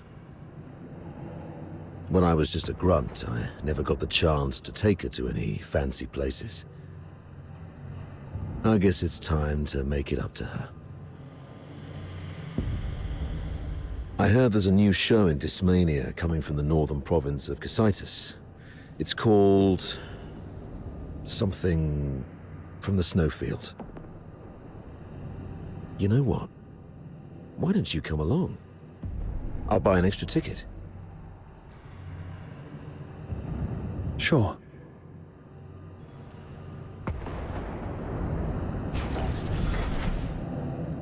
I doubt Fulvis will bring reinforcements anytime soon.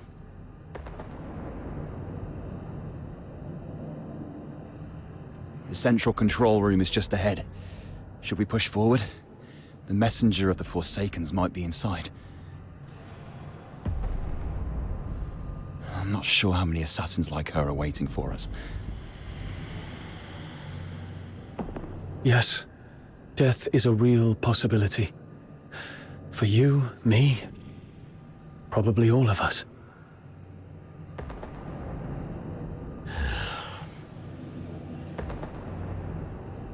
Soldiers of the 13th Legion. Before us lies the central control room of Lonza Fortress, the ultimate goal of this mission. This is our chance to claim glory for Hyperborea. However, I must apologize, as I won't be giving you the lion's share of this victory. Huh?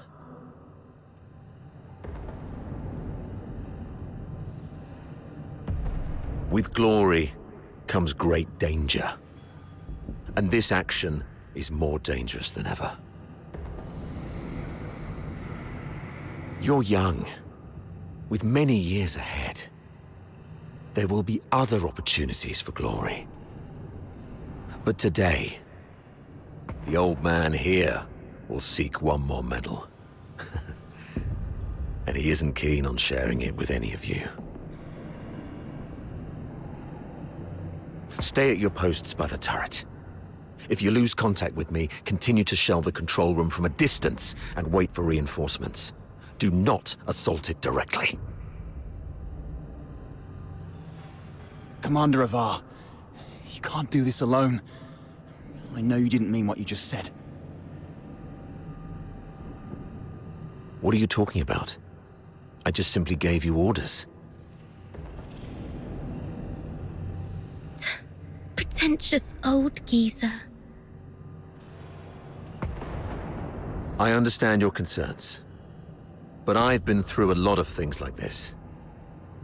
I was once like you, young and tearful, thinking my commanding officer had a death wish. But he always returned safely. So I'm telling you that there's no need to worry. Think of your mother, probably by the fireplace knitting a sweater, waiting for you to come home. Commander Avar, You've always looked out for me, and you've just saved my life. Even if my mother were here, she would say, "Follow your officer. Do not fear death." You're a Hyperborean warrior, and you're supposed to defend the Empire with your life. It's not about fearing death. I just don't want any lives lost in vain. It won't be in vain. Every step we take pushes the front line forward. And since we don't know what lies before us, it means that survival is also a possibility. I'm a Griffin, and I stand with the captain. Yeah, I heard that loud and clear this time. I stand with the captain.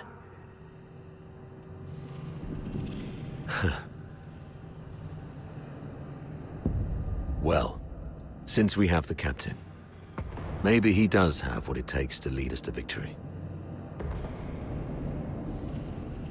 All right, prepare yourselves. We set off together. You've even learned how to take over your commander's speech. Maybe we could wait for a while to gather more intel from this last first. Oh, are you going to interrogate me? No. I've seen how crafty this girl is. Her intel will only mess with our judgment. Here's the plan.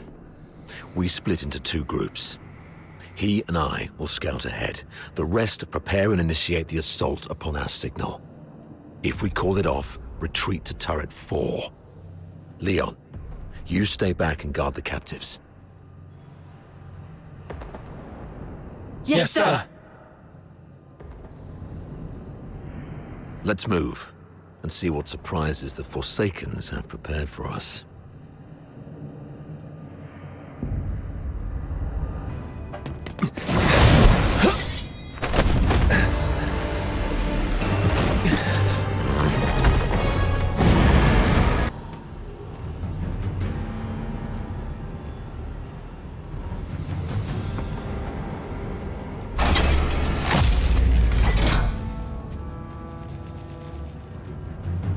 It's an ambush! Defend yourselves!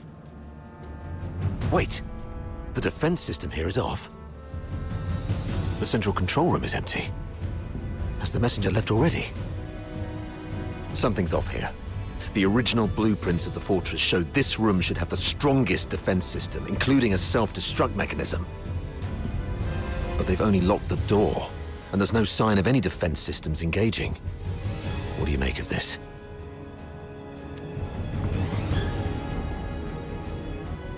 They probably predicted we would be extra cautious around this place, so they cleverly concealed their real traps. True. The central control room is key to regaining control of the fortress. It doesn't add up that they'd leave it undefended after all the elaborate traps we've encountered. I'm about to access the fortress's control panel with my key. If all goes well, that should complete our mission. Understood. I'll take a look around for anything suspicious. Authority override. Successful. Current authority. Avar Horodland. Good afternoon, Lieutenant Colonel Avar Horodland. Motto 16 of the Hyperborean Legion. When you have the enemy within range, beware that you are also within theirs. Oh, finally. Of all the battles I've fought, none have been as nerve-wracking as this. I thought I might never see Daphne and Claudia again. Strange. I've got the clearance, but the door still won't open. Great, comms are down.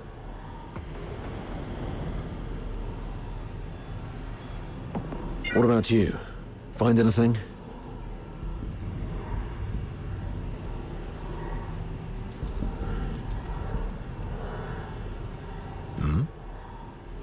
look like you've seen a ghost. What's wrong?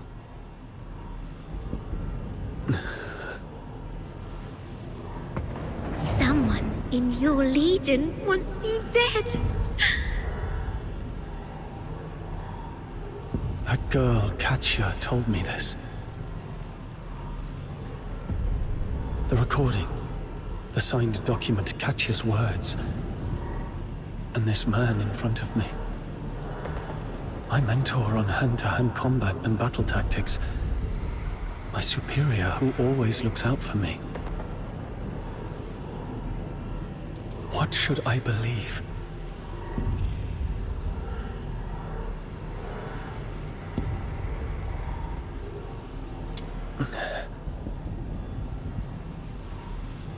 What's in your hand? Show me.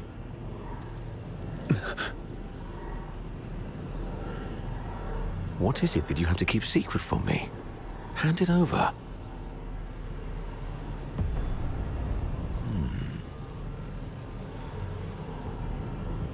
Is that so? Well then.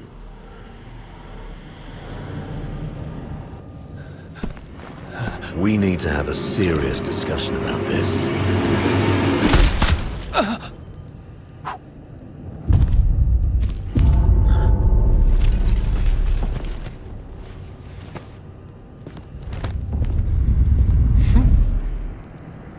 Very impressive, Avar.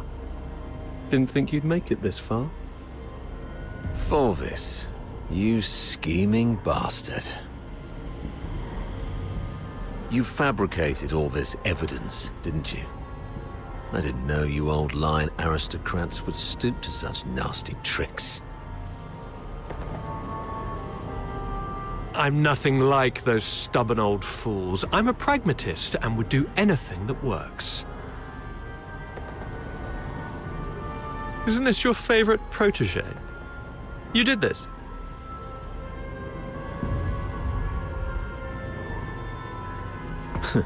I was just setting the stage for a deal with you. I don't think we need a third party.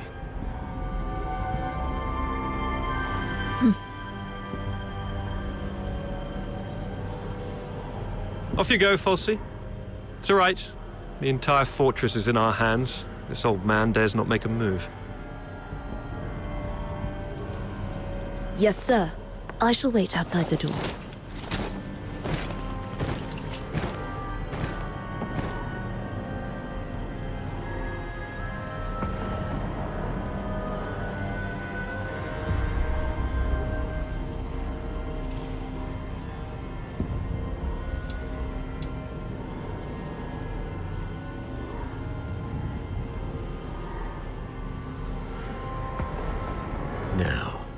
Why bother making up all this false evidence?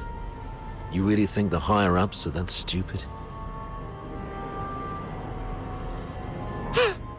Of course not. They're actually smart enough to turn a blind eye and play along. Use your head, Avar.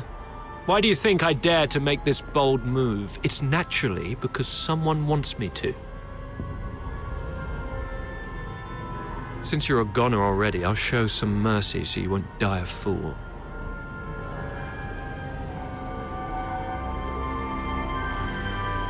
When His Majesty was first crowned, Duke Servius was our imperial regent, but the regency strayed from established Hyperborean traditions and grafted too many useless scions onto the great imperial oak. Those fools let so-called laureled Charons into the military council and the Legion, even handed high office to some of you. It's absurd. Though His Majesty is now aware of these mistakes, they continue to plague us. I'm merely helping him prune the oak.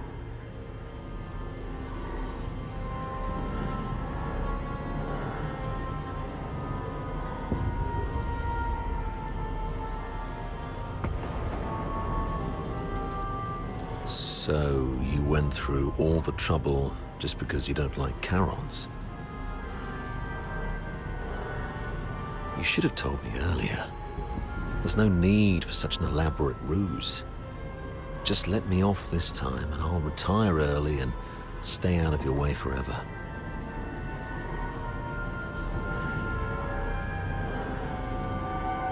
If you need my loyalty, I can do that too.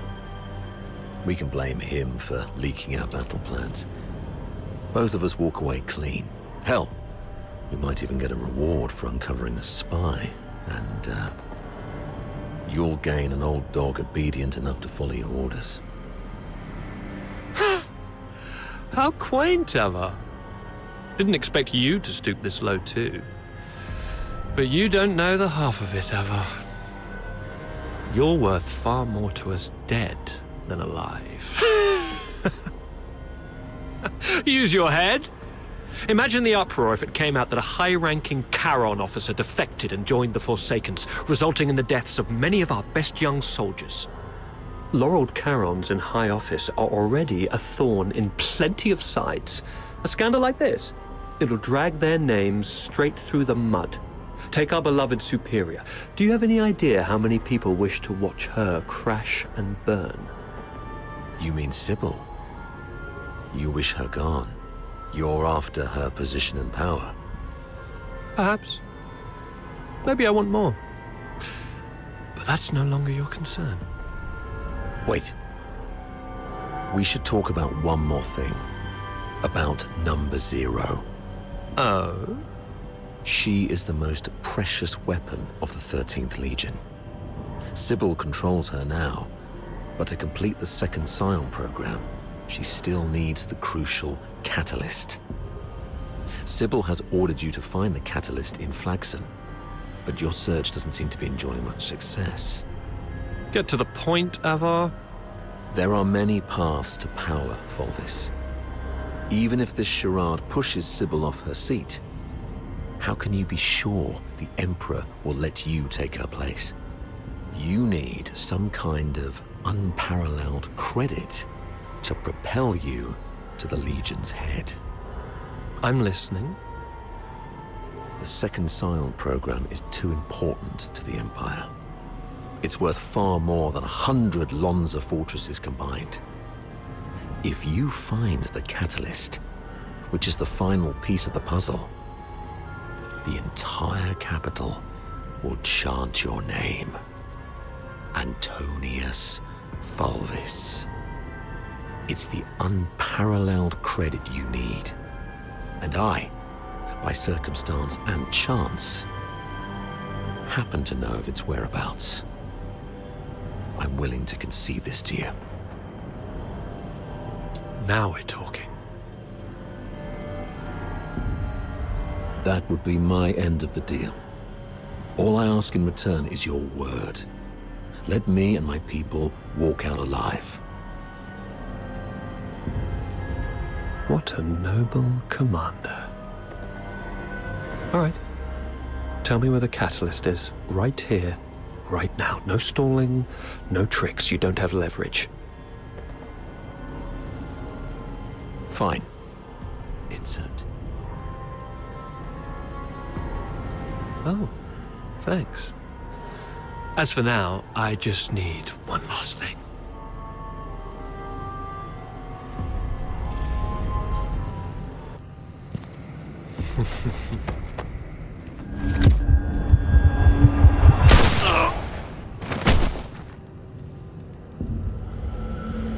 Remember, Ava, never trust a pragmatist. Stay behind, Fulci. Clean up this mess.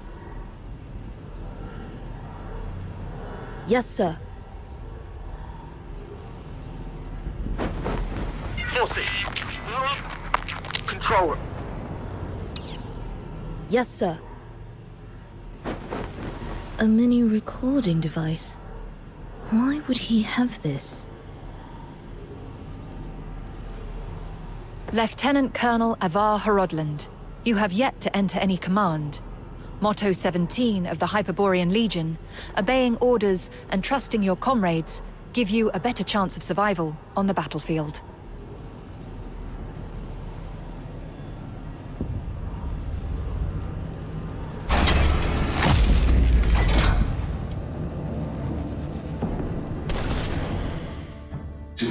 indulge in the eternal void. Wake up. Before blood flows like swollen rivers, this is far from over.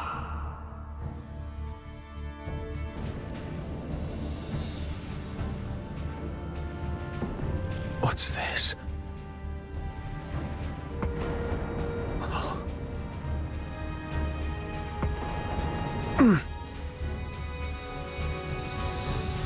Attention to all 13th Legion soldiers in Lonza Fortress.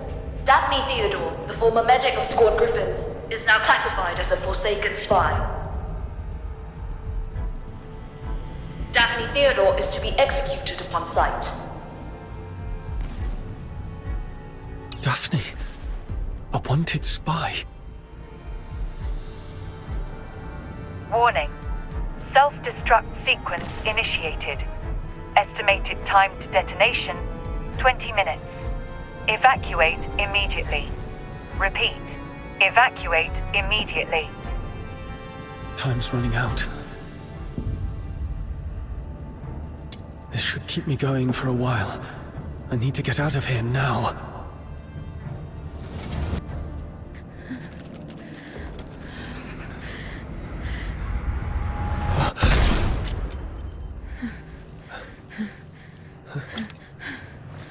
An accomplice! Kill them both!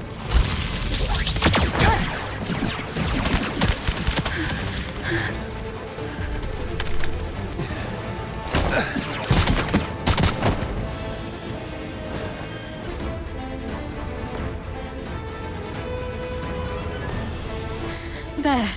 The bleeding's finally stopped. Wait, where are you going? To the central control room.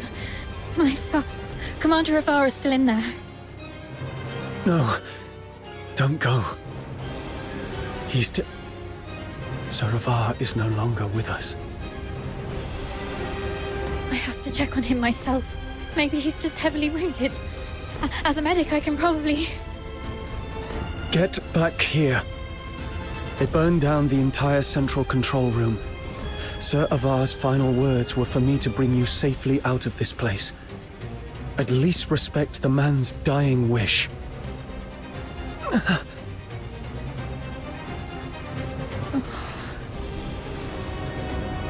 Come on. We should check on Marco and the others. Find somewhere safe to regroup. There's no turning back now. We have to keep moving.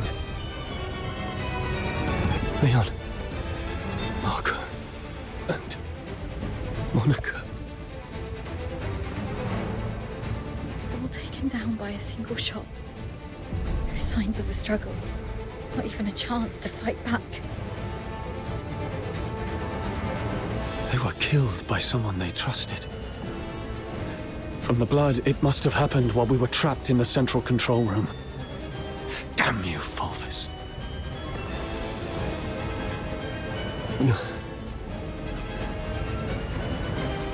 Let's go, Daphne. We must get out of here alive. Where are you going? The underground sewers. The fortress is filled with Fulvis's men. We have to try our luck with the sewer tunnels. Okay. Watch out for the soldiers around here. We may no longer have any allies.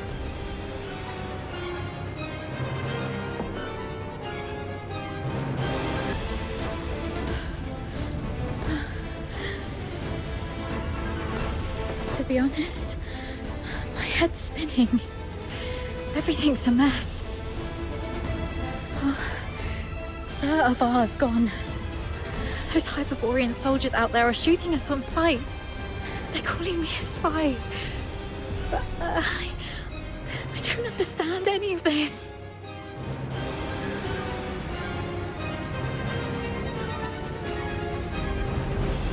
Please. I need to know I can trust you. I'll believe whatever you tell me.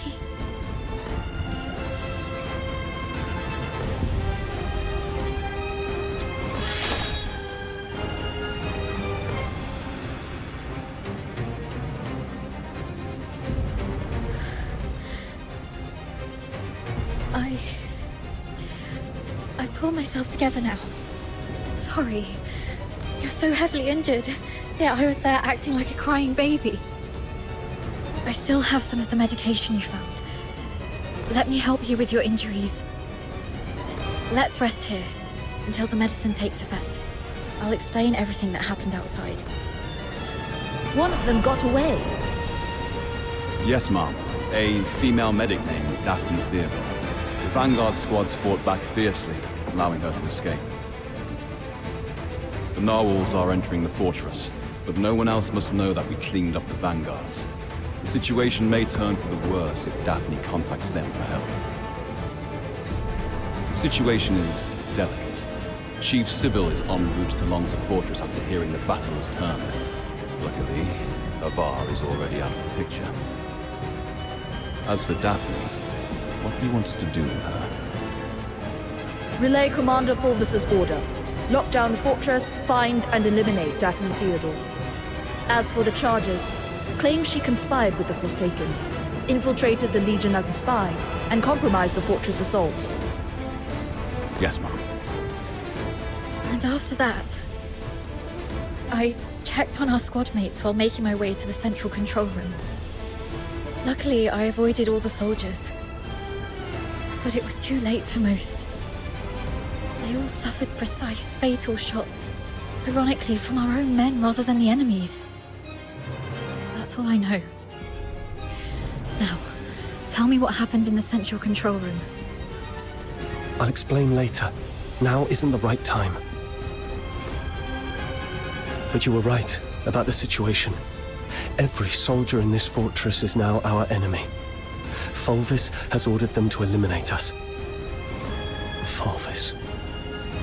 He's the despicable traitor who leaked our plans to the Forsakens. He's the one who decimated our squads.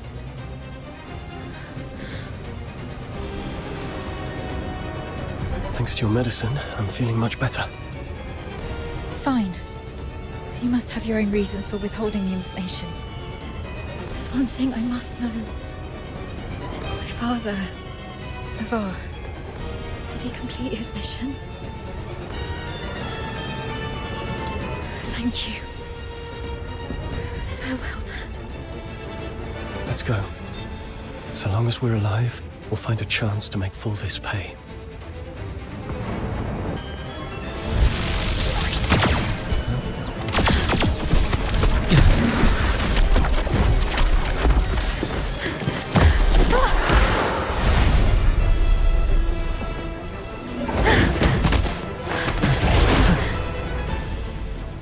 We should be safe for now.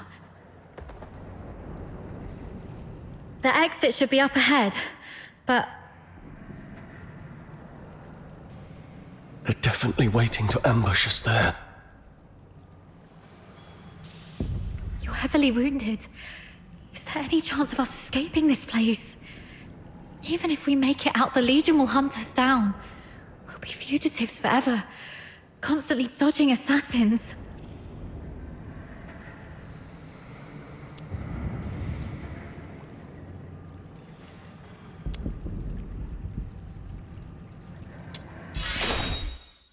No. You might be a skilled soldier, but you're heavily wounded. We wouldn't stand a chance. Do you have another idea?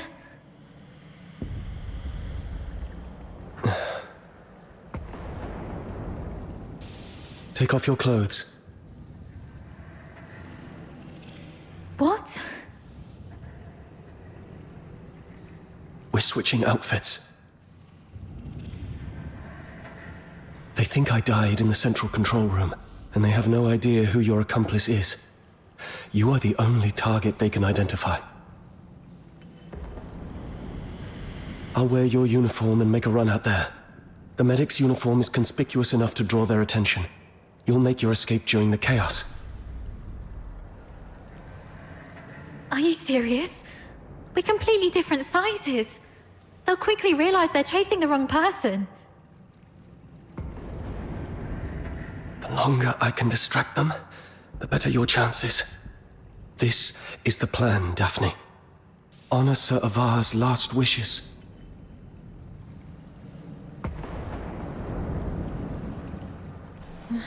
Don't hesitate, hurry up.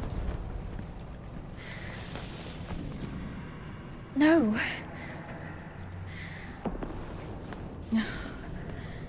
Thank you for respecting my father's wish, but could you at least hear my wish? This mania is a rainy place. When I was a little girl, all my friends hated the rain because it would mess with their hair and soil their pretty dresses.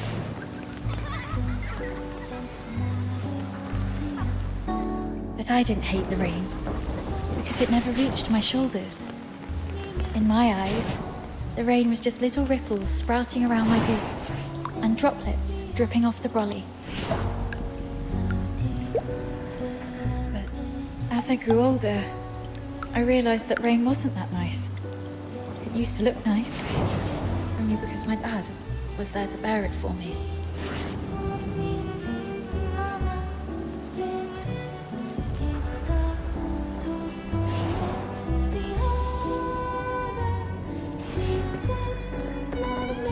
My dad was such a kind man, and such a stubborn one too. He always put others first. Always.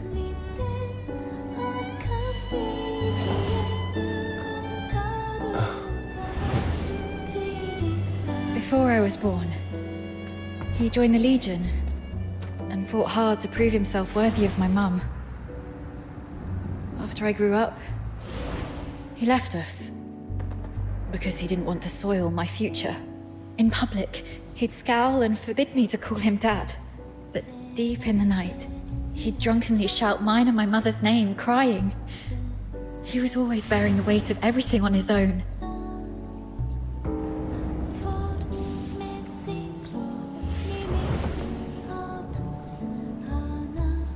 But he never asked if I wanted any of this. Just like you never asked if I wanted to live knowing you sacrificed yourself for me. Neither of you know what I actually wanted. I never wished for a hero who'd shield me from the rain. My wish is that if there's only room for one under the brolly, I'll brave the rain with you all. I wish that we make it out and live on together. Daphne. Let's think together. There has to be another way. Fulvis wants us silenced. That's our situation.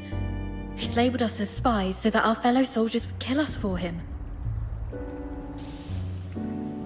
We're the only ones left from the Griffins and Snow Wolves. Every soldier here follows Fulvis and his adjutant Falsey. Every soldier in the fortress. Wait, I have an idea. Father once said a strategic retreat could be a cover for an advance. Sometimes the greatest risks lead to victory. We still have one option. We can turn ourselves in.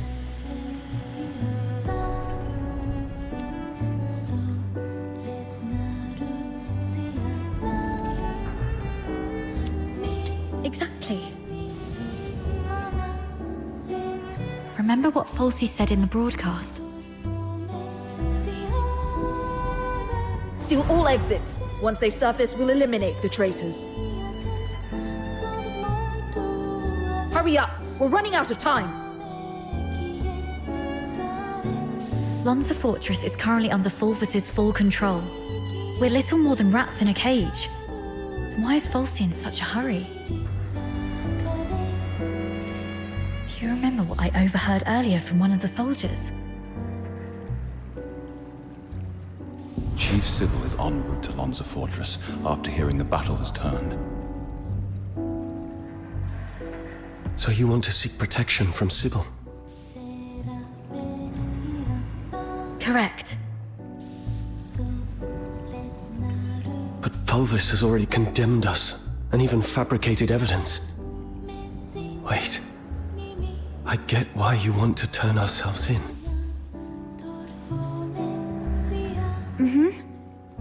Chief Sybil is also a graduate of the Academy.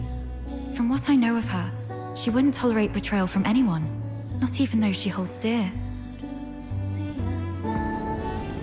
Which is also why Sybil would carefully review any acts of treason. She would not make any hasty decisions to execute the suspects, because she'd want to get to the bottom of it. If we manage to meet her, she's most likely to throw us into the Imperial prison. The prison is reputedly so well guarded that even a fly could not escape the place. But it'll also keep out anyone who wishes to silence us. The Imperial prison will be our safest refuge. We can prove our innocence during interrogations. This is our only chance to survive. Your reputation will suffer though, as you'll be interrogated for espionage. But once we endure the questioning, we'll be able to clear our names and bring the real traitors to justice. Being questioned for espionage. Any chance that word gets out beyond the Legion? Perhaps the royal family will hear of this. The army has always been the focus of Emperor Julius. Moreover, His Majesty personally founded the 13th Legion. I believe it will reach his ears. Then perhaps that person can help us. All right, let's go with your plan and find Sybil.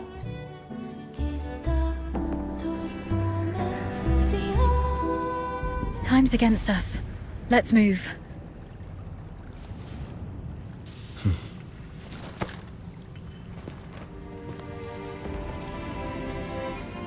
And thus, I took her hand, and we stepped towards that narrow beam of sunlight piercing through the door's gap. It felt as though we were stepping into a shimmering grave of our own making.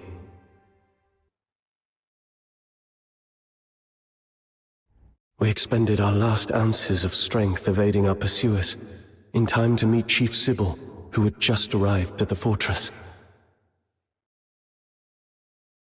And just as Daphne had predicted, we were escorted to this very place.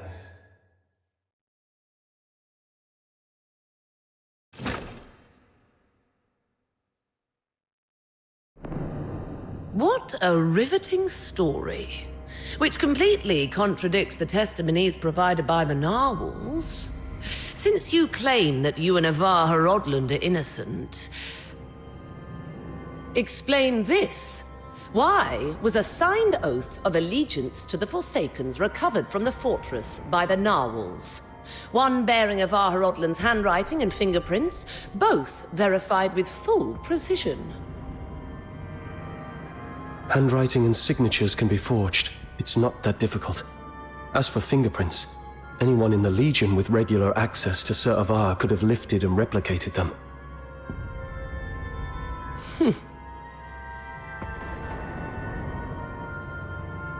Autopsy reports show multiple casualties caused by the fortress's own defense systems, and the encrypted logs from the central control room list only 2 active operators.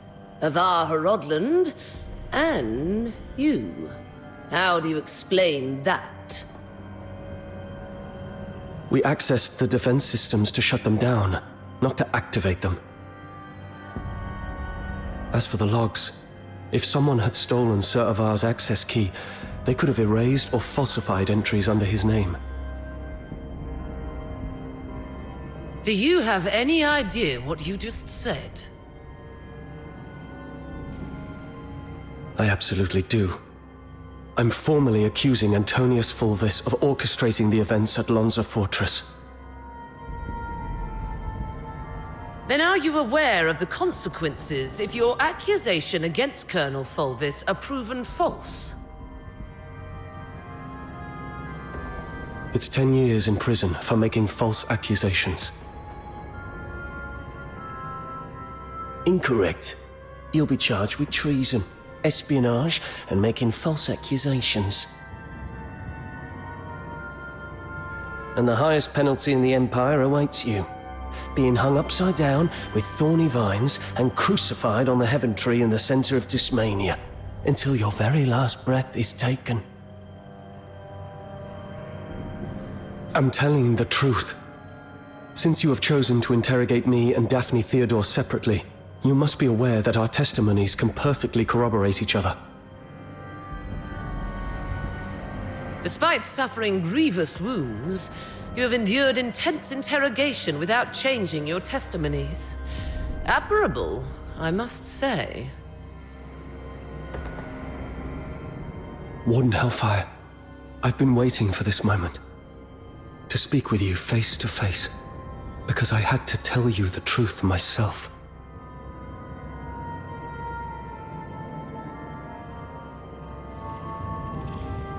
Push the interrogation to the next level. Initiate the inferno. Yes, Mum. The hypnotic agent is ready. Survive this, and I'll consider the veracity of your testimony. Fine.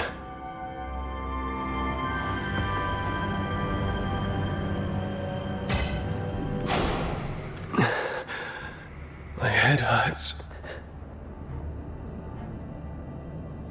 Traitor of the Empire.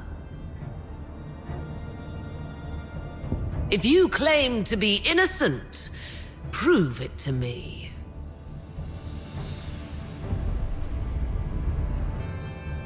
Leon, you are still alive. As you can see, Mom, all our plans have been leaked. Commander Avar participated in the formulation of the Vanguard Squad's combat plan. He's a Charon. He was the one most likely to reveal our plans to the Forsakens. What did you just say?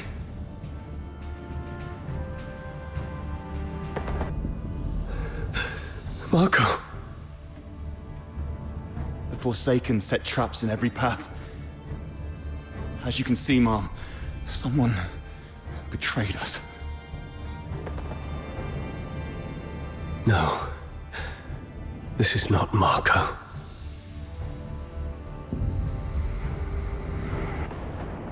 As you can see, Mom, I am Daphne Theodore, daughter of Avar Hrodland. My father and the captain, they planned to split the payment for selling intel to the Forsakens. But at the heart of the fortress, they disagreed on the division of the spoils. My father was. He was killed in a ruse woven by the captain. He then deceived me about how my father died. I've brought the murderer to you, Mom. I humbly request you to deliver a fair and just verdict. You're not Daphne.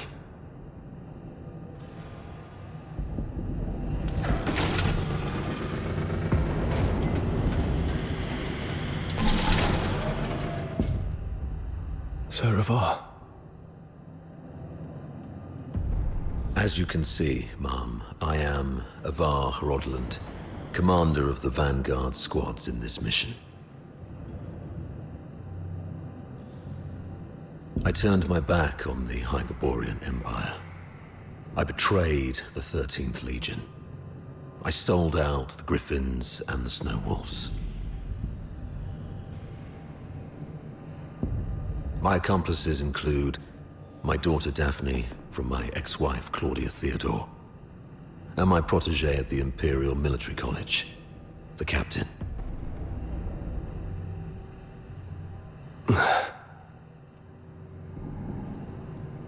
So this is the charge Fulvis had prepared for me.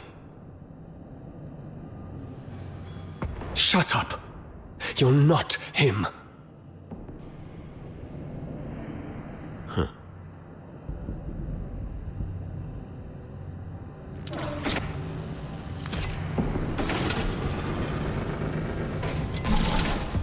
As you can see, Ma'am, I am the control panel in the central control room of Lonza Fortress. On the day the fortress fell, only Avar Horodland and the captain of the Griffins accessed the central control room. In the end, it was the captain who triggered the self-destruct sequence.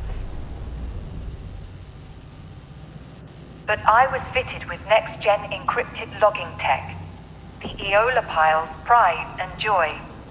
Even if you melt me down, the data remains. Ha, ha, ha, ha, ha.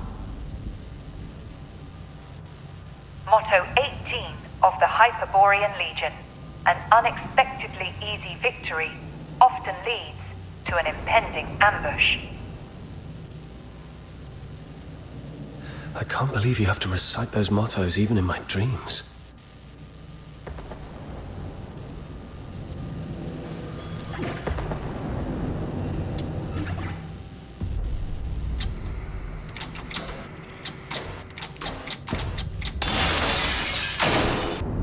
All verdicts are in the name of justice. All questions must be answered absent falsehood. I tolerate no fabrication, alteration, or concealment of the truth. First question. As an imperial soldier, have you conspired with the Forsakens and betrayed your empire? Should you betray the justice of the empire, these filthoids shall tear you apart with their claws. This one's easy.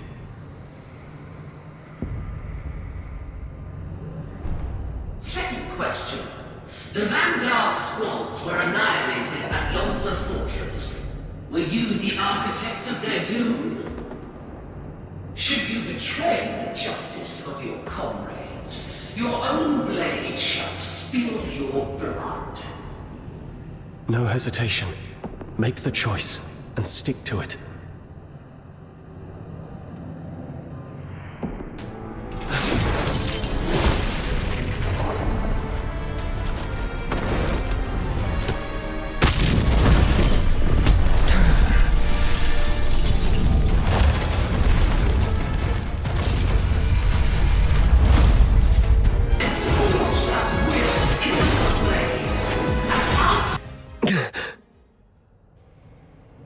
Why did you wake up?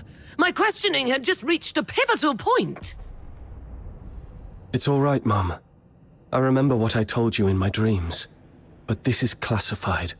I request a private conversation with you. I'll tell you exactly what happened that day. Once you've heard the truth, I hope the justice within your heart will guide your decision. Go ahead. On that day... We need to have a serious discussion about this. I'll keep it short. We're out of time.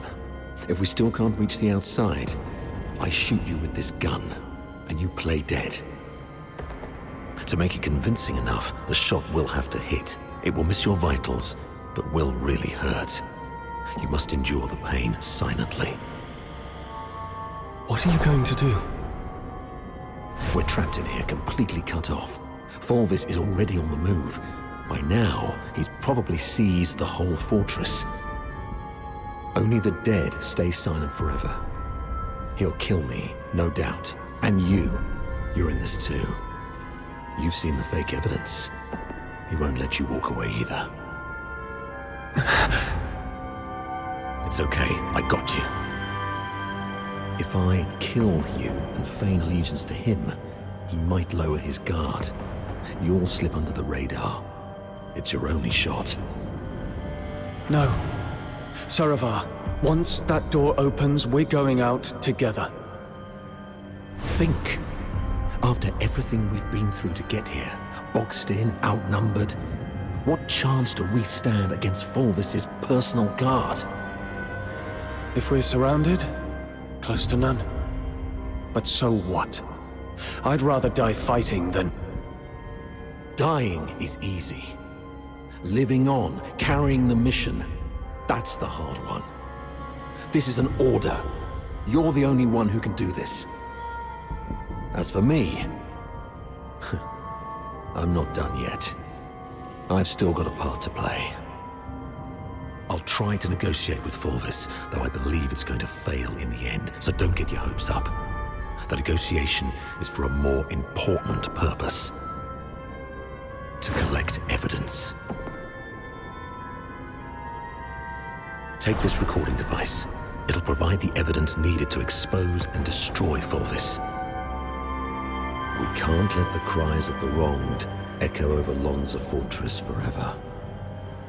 Saravar. Why the long face? Cheer up, kid. A true soldier laughs at adversity. I'm proud to have been your instructor, and I'm sorry for dragging you into this mess. You must survive. Bring the truth to Chief Sybil and His Majesty.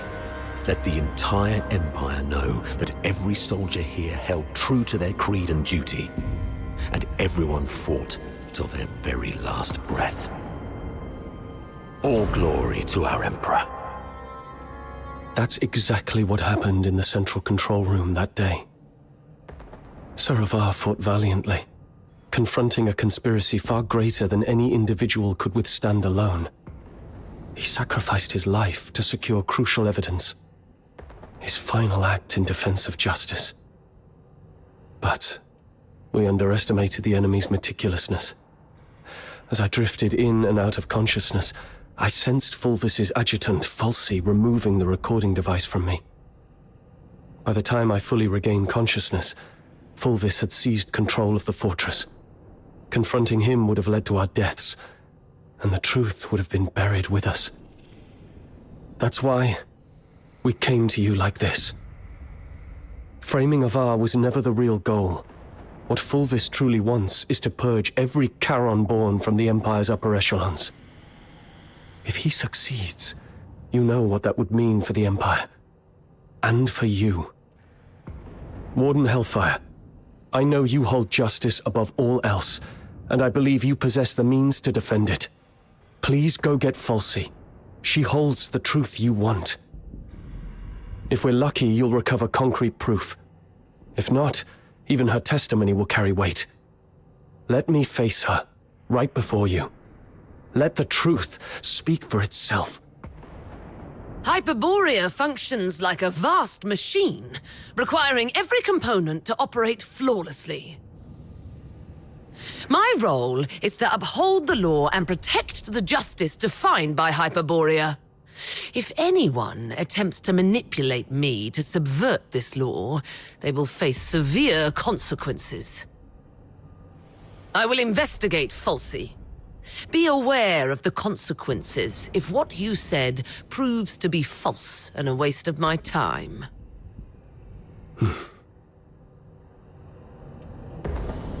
Warden Hellfire has instructed me to bring Miss Theodore here.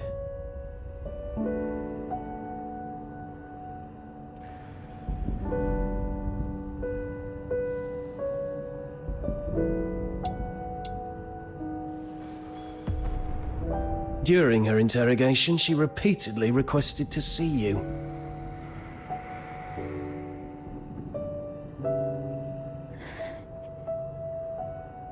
You weren't supposed to know that part.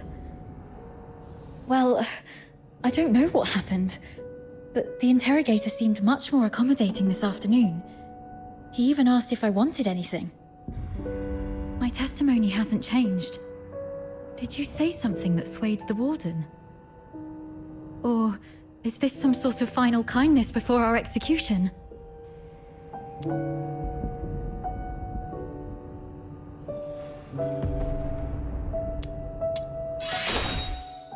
Oh, that's great. You've got a lot more injuries. They must hurt. I'll beg them to give me back my first aid kit. I'm fine. You should take care of your own injuries, though. If Warden Hellfire's investigation goes well, we'll be free soon. I hope so. And one more thing. I'm sorry, this might bring back painful memories, but I must ask while I can. Back at the fortress, the situation was so desperate that you didn't have time to tell me about my father's death. But I've sorted out my mood. Can you tell me about it now? Did my father leave anything behind? Saravar kept this with him at all times, in the pocket closest to his heart.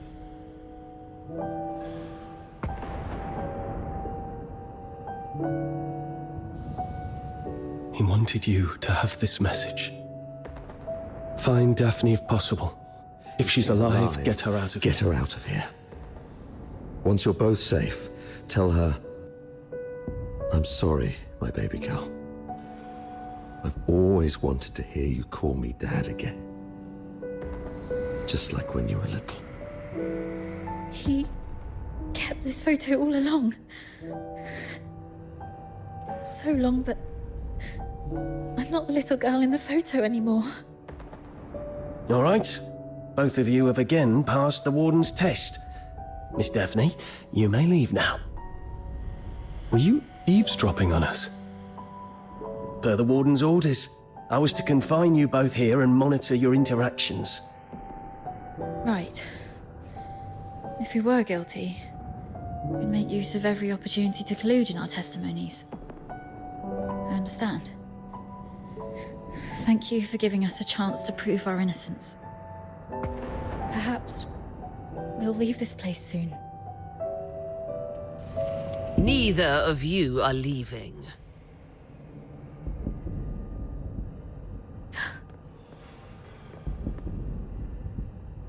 A directive to expedite all procedural reviews has been issued from above. The only document I received is a writ demanding your immediate execution. Mom, this is not right.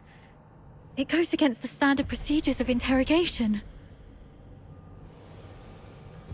Take a look at the writ and the signatures at the bottom. Even the Supreme Minister of Justice has signed it. Not even Chief Sybil can stop it. Your case has grown beyond anyone's control. What about Falsey? As long as we find Falsey and the recording device, we can prove that... She's missing. An explosion occurred during the battle. Falsey was last seen outside the fortress. Her blood-stained pistol was found along the riverbank. Although the Legion continues to search, it is likely that she is deceased. Mom, do you really believe in such a coincidence? Your Royal Highness, Prince Virgilius, this place isn't fitting for someone of your stature. Please don't proceed any further.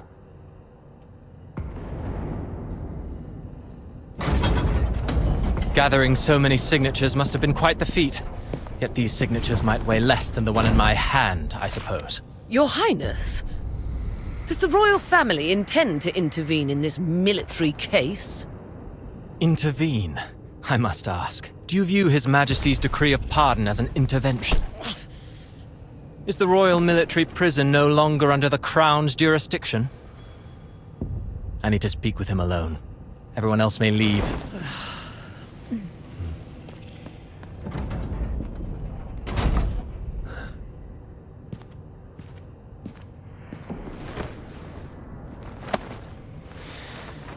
They're finally gone.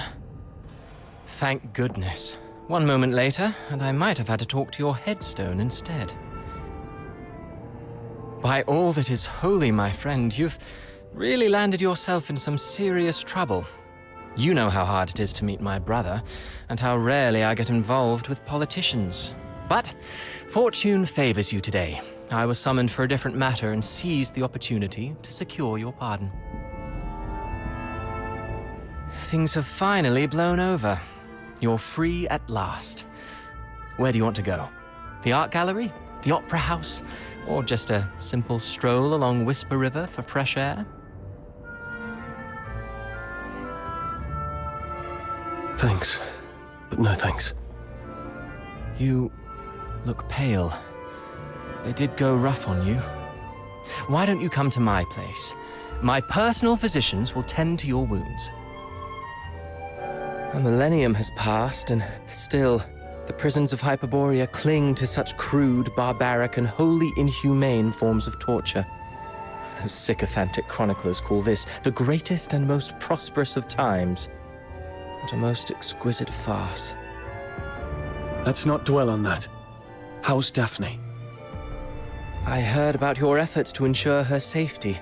Fear not, the pardon includes her as well. One more thing. Fulvis's adjutant, Fulci. I don't think her disappearance was what it seemed.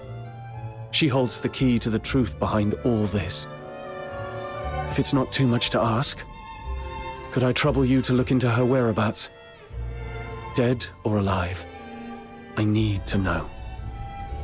Fulvis's missing adjutant. I see. I'll look into it. Thank you, and sorry.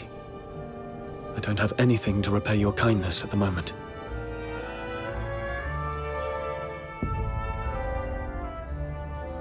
Repay me?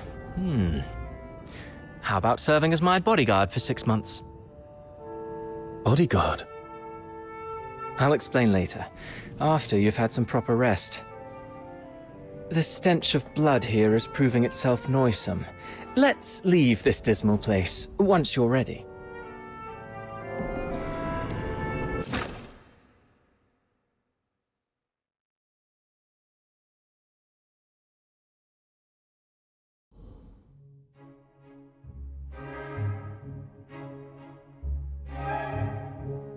That last piece, Children from the Snowfield, was composed by Cavaradossi. It was inspired by a folktale in his hometown, Icelake, one about a mystical creature that roams the snowy wilderness. You're not really listening, are you? Yeah. Something about a mystical creature. In Icelake? Thought so. Still carrying the weight, I see. I'd hoped this might offer a brief escape. About that bodyguard role you mentioned, I need to know what it actually entails. There's something I have to deal with. I need to know if this gets in the way. That's what I wanted to talk to you about. So, I've been assigned to Scarlet River on royal orders. A 6-month posting, give or take. It would ease my mind to have you accompany me. And staying away from the Legion might be wise for now. The stigma of a criminal charge lingers. Going back to the Legion at this point could be awkward. I submitted your name as my aide when I met with my brother 5 days ago. He approved. So you're asking me to leave Dysmania and head for Scarlet River, Flaxen? Yes. Just think of those signatures. How many people are watching you in Dysmania? Your prowess may deter approaching filthoids, but not hidden assassins. I know what you're worried about. Sybil Mason is an old friend of Daphne. She's obviously inclined to your innocence, so she will at least ensure Daphne's safety. Understood. Then I'll go. What I'm looking for lies in the same direction anyway. Shall I swear an oath of service, Your Highness? Come on. You know there's nothing I hate more than these pointless customs and etiquette. But you're in the mood for jokes now, which is a good sign. Pack your things. We'll leave in 3 days. Sure. Flaxen. There is something there that I didn't even tell the Warden. The other piece of the second Scion program. The catalyst of Number Zero.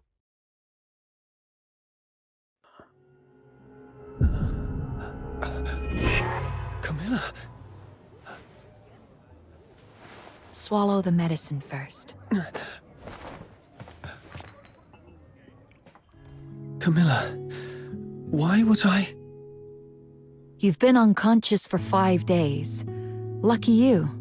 Another day and you might never have woken up. So, you've been... Thank you. No need to thank me. You're not who you used to be. Since the request involving the Crystallo of Stella, plenty of commissions have come in specifically for you. Just make sure you stay alive long enough to finish the gigs.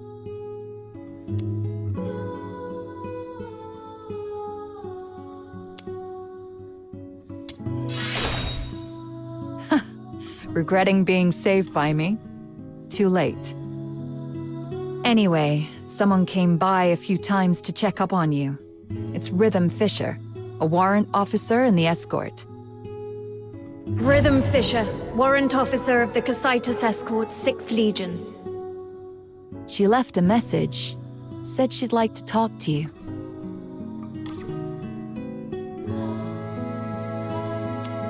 I heard about what happened at Lamenting Lake that day. I know you probably don't want to see her. But you were the sole survivor of the murder case that night. I doubt she'll give up easily. The sole survivor? I should be going. If you want answers, go to the Asphodel and ask your friends. They've been worried about you these past few days.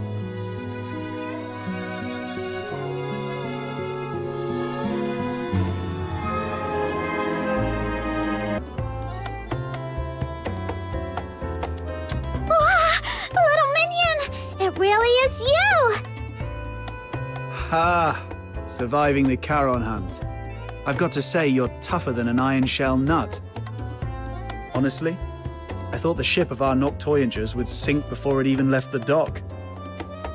Huh, says the guy who's been running all over town looking for doctors and groveling to Camilla to take care of him these past few days. Now that he is all better, you're talking hot air again. I did not? I'm warning you, Butter Mushroom. Quit twisting my words, or else. Looks like these two are doing just fine. Little minion, how are you feeling? Arms and legs are all in place, and the color of your horn looks great, though your face is a bit pale. Good.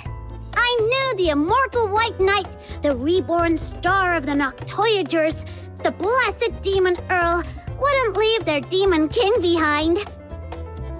Stay right here. I'll go grab some nutritious fruit for you.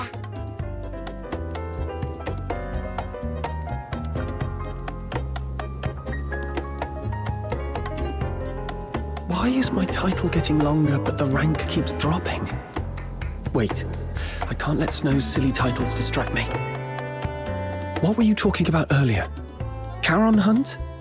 What's that? It's a trouble you can't run away from. Excuse me, is he awake? Eek! Speak of the devil, here comes your trouble. A big one, with a name. Rhythm Fisher. Yep. She's been stopping by every day around this time to ask about your situation. Since you say every day, that means you've already dealt with her a bunch of times. She's all yours, outsider. You've got this. Not so fast. I told you, this trouble is something you can't run away from. Charon Hunt is a string of serial murders in the outer city. As the sole survivor, there's no way the Legion won't want some information from you. It's only a matter of time. Honestly, she seems pretty reasonable for a Legion officer. If it was someone more heavy-handed, you'd be wishing it was her instead. All right, I get it. If you're not ready, I'll go talk to... I see you're finally awake. There's an important case that requires your cooperation. She saw me. Well, no way out now. Go on, buddy. What's meant to happen will happen. Ugh, you're right. What a big trouble I can't run away from. All right, let's see what she wants. These old bones could have... 13 people. I'll take a 20% cut. You keep 80%, as usual.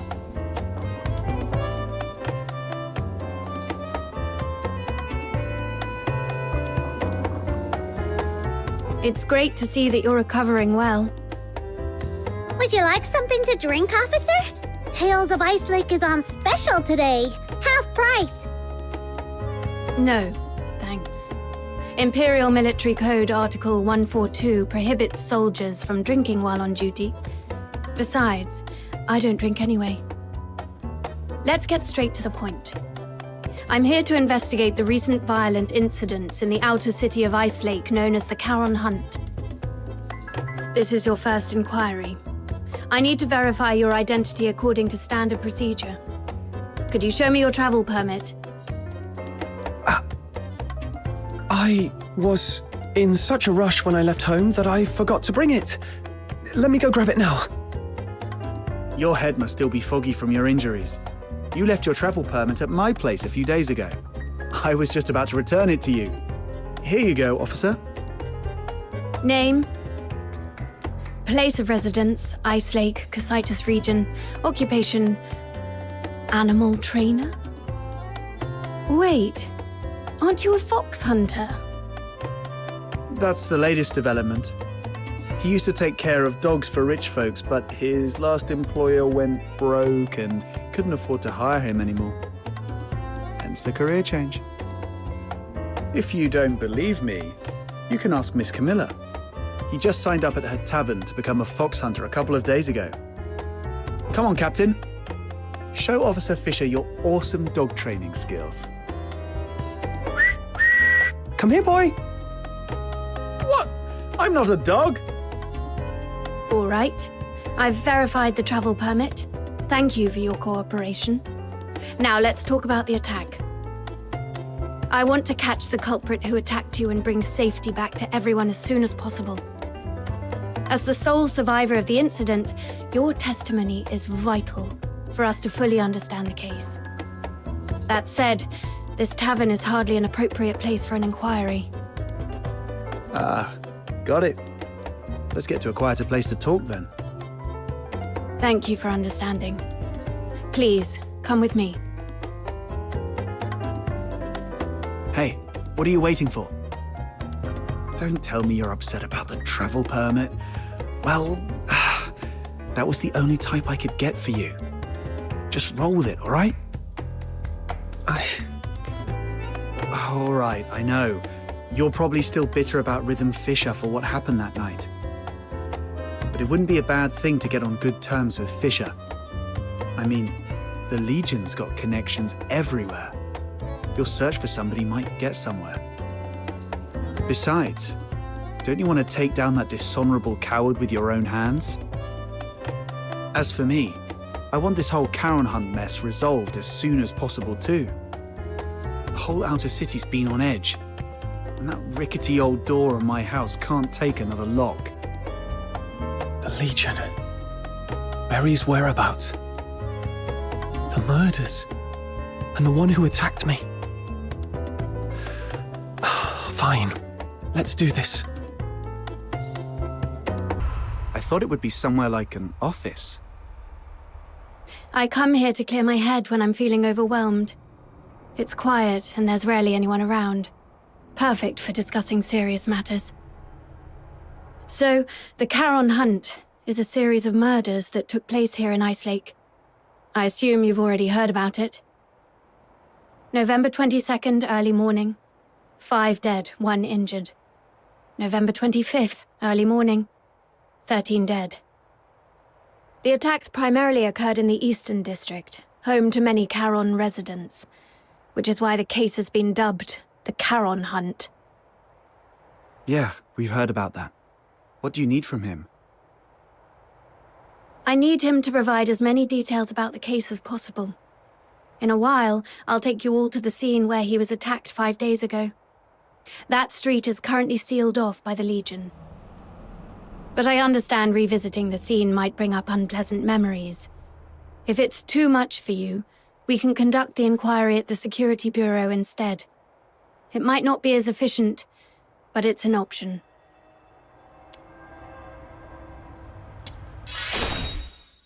Thank you for your cooperation, Noctoyagers. You're as tough and reliable as they say. Don't be fooled by how gentle my little minion looks. He's very tough on the inside. I can assist with your investigation, but we foxhunters don't take on jobs for free. What's your price? On top of the payment, I need you to promise me one thing. Help me when I need it in the future. All right, I promise you. I'll help however I can. Wait. Breaking military regulations is off the table. No murder, no theft. Oh, and absolutely no aiding the Forsakens. Whoa, nothing like that.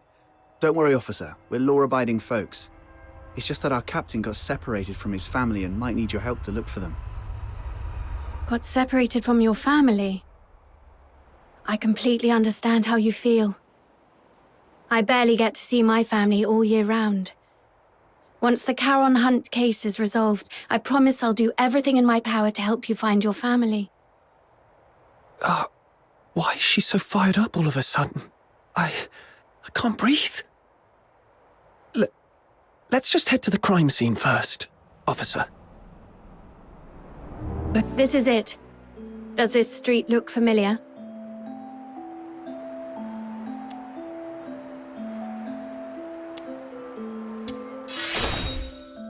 Do you recall the approximate time of the attack? Not really. At the time, I was not feeling great. I figured I wouldn't be able to sleep, so I decided to take a walk around the city. As for the exact time, I was preoccupied, so it's a bit of a blur. We should have stuck together that night. It's fine. It was me who insisted on having some time alone. Wait. I remember when I reached this street, the wind had just stopped and the moon came out. Judging by the moon's position, it must have been between 4 and 5 a.m. I should tell Rhythm about this.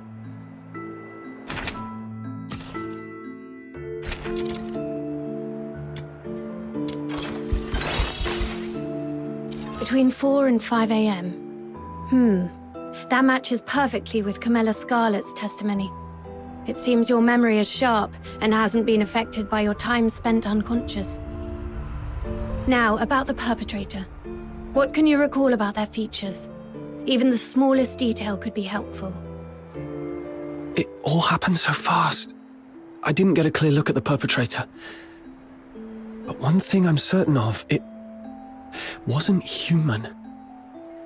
The last thing I saw before passing out was a monstrous face. Though I'm not sure if it was a filthoid or something else entirely. A monster.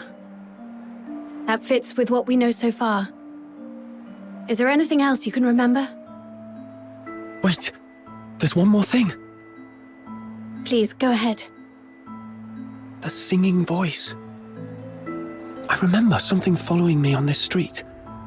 Along with its footsteps, I heard it singing. Yes, that's it. Its voice was raspy, broken, almost like wind blowing through shattered pipes. But that monster was unmistakably singing. A singing voice? No one else has mentioned that. Great. This is a brand new lead. I knew your suffering wouldn't be in vain. Officer, that might come across as a bit insensitive, don't you think? My apologies. I was just thinking that with this new clue, we might finally end this case and restore peace to everyone. I didn't mean to trivialize your pain and suffering. I'm truly sorry.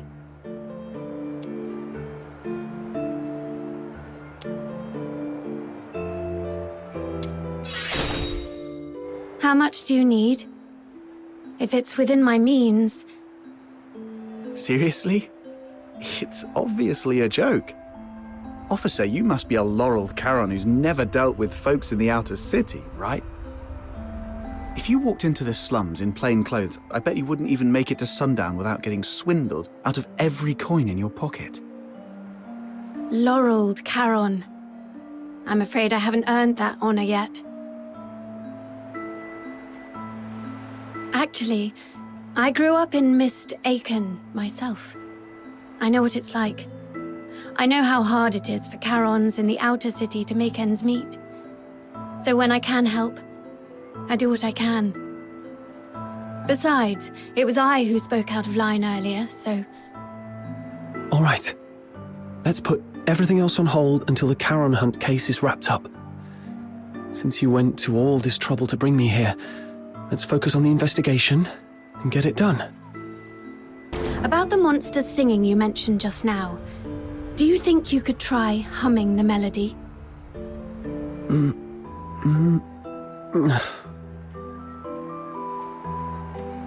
Sorry, I couldn't do it. Can't get the tune right. I understand. Music isn't my strong suit either.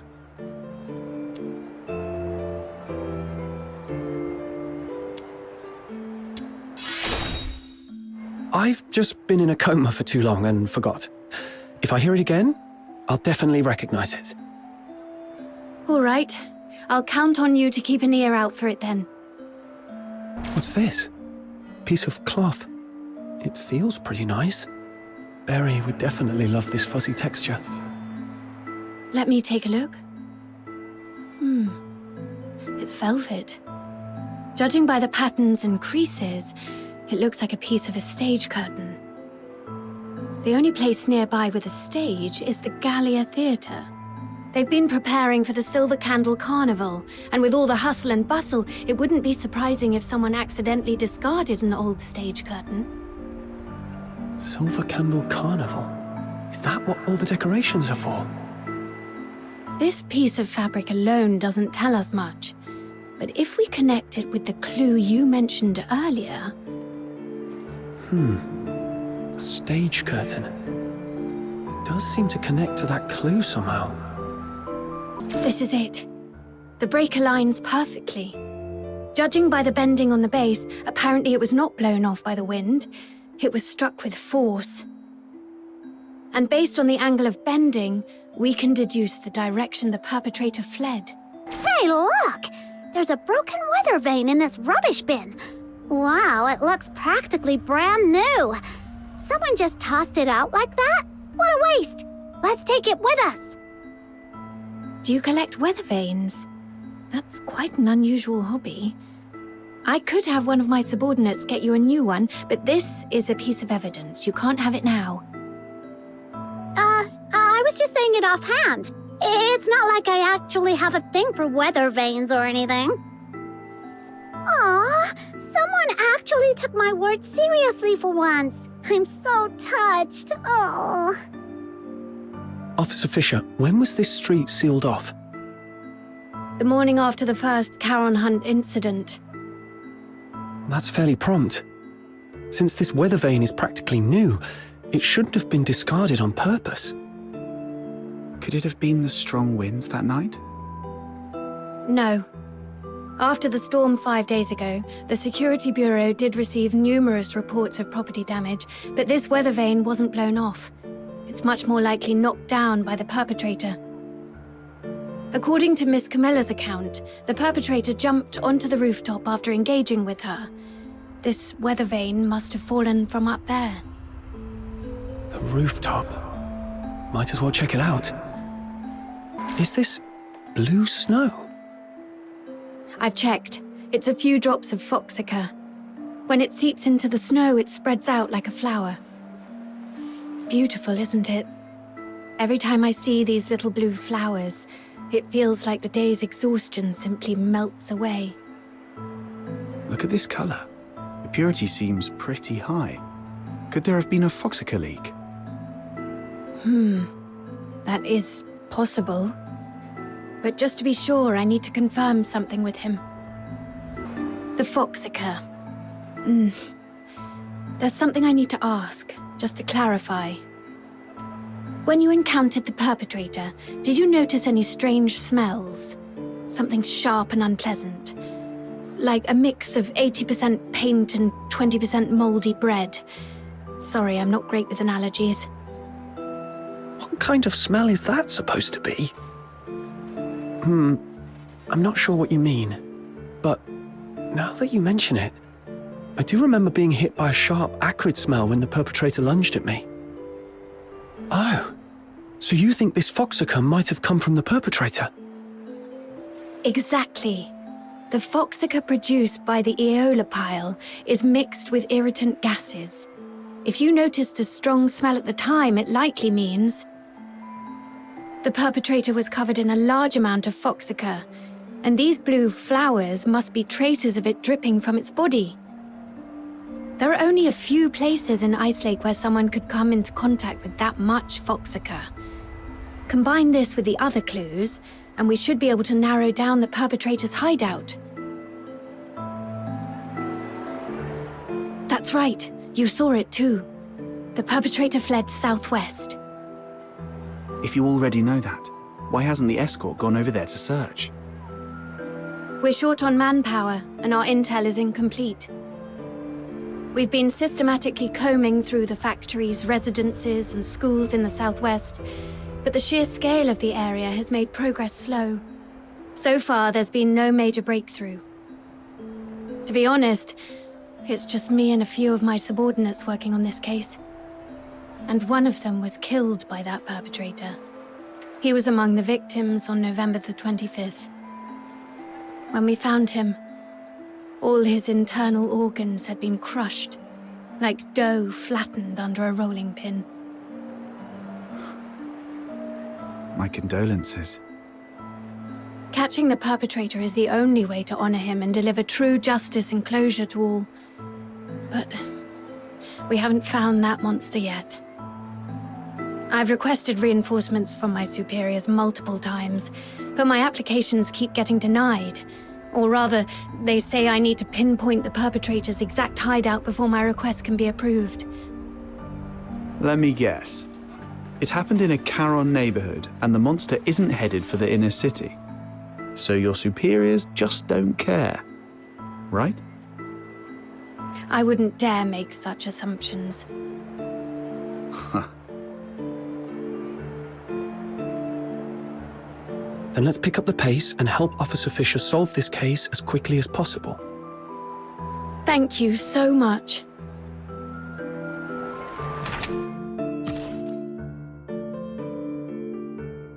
Looks like that's about it. I don't think we'll find any more clues around here. I apologize on behalf of the escort. The fact that such a heinous crime occurred in the outer city is a failure on our part. Officer Fisher, you weren't in charge of this area before, right? Did you just get reassigned here recently? That's correct. I used to work on different tasks in the Western District. I was promoted to warrant officer last month and reassigned here to oversee the safety of the Eastern District. No wonder we haven't seen you before. You come off as very different from the other soldiers, Officer Fisher. Different? Uh-huh. The escort soldiers usually don't care about what happens to Charons. But you seem to care, and you try really hard to protect everyone. Trying hard to protect everyone. The Filthoid is highly dangerous. Although it's ceased attacking, it may only be in temporary dormancy. Return to the city immediately. The escort will take it from here. Snap out of it. I should focus on the clues at hand for now. Based on the clues we have, there are 2 locations that stand out. The factory area in the southwest, and the Gallia Theatre. Looks like we've come to the same conclusion. Thank you for what you've done for the city. The information you've provided has been invaluable. Without it, we wouldn't have been able to narrow things down so quickly. But there are 2 places, and we've got 1, 2, 3, 4 people. I'll take the factory area. It might be easier for a Legion officer to investigate that place than civilians, and I have some old acquaintances there. Don't tell me you used to work there. Yes. When I was little. I did odd jobs there for quite a long time. Ha! To think you climbed all the way here. It couldn't have been easy. Though, Never mind. Let's get going too, Captain. Oh, it's you. Outsider. Director Perch. Still going strong, I see. How have you been? Just drop the pleasantries. You're not exactly the type to hang around places like this. What do you want? I'm here on a job. It's about the Charon hunt. Oh, that case everyone's talking about. Do whatever you want. Just don't disturb the Magic Flute Troop's rehearsals. Seriously? You're still rehearsing? I mean, it's a huge case with many fatalities. If the murderer is among you, you're all in grave danger. For a performer, completing a performance is the ultimate expression of life.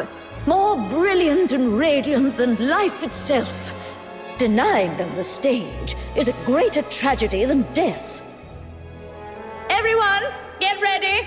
The third rehearsal of the day starts in 5 minutes. Excuse me. May I ask?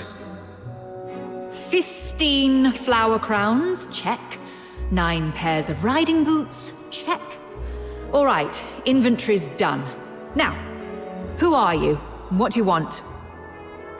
Can you tell if this piece of fabric is from the theatre? The stitching is a mess, and the pattern's just as bad. Gallia Theatre would never use something this shoddy. Who sent you? Are you some tabloid hack trying to smear our theatre? Whoa, calm down, we're not tabloid hacks. We found this at the Charon Hunt crime scene, and just wanted to get some information. Now you're accusing us of being involved in a murder case. You filthy tabloid hack.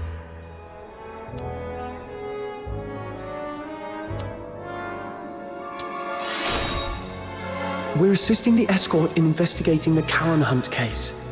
This velvet cloth was found at the crime scene, and we need your cooperation to verify its origin. The escort? All right. Guess I was too sensitive. Sorry about that. Ever since that incident 2 years ago, tabloid hacks have been spreading rumors about the troupe, calling us a fraud. It was so bad that the director fell ill and couldn't get out of bed for weeks. Anyway, this fabric is definitely not ours. The props inventory is right over there. Check it yourself if you don't believe me. Now, if you'll excuse me, I've got work to do. Hey, you little punks! Put those wigs back on the mannequins when you're done. Get back here! I swear I'll sew those wigs onto your scalps! Your throat is too tense. Relax. Let your mouth open fully and let your breath carry your voice. Place the sound further back. Imagine projecting it to a single point at the back of your head. Sorry, Miss Violetta. I'll try again. Even after all this time on tour, this child still hasn't made much progress. I suppose not everyone can be like Parsifal, blessed with such a beautiful voice. Hey there! Your face looks so weird. Are you hiding something? This great demon king demands a thorough interrogation. Oh, come on, you can do this. This is the most important performance of the year. We've rehearsed so many times. Everything's gonna be fine. Yeah, it has to be fine. Hey, stop! This demon king is talking to you. Are you all right? Do you need to take a break? No time to rest. I have to keep up with rehearsals. You sure? You look like someone who just crawled out of a coffin. I'm just fine. Everyone's been living like this for over a month now. I just need to keep going. Keep going. Then, could you tell me if anyone has been skipping rehearsals? Or sneaking out at night? No one would do that. Everyone's been locking themselves in here for the rehearsals, never stepping outside. If you don't believe me, check the schedule over there yourself. We'll be rehearsing non-stop until the Silver Candle Carnival ends. Outsider, what exactly is the Silver Candle Carnival? It's a festival where people put on masks, dress in bizarre costumes, and set aside their identities and races. Everyone gathers at the theatre to watch performances and dance through the night. For one night, no one cares if you're a Solar or a Charon. All that matters is singing, dancing, and letting loose together. It's hard to imagine a festival like that in a place like Icelake. People here seem pretty uptight. Well, the more tightly people are wound in their daily lives, the more they wish to scream and let it all out once in a while. Whoa! That microphone's so loud! Everyone, take your positions. The third rehearsal starts now. I checked the attendance log. It shows nobody has left the theatre at all for over a month. Even hibernating bears get out more often than this. With such intensive rehearsals, no one would have had the chance to sneak out and orchestrate a hunt. Let's go see if Rhythm has found anything. That was quick.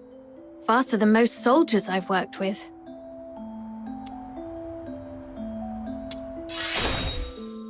Too bad we didn't find anything useful in the theatre.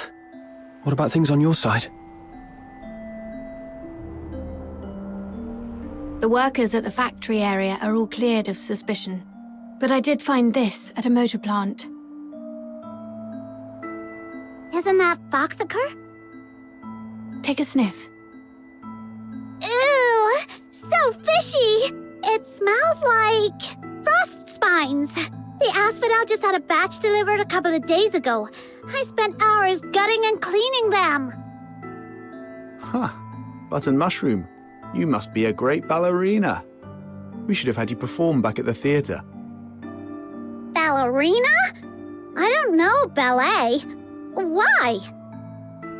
Well, with all the time you spend on your toes bussing tables at the asphodel, you've got the perfect foundation. Such a waste. Nah, I always stand on a crate. Wait, hey! That's mean! All right, no more messing around. So, officer, what's your take? Do you think the workers soaked frost spines in phoxhunter? No, look closer. This isn't phoxhunter. It's frost spine fish oil. They just happen to look similar in color. I questioned the workers. On the night of the incident 5 days ago, none of them heard anything unusual. They were so overworked that they barely got 4 hours of sleep and were completely out cold. However, something odd did happen. The next morning, a few workers found a harpoon in the plant. No one knew how it got there, but it was inscribed with the words, "Property of the Fisheries." I also found 2 canisters of fish oil stored in phoxhunter containers in their warehouse. The workers didn't notice anything off because both liquids are pale blue. Are you saying that on the night of the incident, someone swapped 2 canisters of phoxhunter with fish oil? Exactly. And based on the clues we've gathered so far, the suspect is most likely to be... Didn't you just rule them out yourself? Oh, I was just kidding. Haha. Considering the harpoon and the fish oil, I think the suspect is most likely to be a fisherman.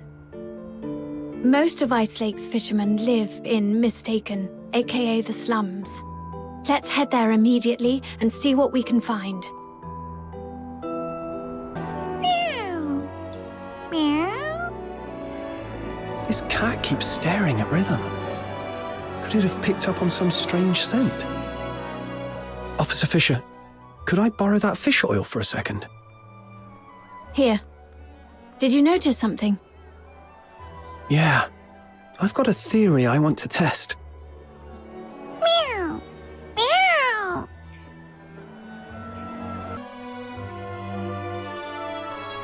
Speak. I haven't been catching much fish lately, so I stole a couple of phoxhunter canisters to sell. But does that really warrant this many people chasing after me? Officers, please, have mercy. Give me another chance, I beg you.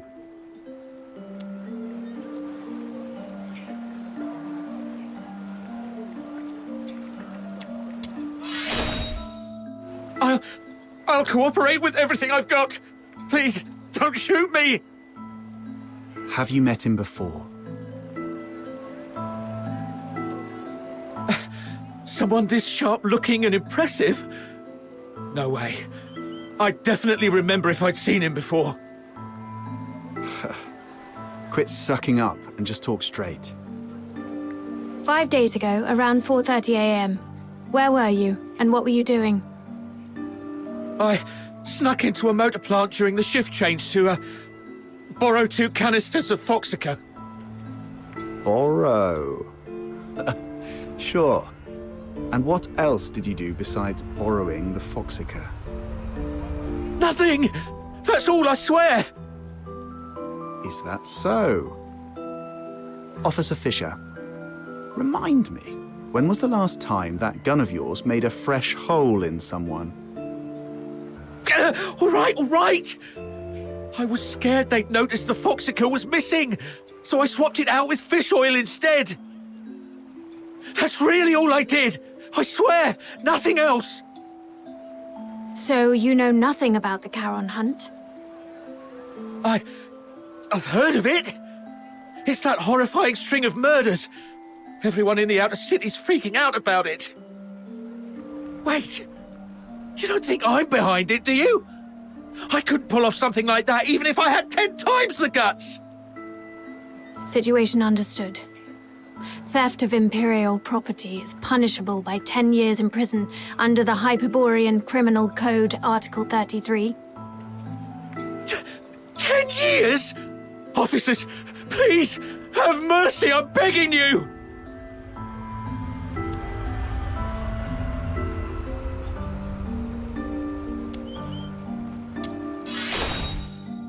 Huh? Wait! I have important clues about the murder case. The Charon hunt you mentioned earlier? Tell us everything. Do not leave out one single detail. But you have to promise me that you'll protect me. If I talk, that monster might come after me.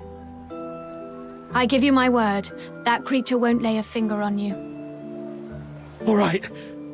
That night, after grabbing 2 canisters of phoxhunter, I was climbing over the wall to leave, and then I saw it.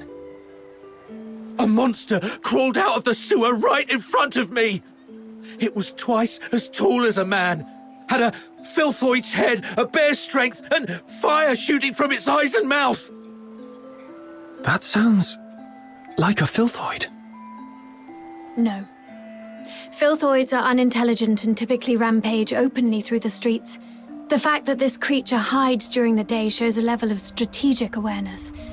It's avoiding detection. I was so terrified that I threw everything I had at it. My harpoon, the phoxhunter, everything. All the stuff I risked my neck for, gone just like that.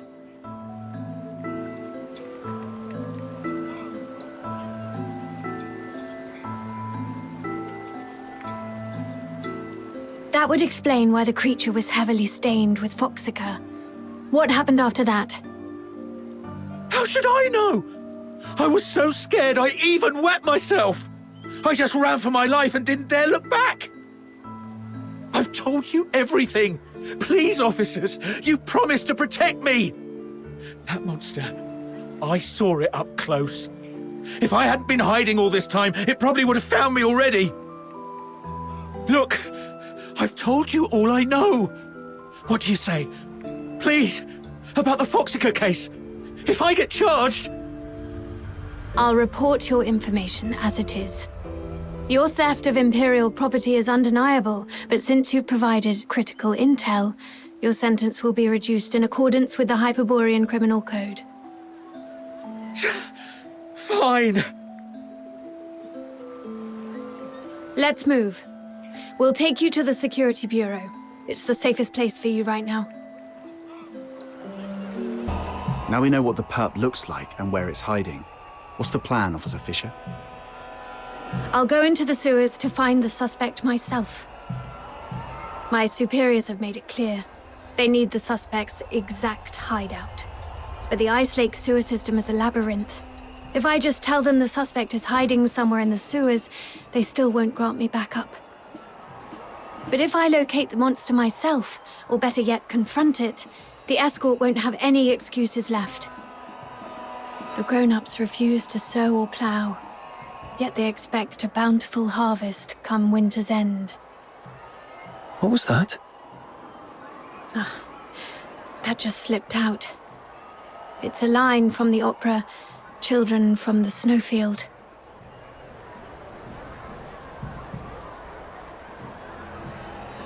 No, I wasn't questioning how the escort operates. No need to explain, Officer Fisher. We get it. It's written all over your face. Don't worry, we won't say a word. Anyway, enough small talk. I need to get moving. Allow me to thank you again for everything you've done for the escort and Icelake. But before I go, I have 2 final requests to make of you. This is the medal I received when I was promoted to warrant officer. My name is engraved on it.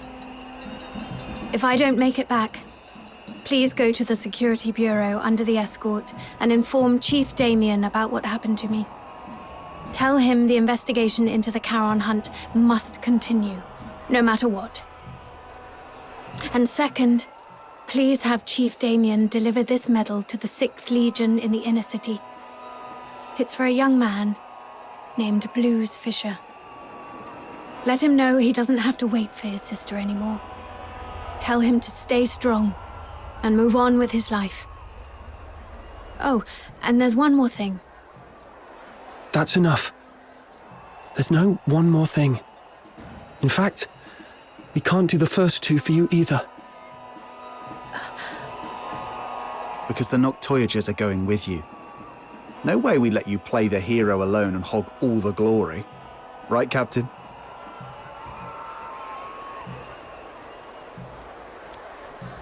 It's getting dark, Officer Fisher. You don't want to drag this out and risk another victim tonight, do you? I see. Let's go then. Wait! Aren't you guys the least bit curious about what Officer Fisher's 3rd request was? Oh, I was going to give you the key to my secret base. All my savings are there. If I didn't make it back, you could go there yourselves and collect your payment. But since he insists, and after seeing what you're all capable of the first time we met, I trust we'll make it back together.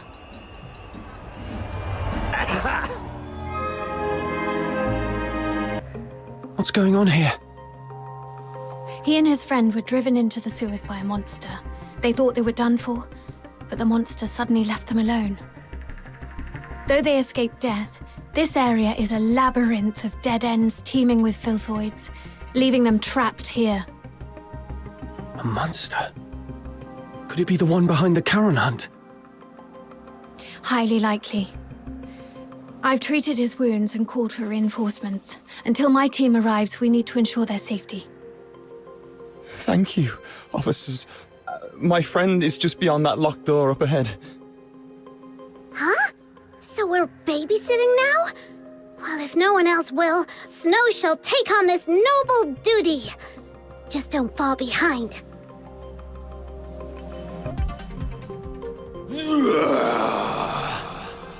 That sound, it's the monster. It's coming. Hey, you 2! Stick with us. What if you run into more filthoids? Officer Fisher, we've set up traps at several sewer exits as you instructed. What's your location? Perfect timing. Prioritize getting the 2 civilians to safety. We've spotted traces of the suspect in the wastewater treatment area. Copy that.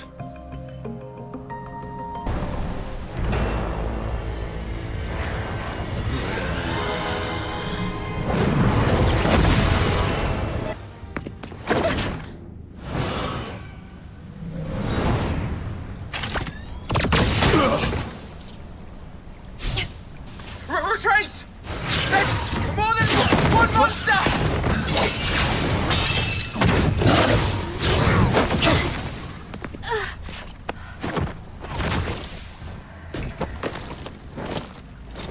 Evacuate the wounded. Hurry, We can't! get them out They're broken first. through!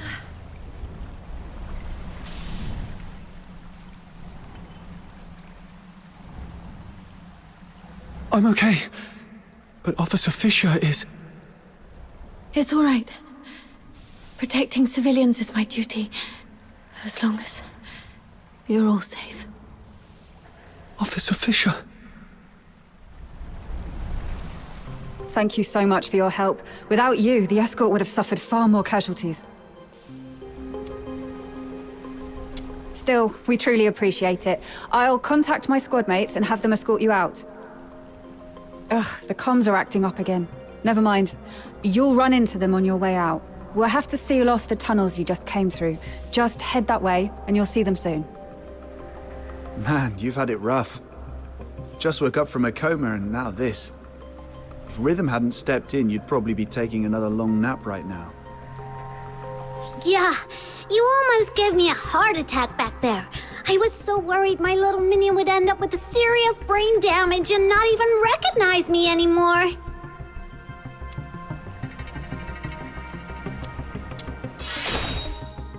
Just don't stay quiet if something's wrong, okay? Some injuries don't show until you're old. Then they hit you like a truck. Wow, outsider, you sound like a grandpa. All right. Since our work here's done, how about we head home and rest up? But Officer Fisher looked really bad back there. Shouldn't we check on her first? She's probably been taken to the Legion Hospital in the inner city. You know how that place is. There's no way they'll let us just waltz in. Oh, come on, let's at least try. We helped out a ton just now. Maybe the soldiers will help us get in. Let's give it a try. After all.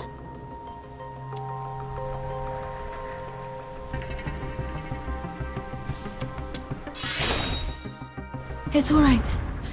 Protecting civilians is my duty, as long as you're all safe. All right. Whatever you say. So, should we go now?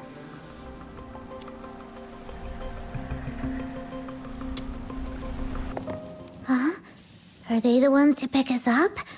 What happened to them? They're not breathing. Wait. Don't touch them. The wounds are small, and the blood's turned purple. It's poison. Cover your mouths and noses. This stuff could still be in the air. Poison? Those monsters are the worst! No. This is clearly different from the Charon Hunt's pattern. Could there be another party involved? Maybe. Either way, this is beyond what we signed up for. Button Mushroom, you go with Captain to check on Rhythm. I'll update the escort on this and catch up with you later. Got it! Let's go, little minion!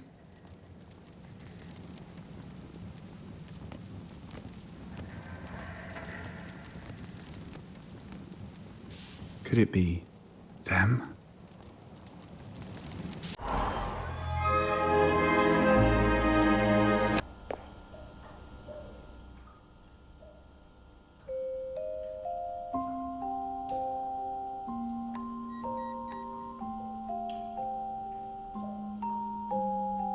Doesn't look like she's doing too well.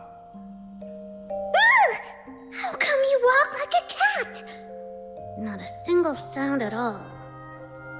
There you are, outsider. Did you manage to report the situation with the poison to the inner city soldiers? Yeah. Took a while, but they finally got it. How's she holding up? They said she's stable, but doesn't look like she'll wake up anytime soon. She will. Why? Don't tell me you're also a medical expert. Not at all. It's just that I read people. Look at her hands. Calloused, roughened. Those come from years of hard work. She's indeed a dedicated soldier. And those eyes of hers, always so stubborn and full of determination. People like that never know when to stop or take an easier way out. They always have to push until they hurt themselves badly. so she's not going to stay down for long. She'll drag herself back into the fight before the Charon Hunt case is resolved. For now, all we have to do is have a good rest and wait for her to wake up.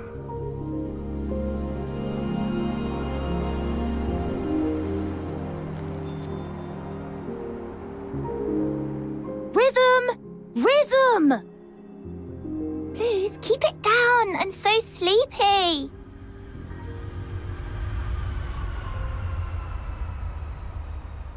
Seriously? You're napping in the middle of the day again? The test's tomorrow. Do you even remember where I left off? Something about Charon's sins? Yes. Oh, what was that again? Oh, figures you've been slacking off in class again. Working at night always leaves me too sleepy for school the next day.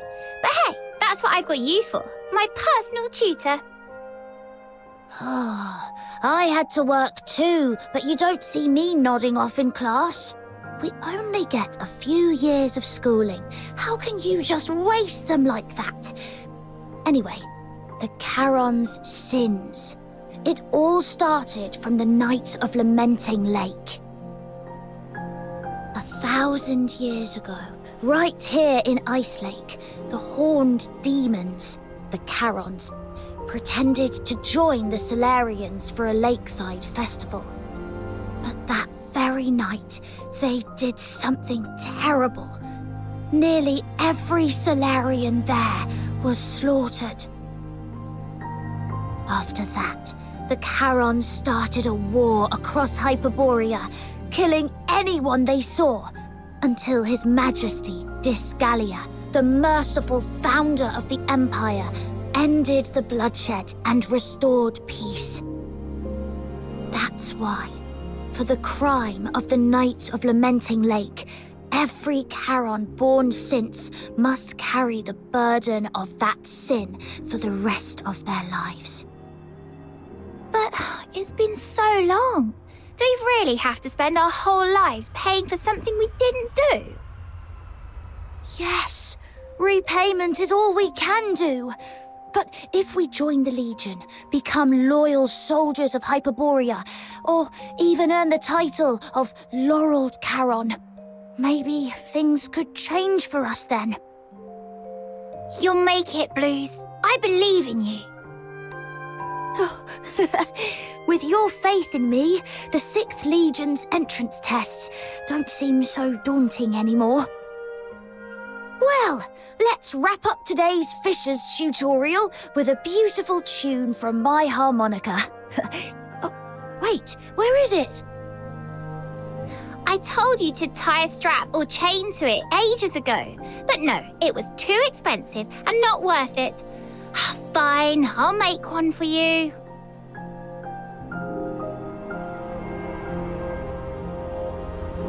How'd things go at the factory?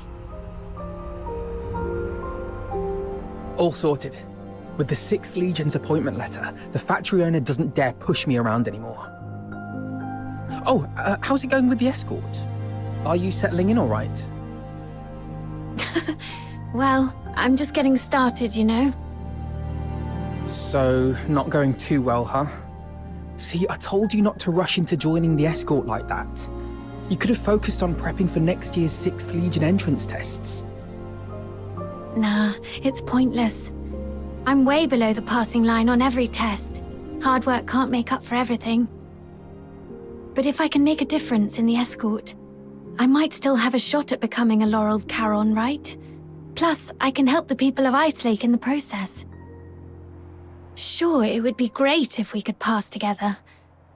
But if I don't have what it takes, I won't force it. I'll just stumble my way through and see what works. Rhythm, look over there.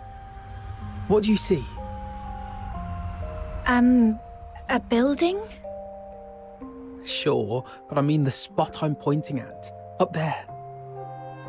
The watchtower? Exactly. More specifically, the light on top of the watchtower. That's the highest point of Icelake. Every time I look at it from here, It feels so high, so far away, and so bright. Like a beacon from a storybook. Right before my eyes, yet always out of reach. But I'm not the same as before. I'm a laureled Charon now. Those dreams I had, performing, playing music, they're not just pipe dreams anymore. Now I can get into the inner city, climb to the top of the watchtower, and stand under that light. It'll feel like I'm the king of Icelake. Soldiers, hear my command! Full assault! For the glory of Hyperborea! Shh! Keep it down! Are you trying to get yourself into trouble? Ah, sorry. Got a little carried away.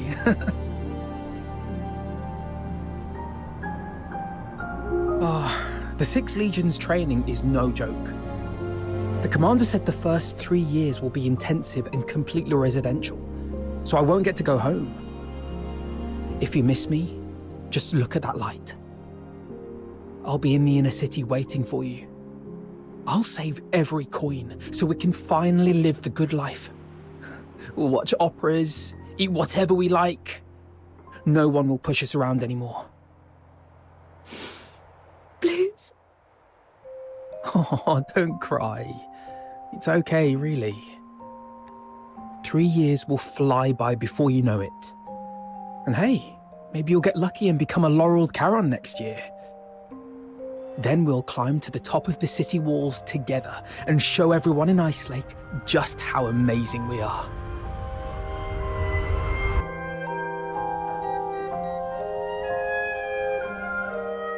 Blues. I'll do my best. I promise. We'll get on the city walls together.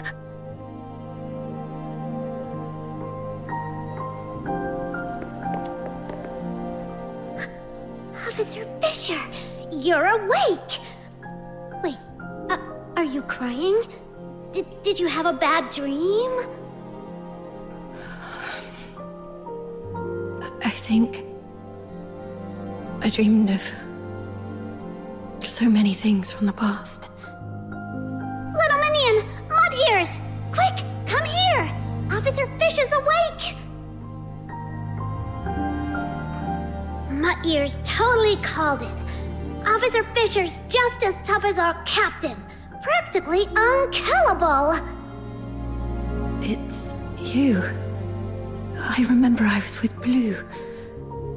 No, wait, we were in the sewers, chasing the monster, the perpetrator of the Charon hunt. Did we catch it? Whoa, slow down. You've been unconscious for 2 days. Take a breath. Have some water and eat something first. I'll explain. That day, after they got you out of the sewer. So, it got away after all.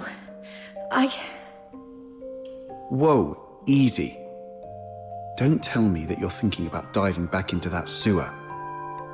Your squad's already on it, and you're supposed to be resting. You're not going to help anyone in your condition. Yeah. You've done everything you can. Let your colleagues take over from here. I'm sorry for wasting your time. I haven't even been able to keep my promise to help you find your family. Oh, right. Here, take this. It's the key to my secret base. The address is written on the back. Could you go there and grab my silver seal with my name on it? I'm in no condition to do much for you right now, but I can at least write a few letters to ask for help on your behalf.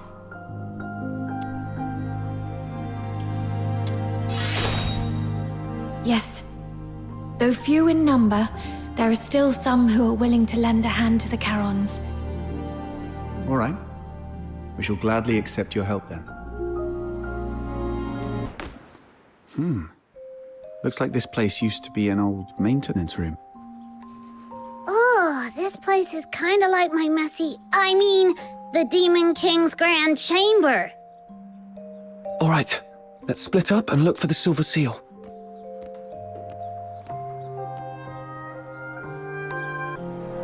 Take a look at this. Why are there so many mining lamps and pickaxes in an abandoned maintenance room? Back when the Gleven pit was running dry, miners started swiping gear to sell elsewhere out of fear of losing their livelihood. This place must have been one of their stashes. Rhythm probably stumbled upon it later and turned it into a secret base. But that's not what I wanted to show you. I was wondering who the genius was that sent painkillers to someone in a coma. Now it makes sense. That's so Rhythm. Anyway, this is all I've found so far. What about you? Found the seal yet? Not yet, but I've learned something else. When Rhythm was young, her parents were killed by a filthoid. That same filthoid took the lives of so many others. I have received an alert of a deterioration outbreak in the eastern periphery. The deteriorator is a grave threat. Immediate evacuation is advised. We'll take over from here. Protecting civilians is my duty, as long as you're all safe. Maybe that's why she joined the escort. To make sure no one else has to suffer like her parents did. Then, you've forgiven her for what happened that night?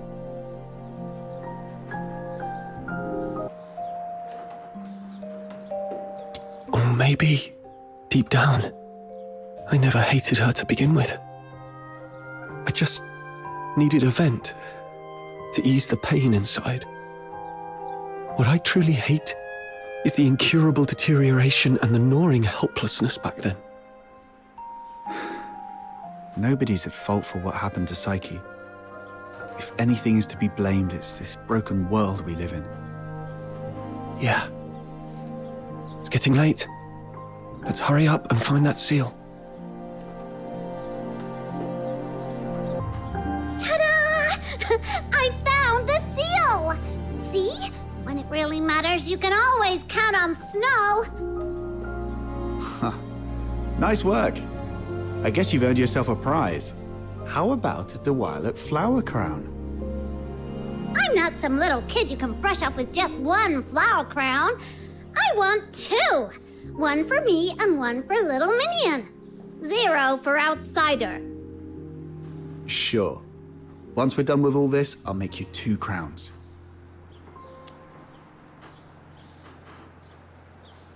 Of course not.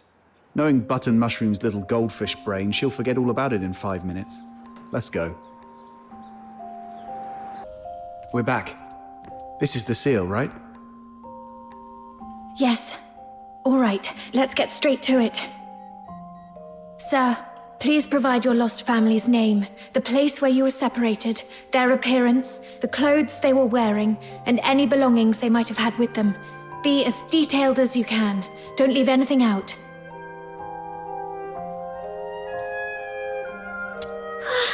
It sounds like Officer Fisher's going to arrest my little minion. Her name is Berenica, from a small southern island.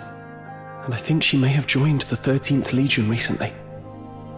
She has silver hair and red eyes. She's beautiful, but always dresses in dark clothes. She's incredibly strong and loves fluffy things, though her culinary skills leave much to be desired. Okay, I got it all down. The 13th Legion keeps their information under wraps pretty tightly, but I'll reach out to some reliable contacts. If we find her, what do you want me to do? Should I pass along a message and tell her to come find you? No, it's okay. Just let me know where she is and if she's safe. I'll handle the rest myself. Sure. Even though she's not with you right now, I hope... No. I believe she's out there, staying strong and waiting for the day you'll reunite. Just like me and Blues. Ugh. Sorry if I came off too blunt. I probably haven't mentioned this before, but Blues is my young brother.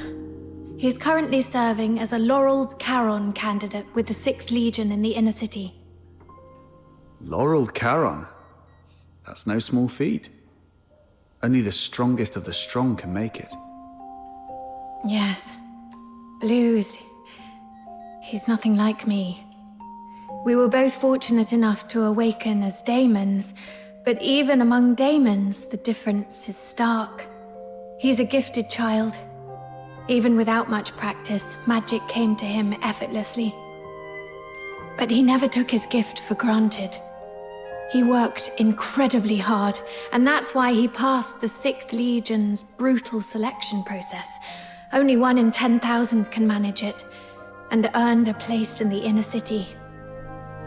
Congrats, I guess. 1 in 10,000, all that hard work just to lick up the crumbs nobles toss under the table. I understand your indignation, but I'm content with it. Blue's achieving his dream is something we never thought possible when we were kids. Blues and I grew up under the weight of a double burden. The guilt of our Charon bloodline, and the sins of our parents. When I was a child, my parents unknowingly sheltered someone who was secretly a deteriorator. You can probably guess what happened next. That deteriorator turned into a filthoid and wreaked havoc, killing many of our neighborhood. Under Hyperborean laws, harboring a deteriorator is as much a crime as being one. But even as the children of criminals, the Empire didn't punish Blues and me. They even allowed us to serve in the Legion. Life as a Charon is harsh. But through effort, we can still make each day a little better than the last. Don't you think? But have you ever thought... Greetings, Warrant Officer Rhythm Fisher. Lynn, Major of the 13th Legion.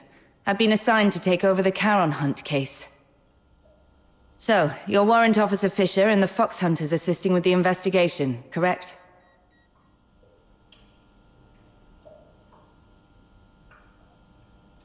The 13th Legion.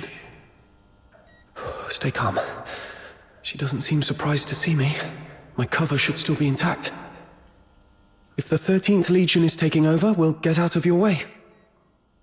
You've done well on this case. You civilians shouldn't have been caught up in this. Thanks to the 6th Legion's bunch of good-for-nothings. I came to Icelake for only one thing, the Charon Hunt. Warrant Officer Fisher, I want the full report on this case in my hands within 2 hours. And Foxhunters, since you're already in this deep, might as well keep assisting us if you can spare the effort. Certain matters are better left to the locals. They know the lay of the land, after all. Come find me when you're sorted. The pay is proper. It's all for the safety of Icelake.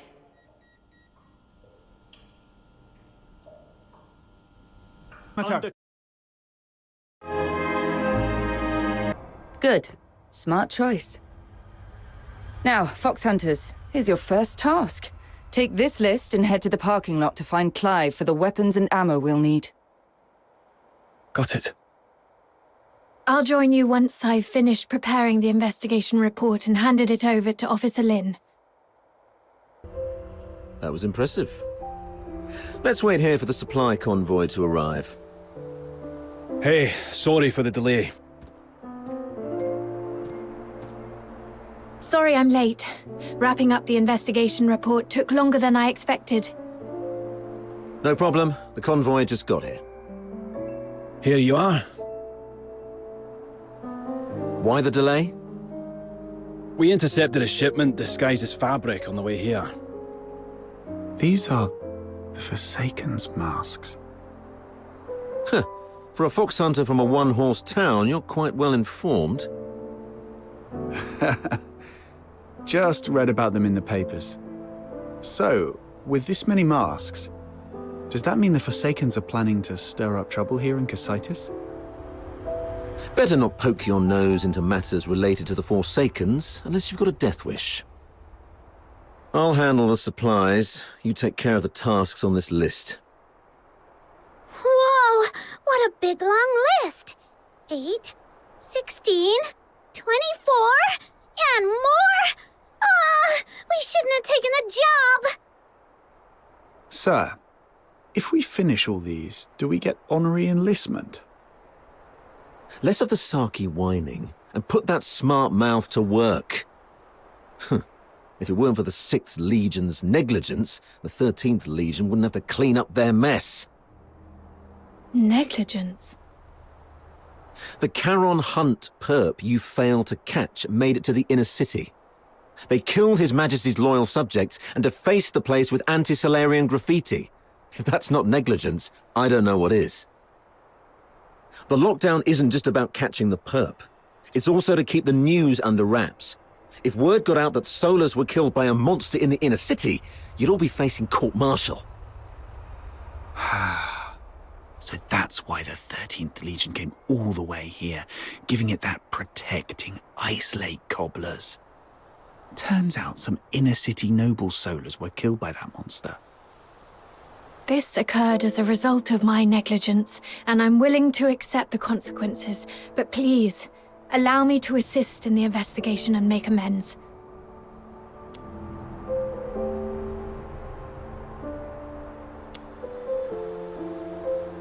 Save it. Who faces the penalty is for the military court to decide. If Major Lin hasn't ordered your arrest, then just focus on doing your job. Yes, sir. I'm sorry for dragging you all into this. Enough with the downer talk. Let's move. We've got our hands full for the next few days.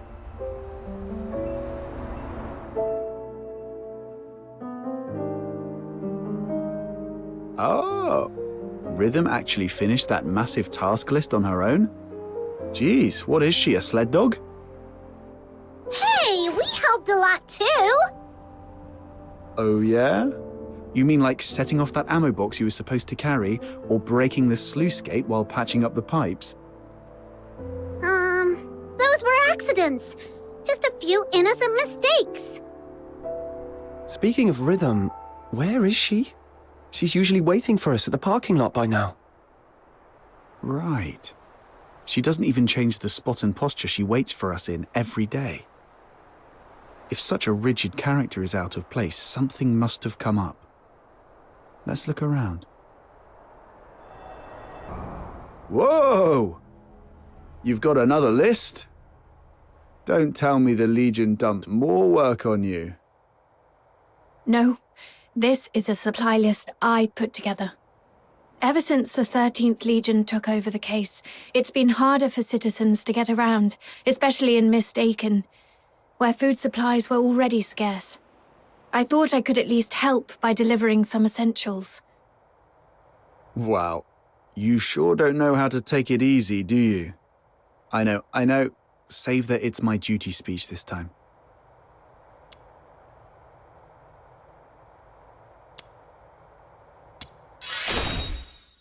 If it's something you really need, I'll see what I can do.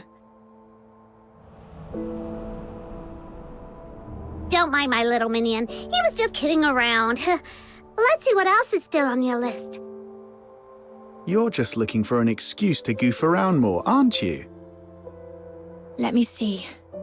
Looks like the last thing we need to deliver is fish for Mistaken. Whoa! Fishing? Count me in! Count me in! Wow, Officer Fisher. I can't believe you brought all this food. And even sooner than you promised. Let me see. Bread, beans, boreal berries, and fresh fish. Oh, thank you so much. We've been scavenging through empty rubbish bins these last few days. If it weren't for you, I don't know how we'd manage. You're a lifesaver. No need to thank me. It's just part of my duty. You should thank the Noctoyagers, though. They've been a big help. So that's why you're here. I knew it. My brother from another mother always has my back. But how did you guys manage to rub elbows with the Legion officers so fast? You've got to show me the ropes. All squads, attention. Assemble at sewer entrance number 8 immediately. Repeat, sewer entrance number 8. Assemble immediately. Is the 13th Legion making another move? Yes, Looks like the operation's moving to the next phase. Let's keep going. Oh, you're leaving so soon. Well, when you're not busy, be sure to stop by again. I'll have tons of fun little trinkets ready for you next time. Arnold, take 3 men and head to the sewage tunnels right under the motor plant. Duke, the ventilation zone. Miles, you... Rhythm Fisher reporting for duty.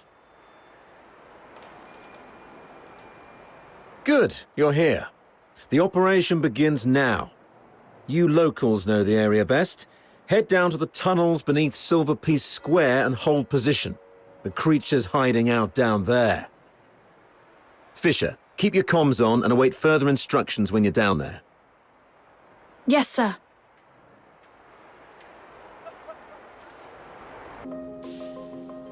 Miles, get me 2 more mags. Do you copy?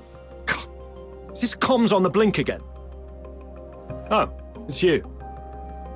Isn't your AO up front? Move on, this mission allows for 0 slip-ups. Yes, sir. Ghost!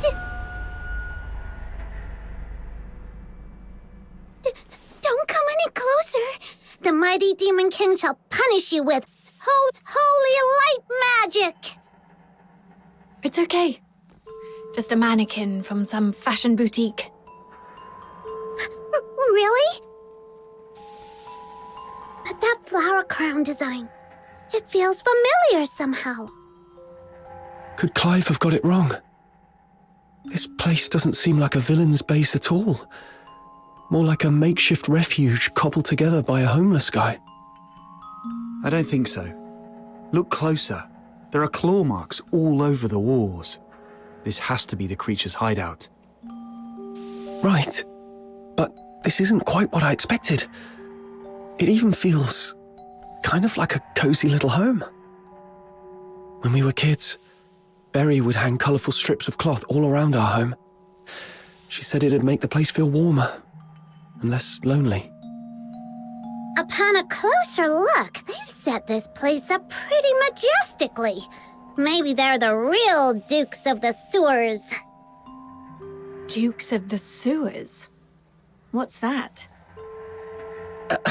Let's not get hung up on that. The setup here is a bit strange. Let's split up and check for anything off. Okay. Feels like a mini theatre stage.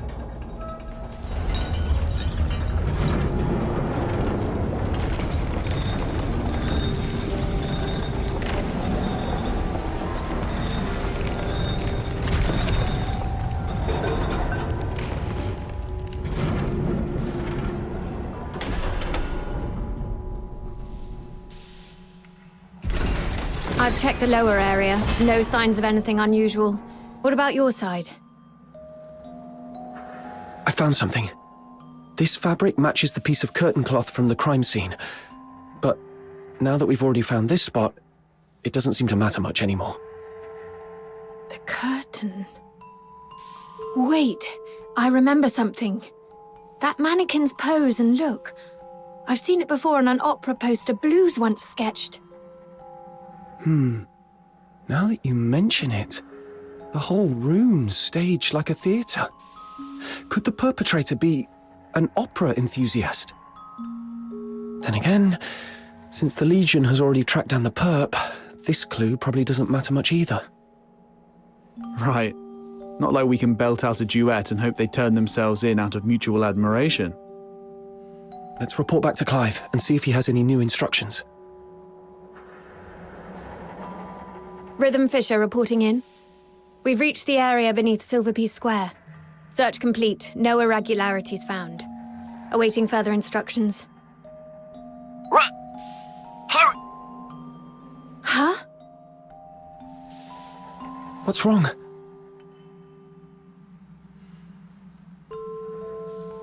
The signal is breaking up. I'm not sure if it's the comp device or... I can fix it! Just give it a good smack! Whoa! Whoa! If you break it, even selling yourself wouldn't cover the damages. Let's check the device together.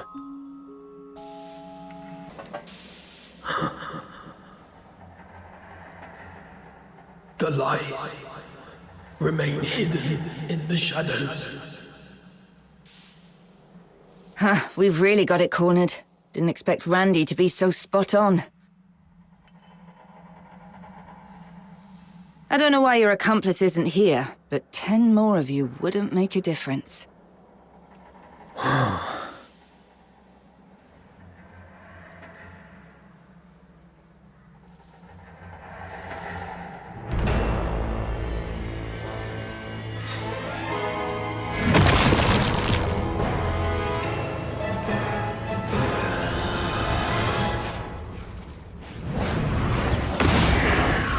All tactics are meaningless.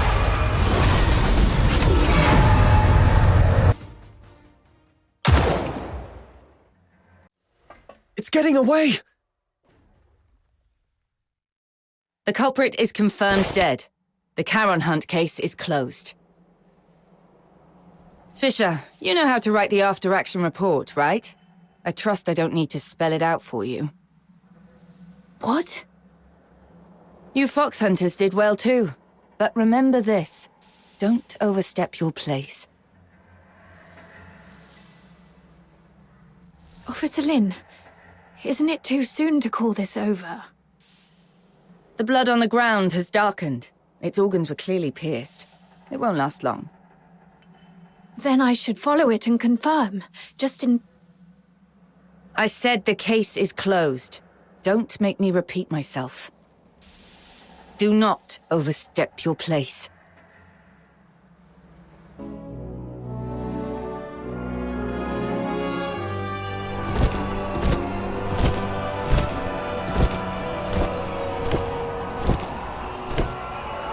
Wow, look at this! Such a grand display. It's like a royal procession. All that talk, and in the end, it's just a show to make it look like they did something. Aren't you going to join the send-off ceremony? You think our stubbornly upright Officer Fisher could stand up there and call the Charon Hunt case perfectly solved with a straight face? Snow would start to poop gold before that happens. Move along. Don't block the path.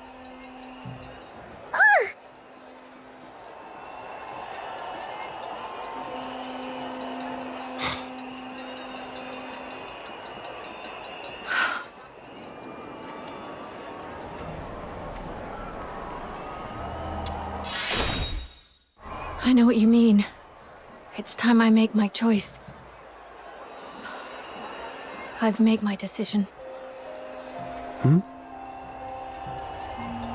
I've been thinking, why did I join the escort in the first place? Why did I want to become a laureled Charon? Was it out of a sense of duty to protect the people?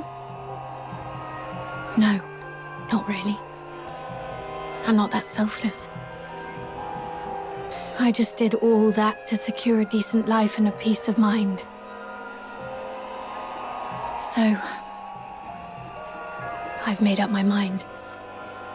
Well, fair enough, we get it. You've done your best. If the Legion won't act, we'll take care of it ourselves. Foxhunters don't answer to their nonsense rules anyway. Let's go, Captain. Wait. I think rhythm means... My decision is... I will continue with the investigation, even if it means defying Officer Lin's orders. Huh?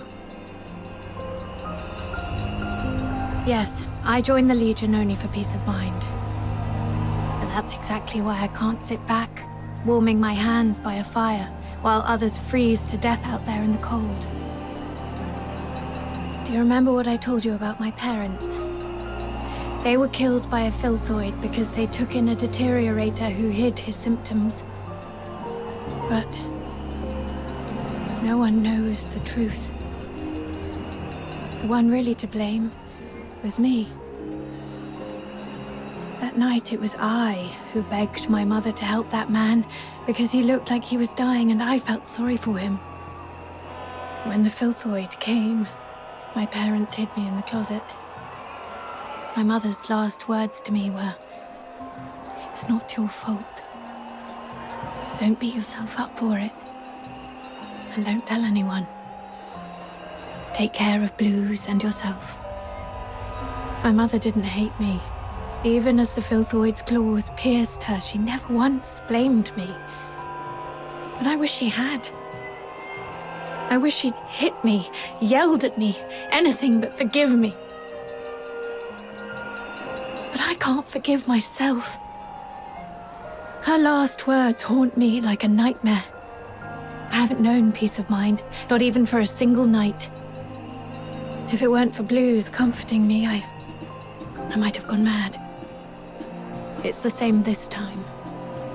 If I just sit by and let the Charon Hunt case end like this, I'll never forgive myself. Sorry for unloading all these old memories on you. I should get going while there's still daylight.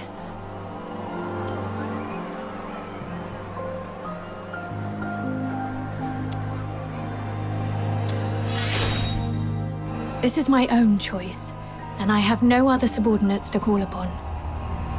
You don't have to risk yourselves to help me. What are you saying?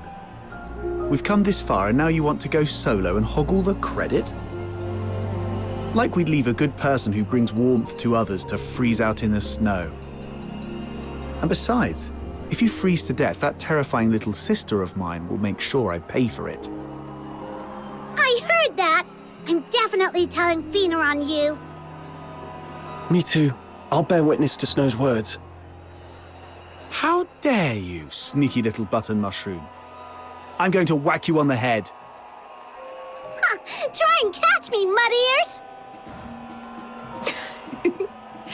Thanks to this dynamic duo, I'm feeling a lot better. Let's get moving then. Yeah, Officer Fisher. Rhythm. Earlier, we suspected the perpetrator might have a connection to the Opera House based on the curtain clue, but we quickly ruled out the staff. Still, from what we've seen in the hidden chamber underground, it's clear the perpetrator has strong ties to opera. I agree. If the perpetrator is an opera enthusiast, then the melody you heard that night might actually be an aria from an opera. Who here knows anything about opera? Don't look at me. That's way too fancy for my taste. I don't know much about it either. What about you, Officer Fisher? I'm afraid not. Like I said, I'm not really great with music. If only I hadn't fallen asleep when Blues was badgering me to listen to his tapes. Wait. Blues was an absolute opera fanatic. I remember he left a collection of tapes at our secret base. It's a long shot, but if we listen to them all, we might find that melody. Huh. Kudos to Blues for helping out big time. Captain, let's visit that place again. These can't be all of them, right? Got nothing?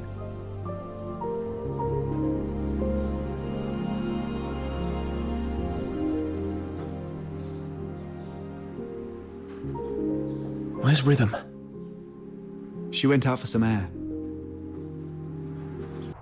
The silent, silent snow, child of the sky, may the nameless child be bathed in good time, dancing with snowflakes, so light, so great. That's it! That's the melody! What's the name of this song? What's it about? The one I just hummed, I wasn't even thinking about it. It just slipped out. Let me try to remember. Oh, Blues taught me this one. It's called Requiem for the Nameless. It's the song from the opera Children from the Snowfield, but the lyrics I sang weren't the original ones. The actual song is much sadder. It tells the story of a nameless fairy who sacrifices everything to save their friends. But in the end, their friends never learn the truth. Only the snow remembers. Blues didn't like that ending, though, so he rewrote the lyrics into something happier.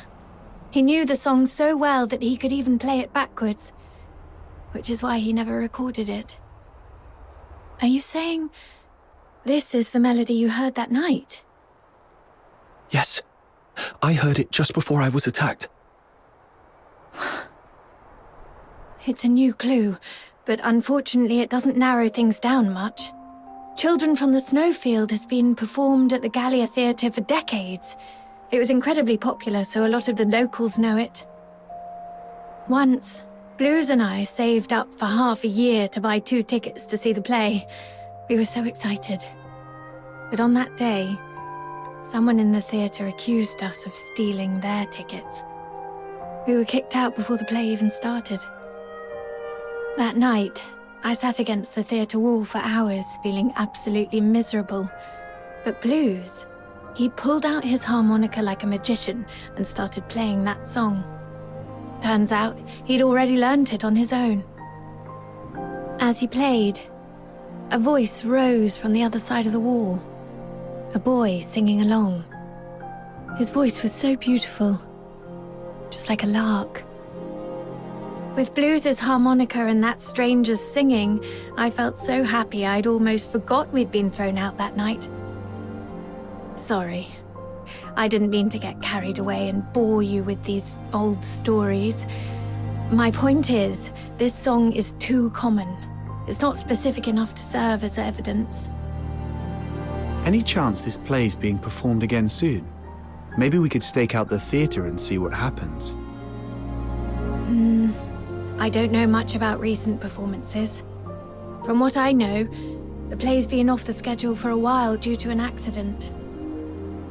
An accident? Yeah. I came across a note about it while sorting through case files some time ago. It wasn't anything major, just a brawl at the theatre during a performance 2 years ago.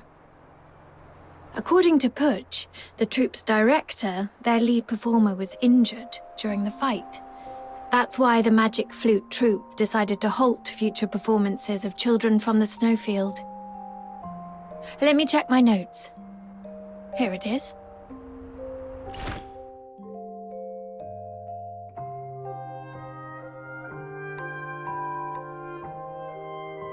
But aside from diving into the sewers for further investigation, this is the only lead we have for now. You just gave me an idea. If Children from the Snowfield holds great sentimental value for the perpetrator, perhaps we can use it to draw them out.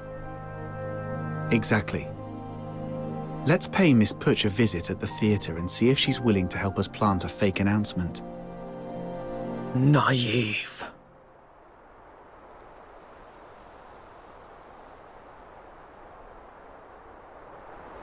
It's been so long, sister.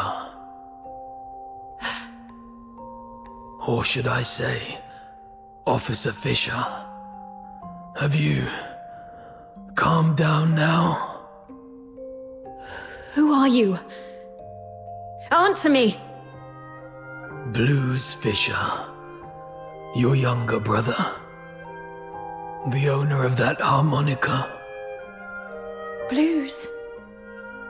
Why are you dressed like that? What happened to your voice? I thought you were training in the inner city. Why are you... No. You're lying. My Blues has a heart of gold. He shares other people's suffering as if it were his own, and treats every Charon like family. He'd never have committed atrocities like the Charon Hunt.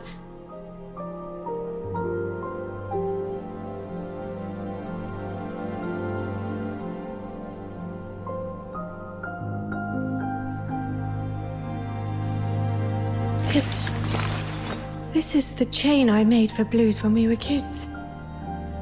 Take it back. The Legion betrayed me. I don't need it anymore. Rhythm, don't jump to conclusions. You've seen how cunning this monster is.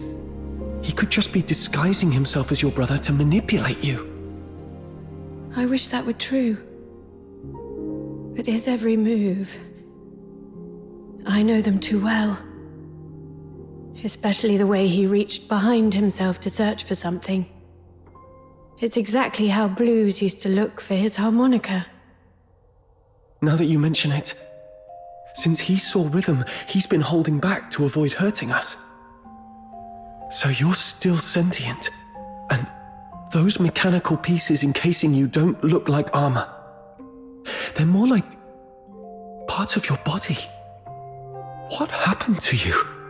What do you mean by the Legion betrayed you? Your instincts are sharp. But in the Empire, that's not always a good thing. Rhythm, my sister, let me tell you the cruel truth behind the title of Laureled Charon.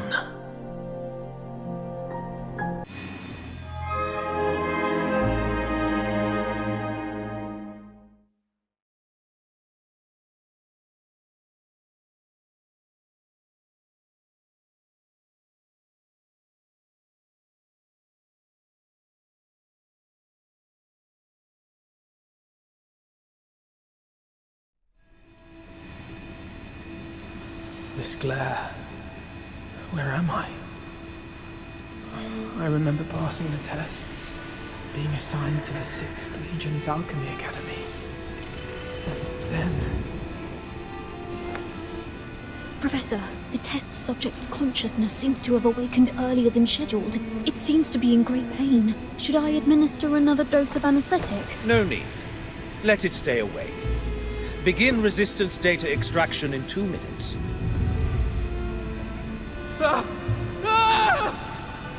Professor, the data is in.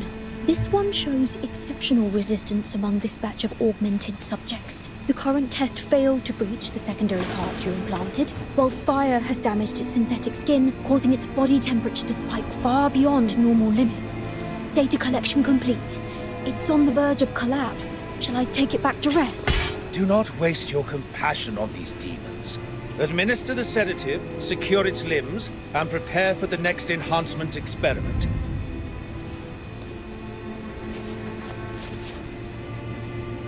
Such vivid expressions. What?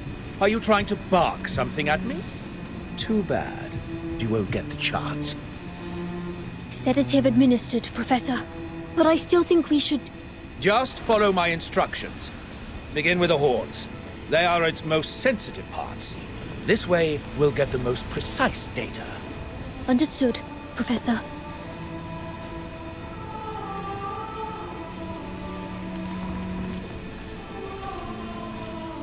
I don't know how long those days dragged on. Only that my body was slowly twisted into the shape of a grotesque monster. My heart grew colder with each passing moment, shattered into shards by the frigid winds of Lamenting Lake. The old memories as a human slipped further and further away, until even my name was lost, swallowed by the abyss. Blues Fisher is dead. In his place remains a hollow shell, his name erased, now known only as Subject 47. And yet, this wretched body still clung desperately to the instinct to survive. Professor, the subject's rejection response has ceased, and all vital signs are stabilizing. However, it seems we've overused the beta-type suppressant. Subject's mental state is unstable. The mind is nothing more than a byproduct of biological processes. All we need is obedience. As long as the subject can respond with a yes, take it to the testing ground. Yes, Professor. Hey, wake up. I'm 36. Who are you? Not in the mood to talk? That's fine. Just make a sound so I know you're alive. 47. Thank goodness. I thought I'd never meet another person to talk to. Do we know each other? Not yet, but we'll get there. After all, we're the only humans in this hellhole. Humans? Only you would still think of us that way. It's what's in the heart that counts. The heart? That was torn apart on the operating table long ago. Then let's piece it back together. And once we've done that, we'll get out of here. Together. As humans. Keep dreaming.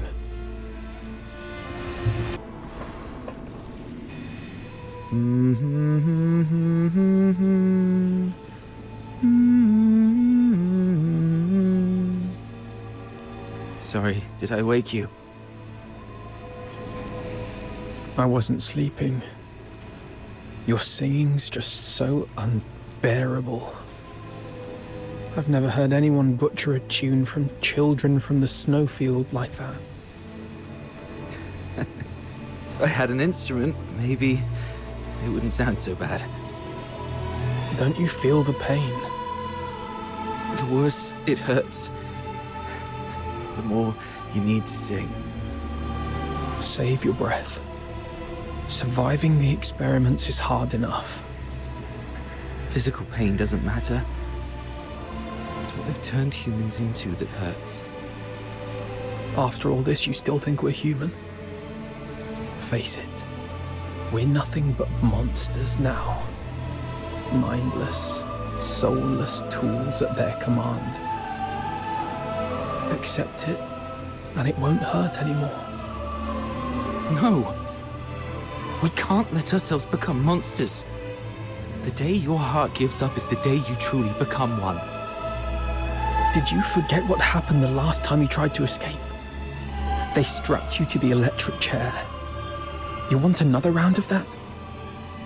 See? The fact that you still care. That's proof enough you're not a monster. Twisted logic. Don't worry. I'll get us out of here.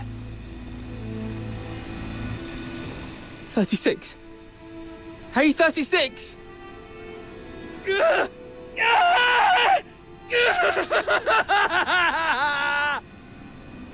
Hey!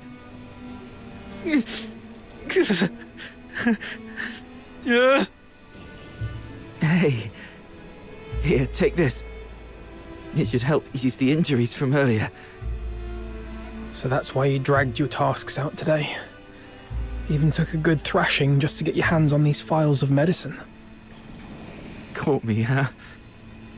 Don't you dare give up. I told you. I'm getting us both out of here alive. Why bother? Even if we manage to escape, what kind of life awaits us now that we've become like this? But once you're dead, nothing good can ever happen to you again. I won't go down without a fight. We both have dreams we've yet to fulfill, haven't we? It doesn't matter anymore. Look at us now. Tell me about them. Talking about your dreams reminds you that you're still human. A performer. Huh? I used to dream of becoming a performer. Participating in the 6th Legion's tests was meant to be my first step toward becoming a laureled Charon. I thought if I could build a better life, I might one day stand on a grander stage. I wouldn't have to hide in the shadows anymore, watching others bask in the spotlight, or surround myself with tapes of songs I couldn't even play. All because, as a Charon, my horn was deemed sickening to the audience. I know. It's a ridiculous dream. No, I just thought of us. I love opera too. No wonder we hit it off. After we get out, we'll set up a stage of our own, invite everyone we know, and put on a wonderful show for them. I'll take that as a yes. And a promise is a promise. I'll hold you to it. I've got a feeling. Our chance to escape is coming. It might just be a delusion. It's not. Haven't you noticed? The suppressants have been growing less effective on us over the years. That's proof we're still human. Even our bodies are telling us it's time to fight for ourselves. Or maybe it's just this cursed, monstrous body mutating for its own survival. But the alchemists haven't even noticed it yet. Their negligence is our chance. Let me think. We should come up with a secret signal for when the time comes.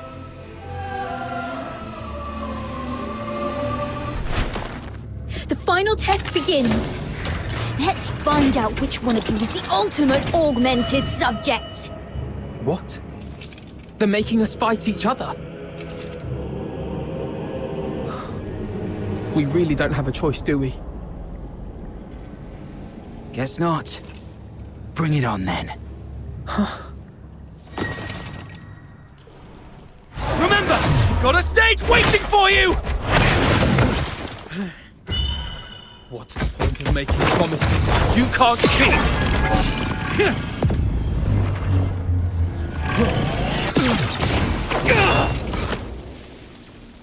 Because someday, they might just be fulfilled! 36, what the hell are you doing? Subject exhibiting extreme instability! Requesting backup! What? You never said anything about making it out like this!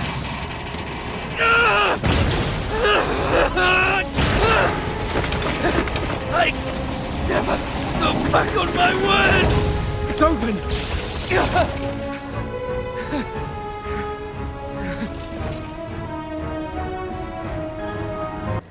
We made it out! This is the Academy's drainage tunnels.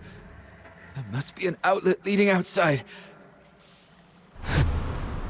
Can't believe we actually made it. We're finally free. You hurt.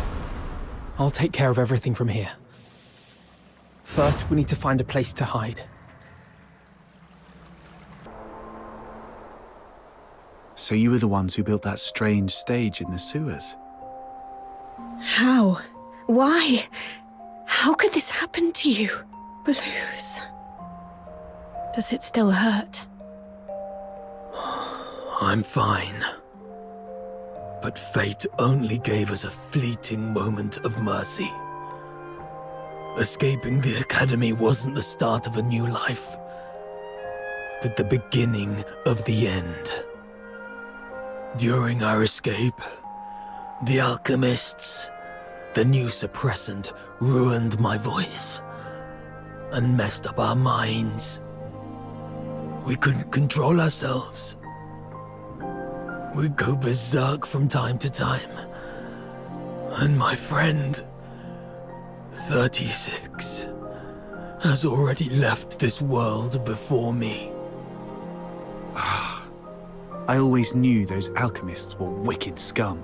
But this is cruelty on an entirely different level. And to think that they had the gall to go in cahoots with the 6th Legion, luring Charons with strong magical aptitude just to turn them into test subjects. Listen, sister. The 6th Legion. They used the title of Laurel Charon as a lure to deceive us. Leave the Legion. Find a quiet, safe place and take care of yourself. What about you?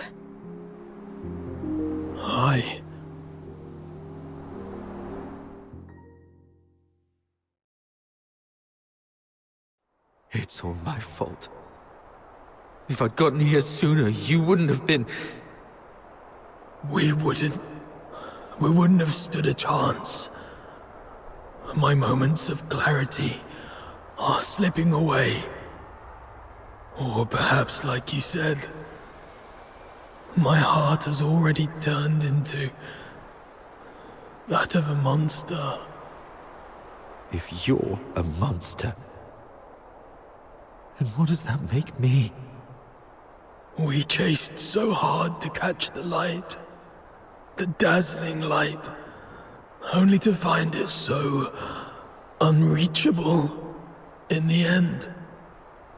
If something is unreachable, why not pull it to the ground? Stay back. His body is toxic. Who are you? I have many names, many faces, but in the end, they're all just labels. No matter how those labels shift or change, one truth remains. We have been forsaken by the gods. Now, someone as sharp as you should already know who I am. I'm here to extend an invitation. Join us. Drag the untouchable Solars down to the ground and let them feel the wrath of Charons. Don't rush to reject me. Reflect on what the Empire has done to you. They lured you in with sweet lies, broke you with merciless torture, and buried you under an ocean of despair. And what lies at the end of this path?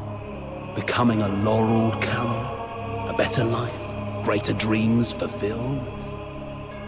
Absolutely not.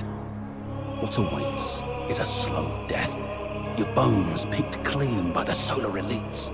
Hunted by traitors among our own kind until you're discarded like trash in some forgotten corner. With a single empty promise, they lure aspiring Charons like you and me straight into the abyss. As long as the 6th Legion and the Alchemy Academy's web of lies remains intact, Charons of Icelake will continue walking this path to ruin, marching straight into the same tragedy as you, again and again. The Empire stripped us of what we once had, and left us trapped in this miserable present. Are we really gonna let them crush everything we hold dear without putting up a fight? Look at us. The Empire coveted our strength, shackled us like animals, and twisted us into grotesque monsters, into real demons. But now, we've broken free of those chains. Isn't it time to turn their own weapons against them? Time we made them pay? Let them tremble at the mere thought of us. Let them feel the pain we've endured. Make them never dare to cover what we hold dear again. Let them repent with their blood and remember us for eternity. Let the entire Empire scream our names in terror. The Forsakens. You may call it vengeance, but I call it protection. We demons bear a duty to protect our kind. We'll rid the inner city of its filth and give your loved ones the cleaner, brighter future they deserve. The Forsakens. I still have unfinished business. Blues!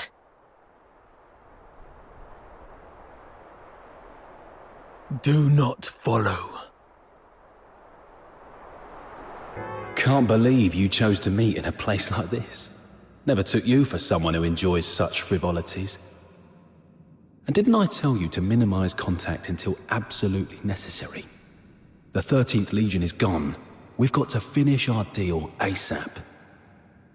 Yes, it can be finished now, as we agreed.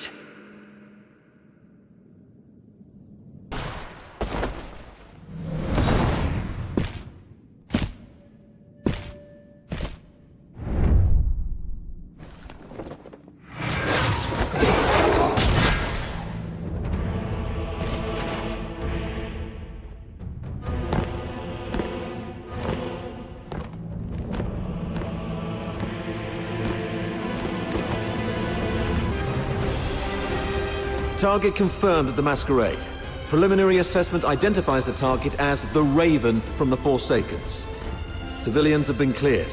Apprehension proceeding as planned. Well done.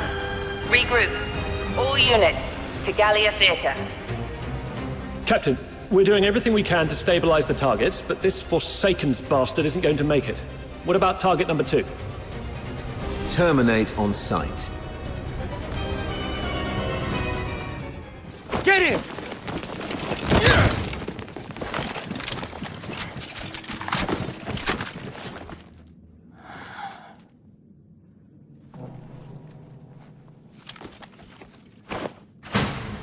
Who is it?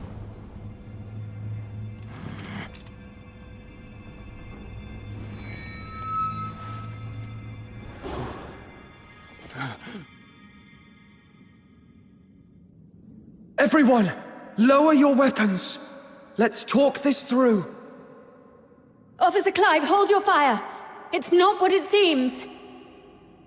Warrant Officer Fisher and the Foxhunters, are you shielding that monster? The Charon Hunt perpetrator? Have you lost your minds like the idiots prancing around at the carnival? The killer's identity and motive remain unconfirmed. Executing him now will not serve justice for the victims of Icelake. Justice? Justice is putting a bullet in its skull. You're out of line here, Fisher. Stand down. Do you remember the oath you swore under the banner of the Three Wolves? To dedicate my life to His Majesty, to become a loyal soldier of Hyperborea, and to serve until death. Major Lynn spoke highly of you. She considered you a very promising soldier, despite your Charon bloodline. She was even planning to recommend you for promotion to the capital once this case was resolved. The 13th Legion values its ace soldiers. I'm giving you one last chance to prove your loyalty to Hyperborea. Step aside. No. You dare defy a direct order? I've always been a slow thinker. Never good at understanding complicated ideas. Even now, I still don't know what it means to be a loyal soldier of Hyperborea. But there's one thing I know for sure.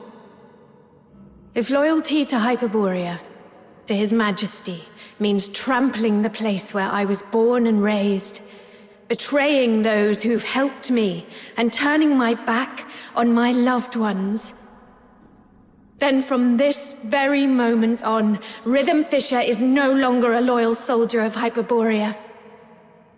Disobeying orders, obstructing a Legion operation. By Imperial law, that's grounds for immediate execution. That won't be happening.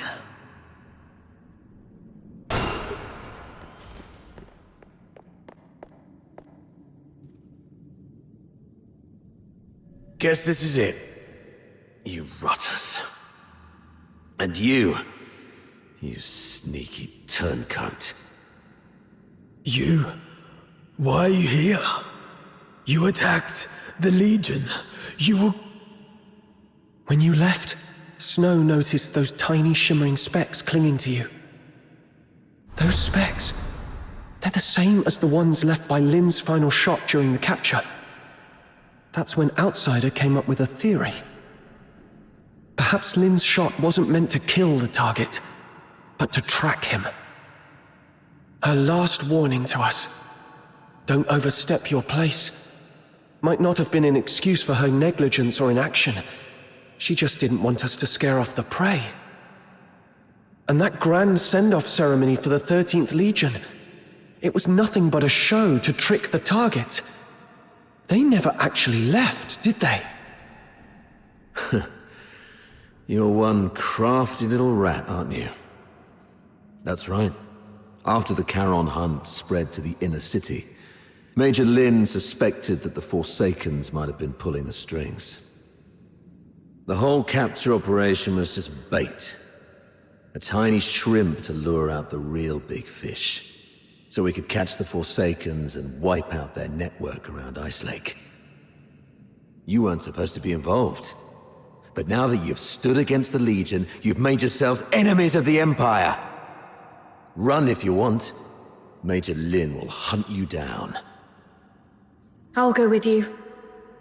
I'll face Officer Lin myself and explain the truth behind the Charon hunt. She's sharp and reasonable. She'll see our side. I'm the one who betrayed the Legion. The Foxhunters were merely caught up in it. They're innocent. Please, sir, don't punish them for my mistake. Blues, leave. Get far away from here. Head north, beyond the Vidofnir Mountains, beyond Hyperborea's reach. Go to the far north. Perhaps you'll find a place where you can survive. All right. I'll leave. But sister, can you promise me something too? No matter what happens, be brave and live on.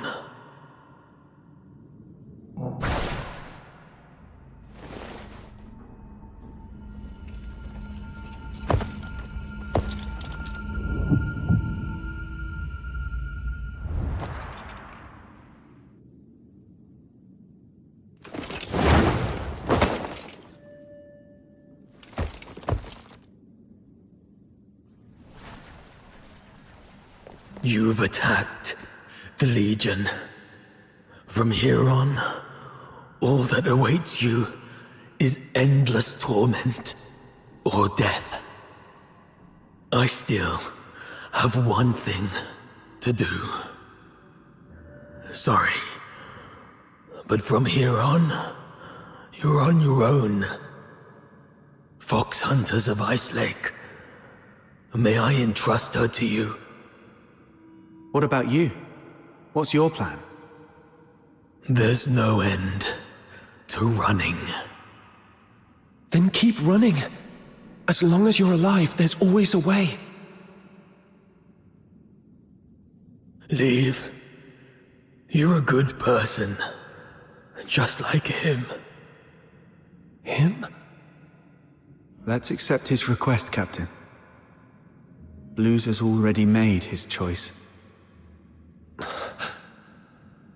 The silent, silent snow, child of the sky, may the nameless child be bathed in pure light. But the crystal heart will keep shining through. we accept your request, but on one condition. My nameless friend, the true Subject 47, the companion who escaped the Academy alongside Blues Fisher. Tell me your real name. Make this request in your true name. How long have you known? When you sang that song, or maybe even earlier. The silent, silent snow, child of the sky, may the nameless child be bathed in good time, dancing with snowflakes, so light, so great. Rhythm told us Blues didn't like the original lyrics. He rewrote them to give the song a happy ending. But what you sang is different. That's the original, sorrowful version, isn't it? You're not Blues, yet you know everything about what happened in the Academy. Then you must be the other protagonist of the story. It didn't make sense to me before. The culprit everyone described was a rabid beast, but you're nothing like that. You were calm enough to recount your past with such precision and clarity. So, could it be? You're not the one who committed the Charon hunt. Perhaps you've just been playing that role. It was just a guess, but your reaction tells me I'm right. You're such a talented performer. You managed to mimic Blues' every gesture so perfectly that even Rhythm bought it. That fresh wound on your throat, it wasn't an accident, was it? You deliberately sliced your throat because you knew. Blues' voice was the one thing you couldn't perfectly replicate. But why? Why go to such lengths? Why pretend to be Blues? Was it to bear his guilt for him? To help your friend escape? Or could it be? The real Blues. Is he still alive? You even figured that out? Blues is gone. But he didn't want his sister to ever know who it was that killed him. You're sharp. If only we'd been as perceptive back then. Doesn't matter now. Regrets won't change the past. I lied to you. In the story, I swapped our names. It was the other way around. Blues was the one who saved me. He reminded me what it felt like to be human. But I lost the right to call myself human long ago. What's the point of a name for a ghost of the past? If a name is required, just call me Fantasio. Foxhunters, here's my commission. Take Rhythm, leave this place, and keep her safe. And never, ever tell her about me. I accept your commission. I swear I'll see it through.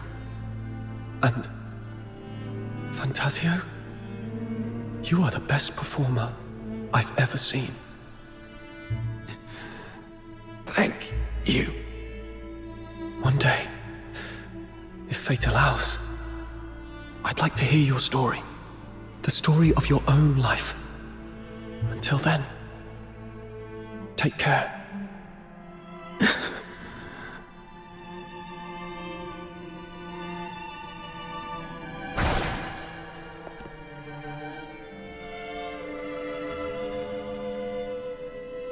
Now, there's one last thing to do.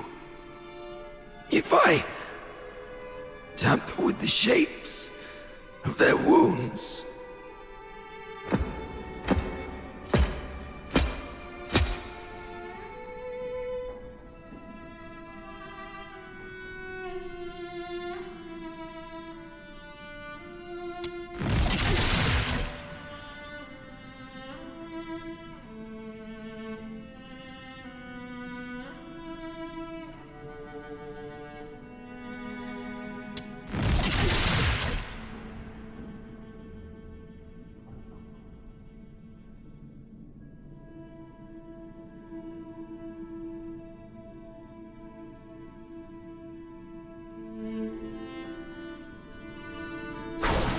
this way, no one will ever know you were here and attacked the Legion.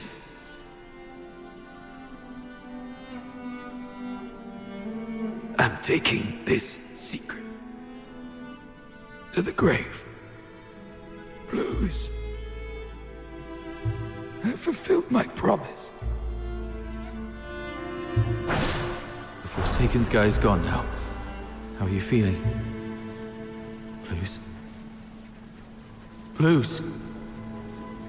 Turns out this body isn't exactly indestructible after all. So much for the Empire's so-called alchemical genius. My sister's aim has gotten a lot better. Looks like she's capable of protecting herself now. Is that what's important right now?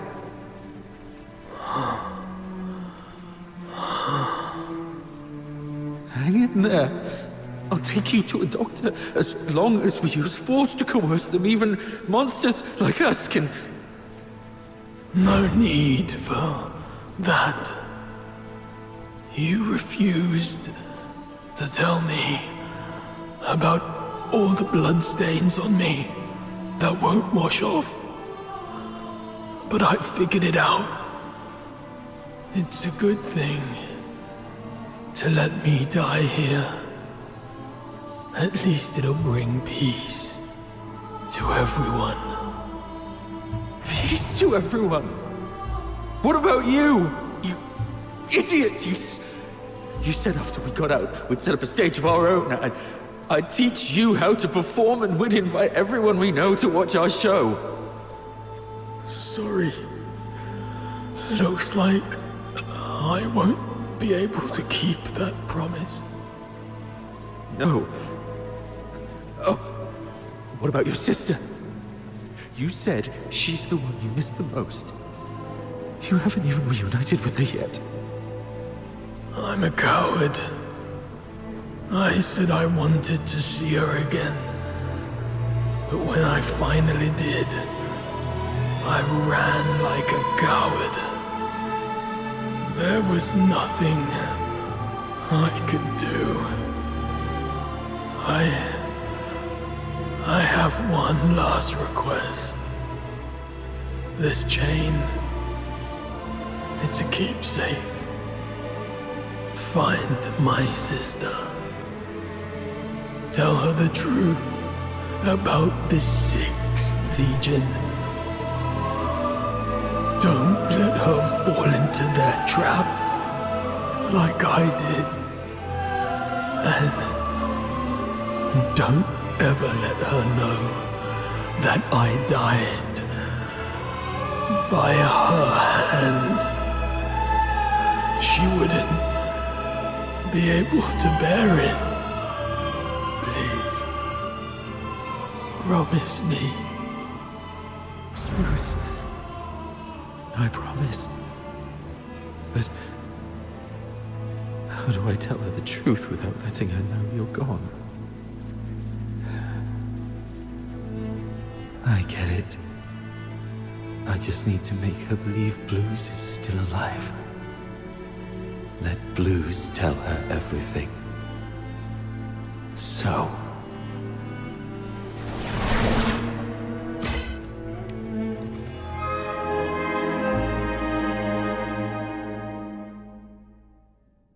Blues. I did it.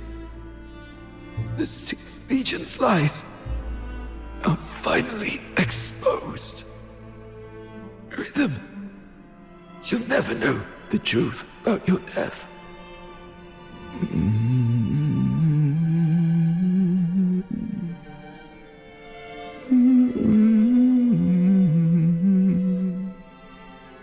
That was our first performance together.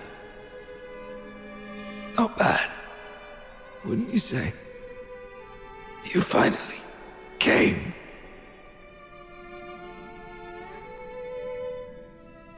You purposely let me loose so that you could catch this guy. That's quite brilliant. And if you're that brilliant, surely you've already noticed the clues I left behind. Why, then? Why haven't you said anything? Why didn't you reveal the truth about the 6th Legion? Our target has always been the Forsakens, nothing else. That is the order we received. Everyone has something they must fulfill. I'll make it quick. Something you must fulfill. I see.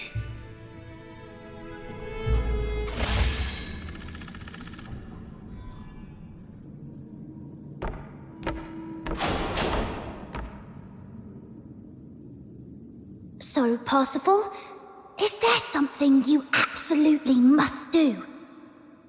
Something I must do. Something you'd do anything to fulfill, We usually call it a dream. My dream was to become a performer. To stand in the spotlights, at the very center of the stage.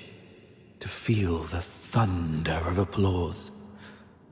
Just for me. Parsifal? Parsifal? Parsifal! Parsifal. That seems to have been my name. It feels distant, though. So distant. Why are you just standing there? It's your turn to take the stage. My turn to take the stage? Yes. The final act of Children from the Snowfield. You've been preparing for this moment for so long, haven't you?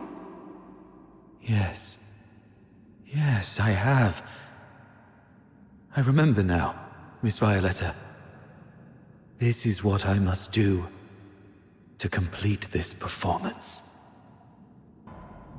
Once upon a time, in a frosted castle in the snowfield, a slumbering frost fairy was awakened by the laughter of two children.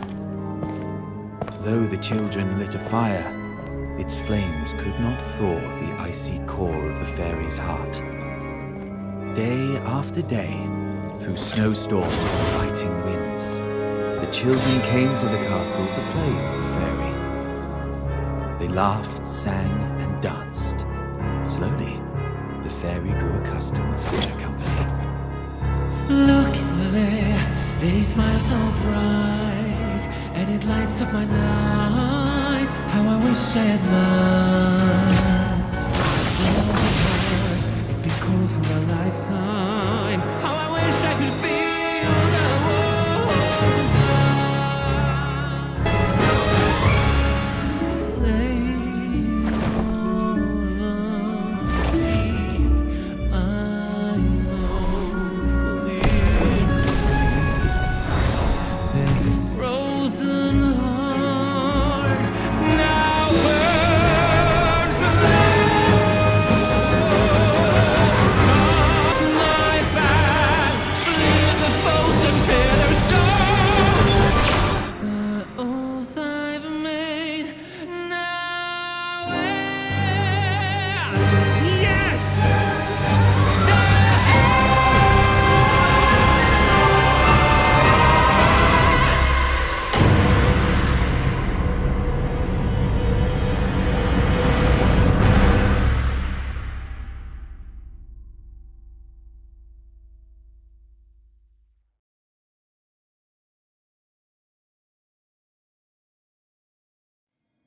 Have I completed this performance?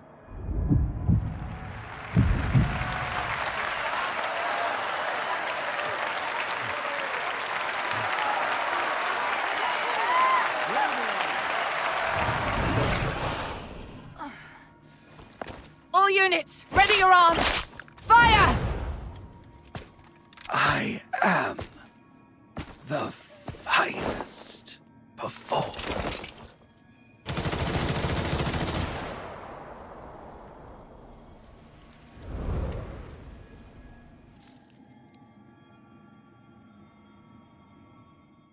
Operation concluded.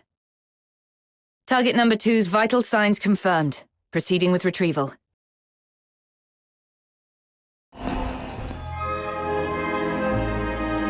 The light on the watchtower. It's gone out. Oh, it's you. Good morning. How are your injuries? Are you feeling okay? I'm fine. It's been several days already. Are you sure? Back then, little Minion said it was too dangerous and wouldn't let me tag along. But after hearing what happened, I feel calling the situation dangerous was an understatement. Rhythm. It's fine. There's nothing we could have done about it anyway. This world is filled with countless things beyond our control. That's just how it is. I see. By the way, is this medal... Yes. The laureled Charon Medal. Officer Lin awarded it to me for my outstanding contributions to the case. Congratulations. Congratulations. If it were the old me, I'd probably be thrilled. But now, this medal's only purpose is to smooth the way for my resignation, sparing me from unnecessary questioning or resistance. It's stained with the blood and tears of too many innocent people, and holds no meaning to me anymore. I still haven't found any concrete information about Berenica. I tried looking into what you told me about Number Zero, but my contact said that even mentioning the name to anyone in the 13th Legion was met with immediate silence. They refused to disclose anything about her. But we can be sure of two things. First, she's definitely been taken by the 13th Legion. Second, she's very important to them. They wouldn't treat her as carelessly as they did Blues. Thank you. That does ease my mind a little. Oh, and I heard something else, though I'm not sure if it's useful intel to you. 1 month from now, the 13th Legion will be relocating a high-value prisoner by train from Icelake to Dismania, the imperial capital. The 6th Legion's been ordered to assist with the transport. The prisoner's identity is classified as top secret. All I know is that she's currently receiving treatment in the inner city under maximum security. But someone caught a glimpse of her back. A young woman in her early 20s, dressed in black. That matches what you've told me about Berenica. If it really is her, then the train departing in a month might be your only chance. Could it be Berry? Has she been taken to Icelake just like me? Thank you for the intel. This is the only lead I have, so I'll give it a try no matter what. What about you? What are you planning to do next? Honestly, I don't know. Other than helping you look for Berenica, I have no idea what I can do. But I made a promise to Blues that I'll live on. As long as I'm alive, I'll eventually find a reason to keep going. Isn't that how it works? I guess I'll see you around.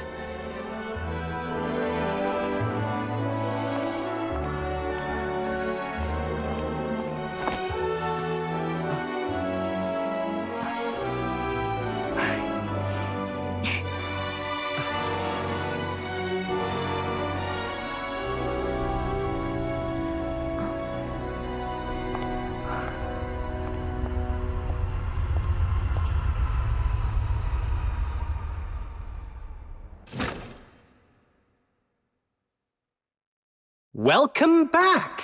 Would you like something to drink or eat first? The care package I prepared is in the cabinet to your left. A wide selection. I dare say there's something in there to suit your taste. A punch in your face would suit my taste best. Oh, come on. I heard you were badly hurt and came to offer my regards. Save it. I'm good, as long as I'm still breathing. I'm not some coddled rich child like you. Ooh, that hurts. After all the effort I put into coming up with such a brilliant idea to net you the big fish, this is the thanks I get?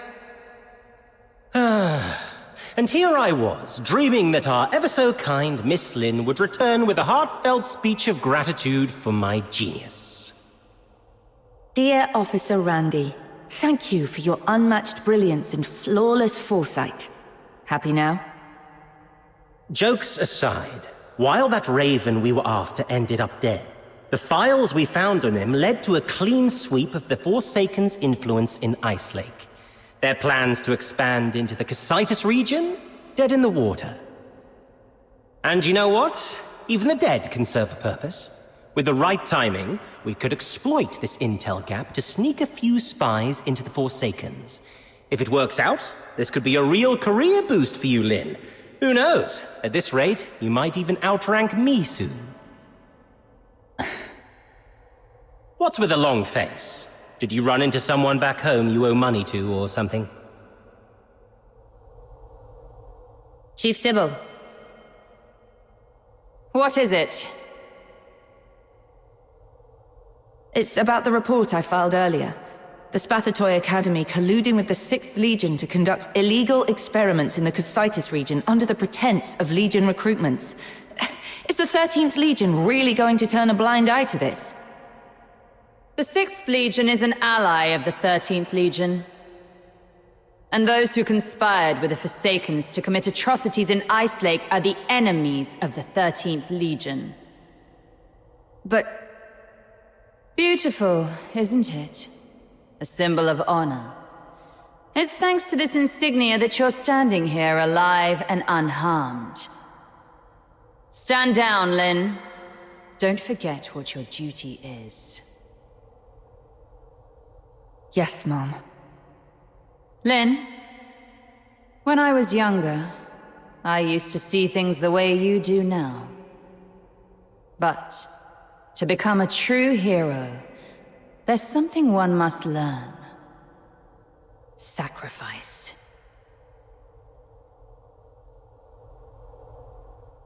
Nothing, just tired. My head's killing me. I'm going back to get some sleep. Later. Haha, finally!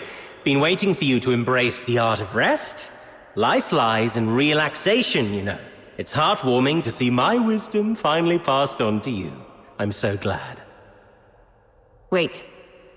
There's one more thing. There's more? But I'm taking a vacation in... Shut it. No vacation for you. We found this slip of paper on target number 2. It's all wrinkled, covered in rambling nonsense. These flowery words don't make sense to me. You look into it. Could be a hidden message we've missed. Fine, let me see. The silent, silent snow, child of the sky. Huh. Sounds like poetry. Or maybe lyrics to some old song?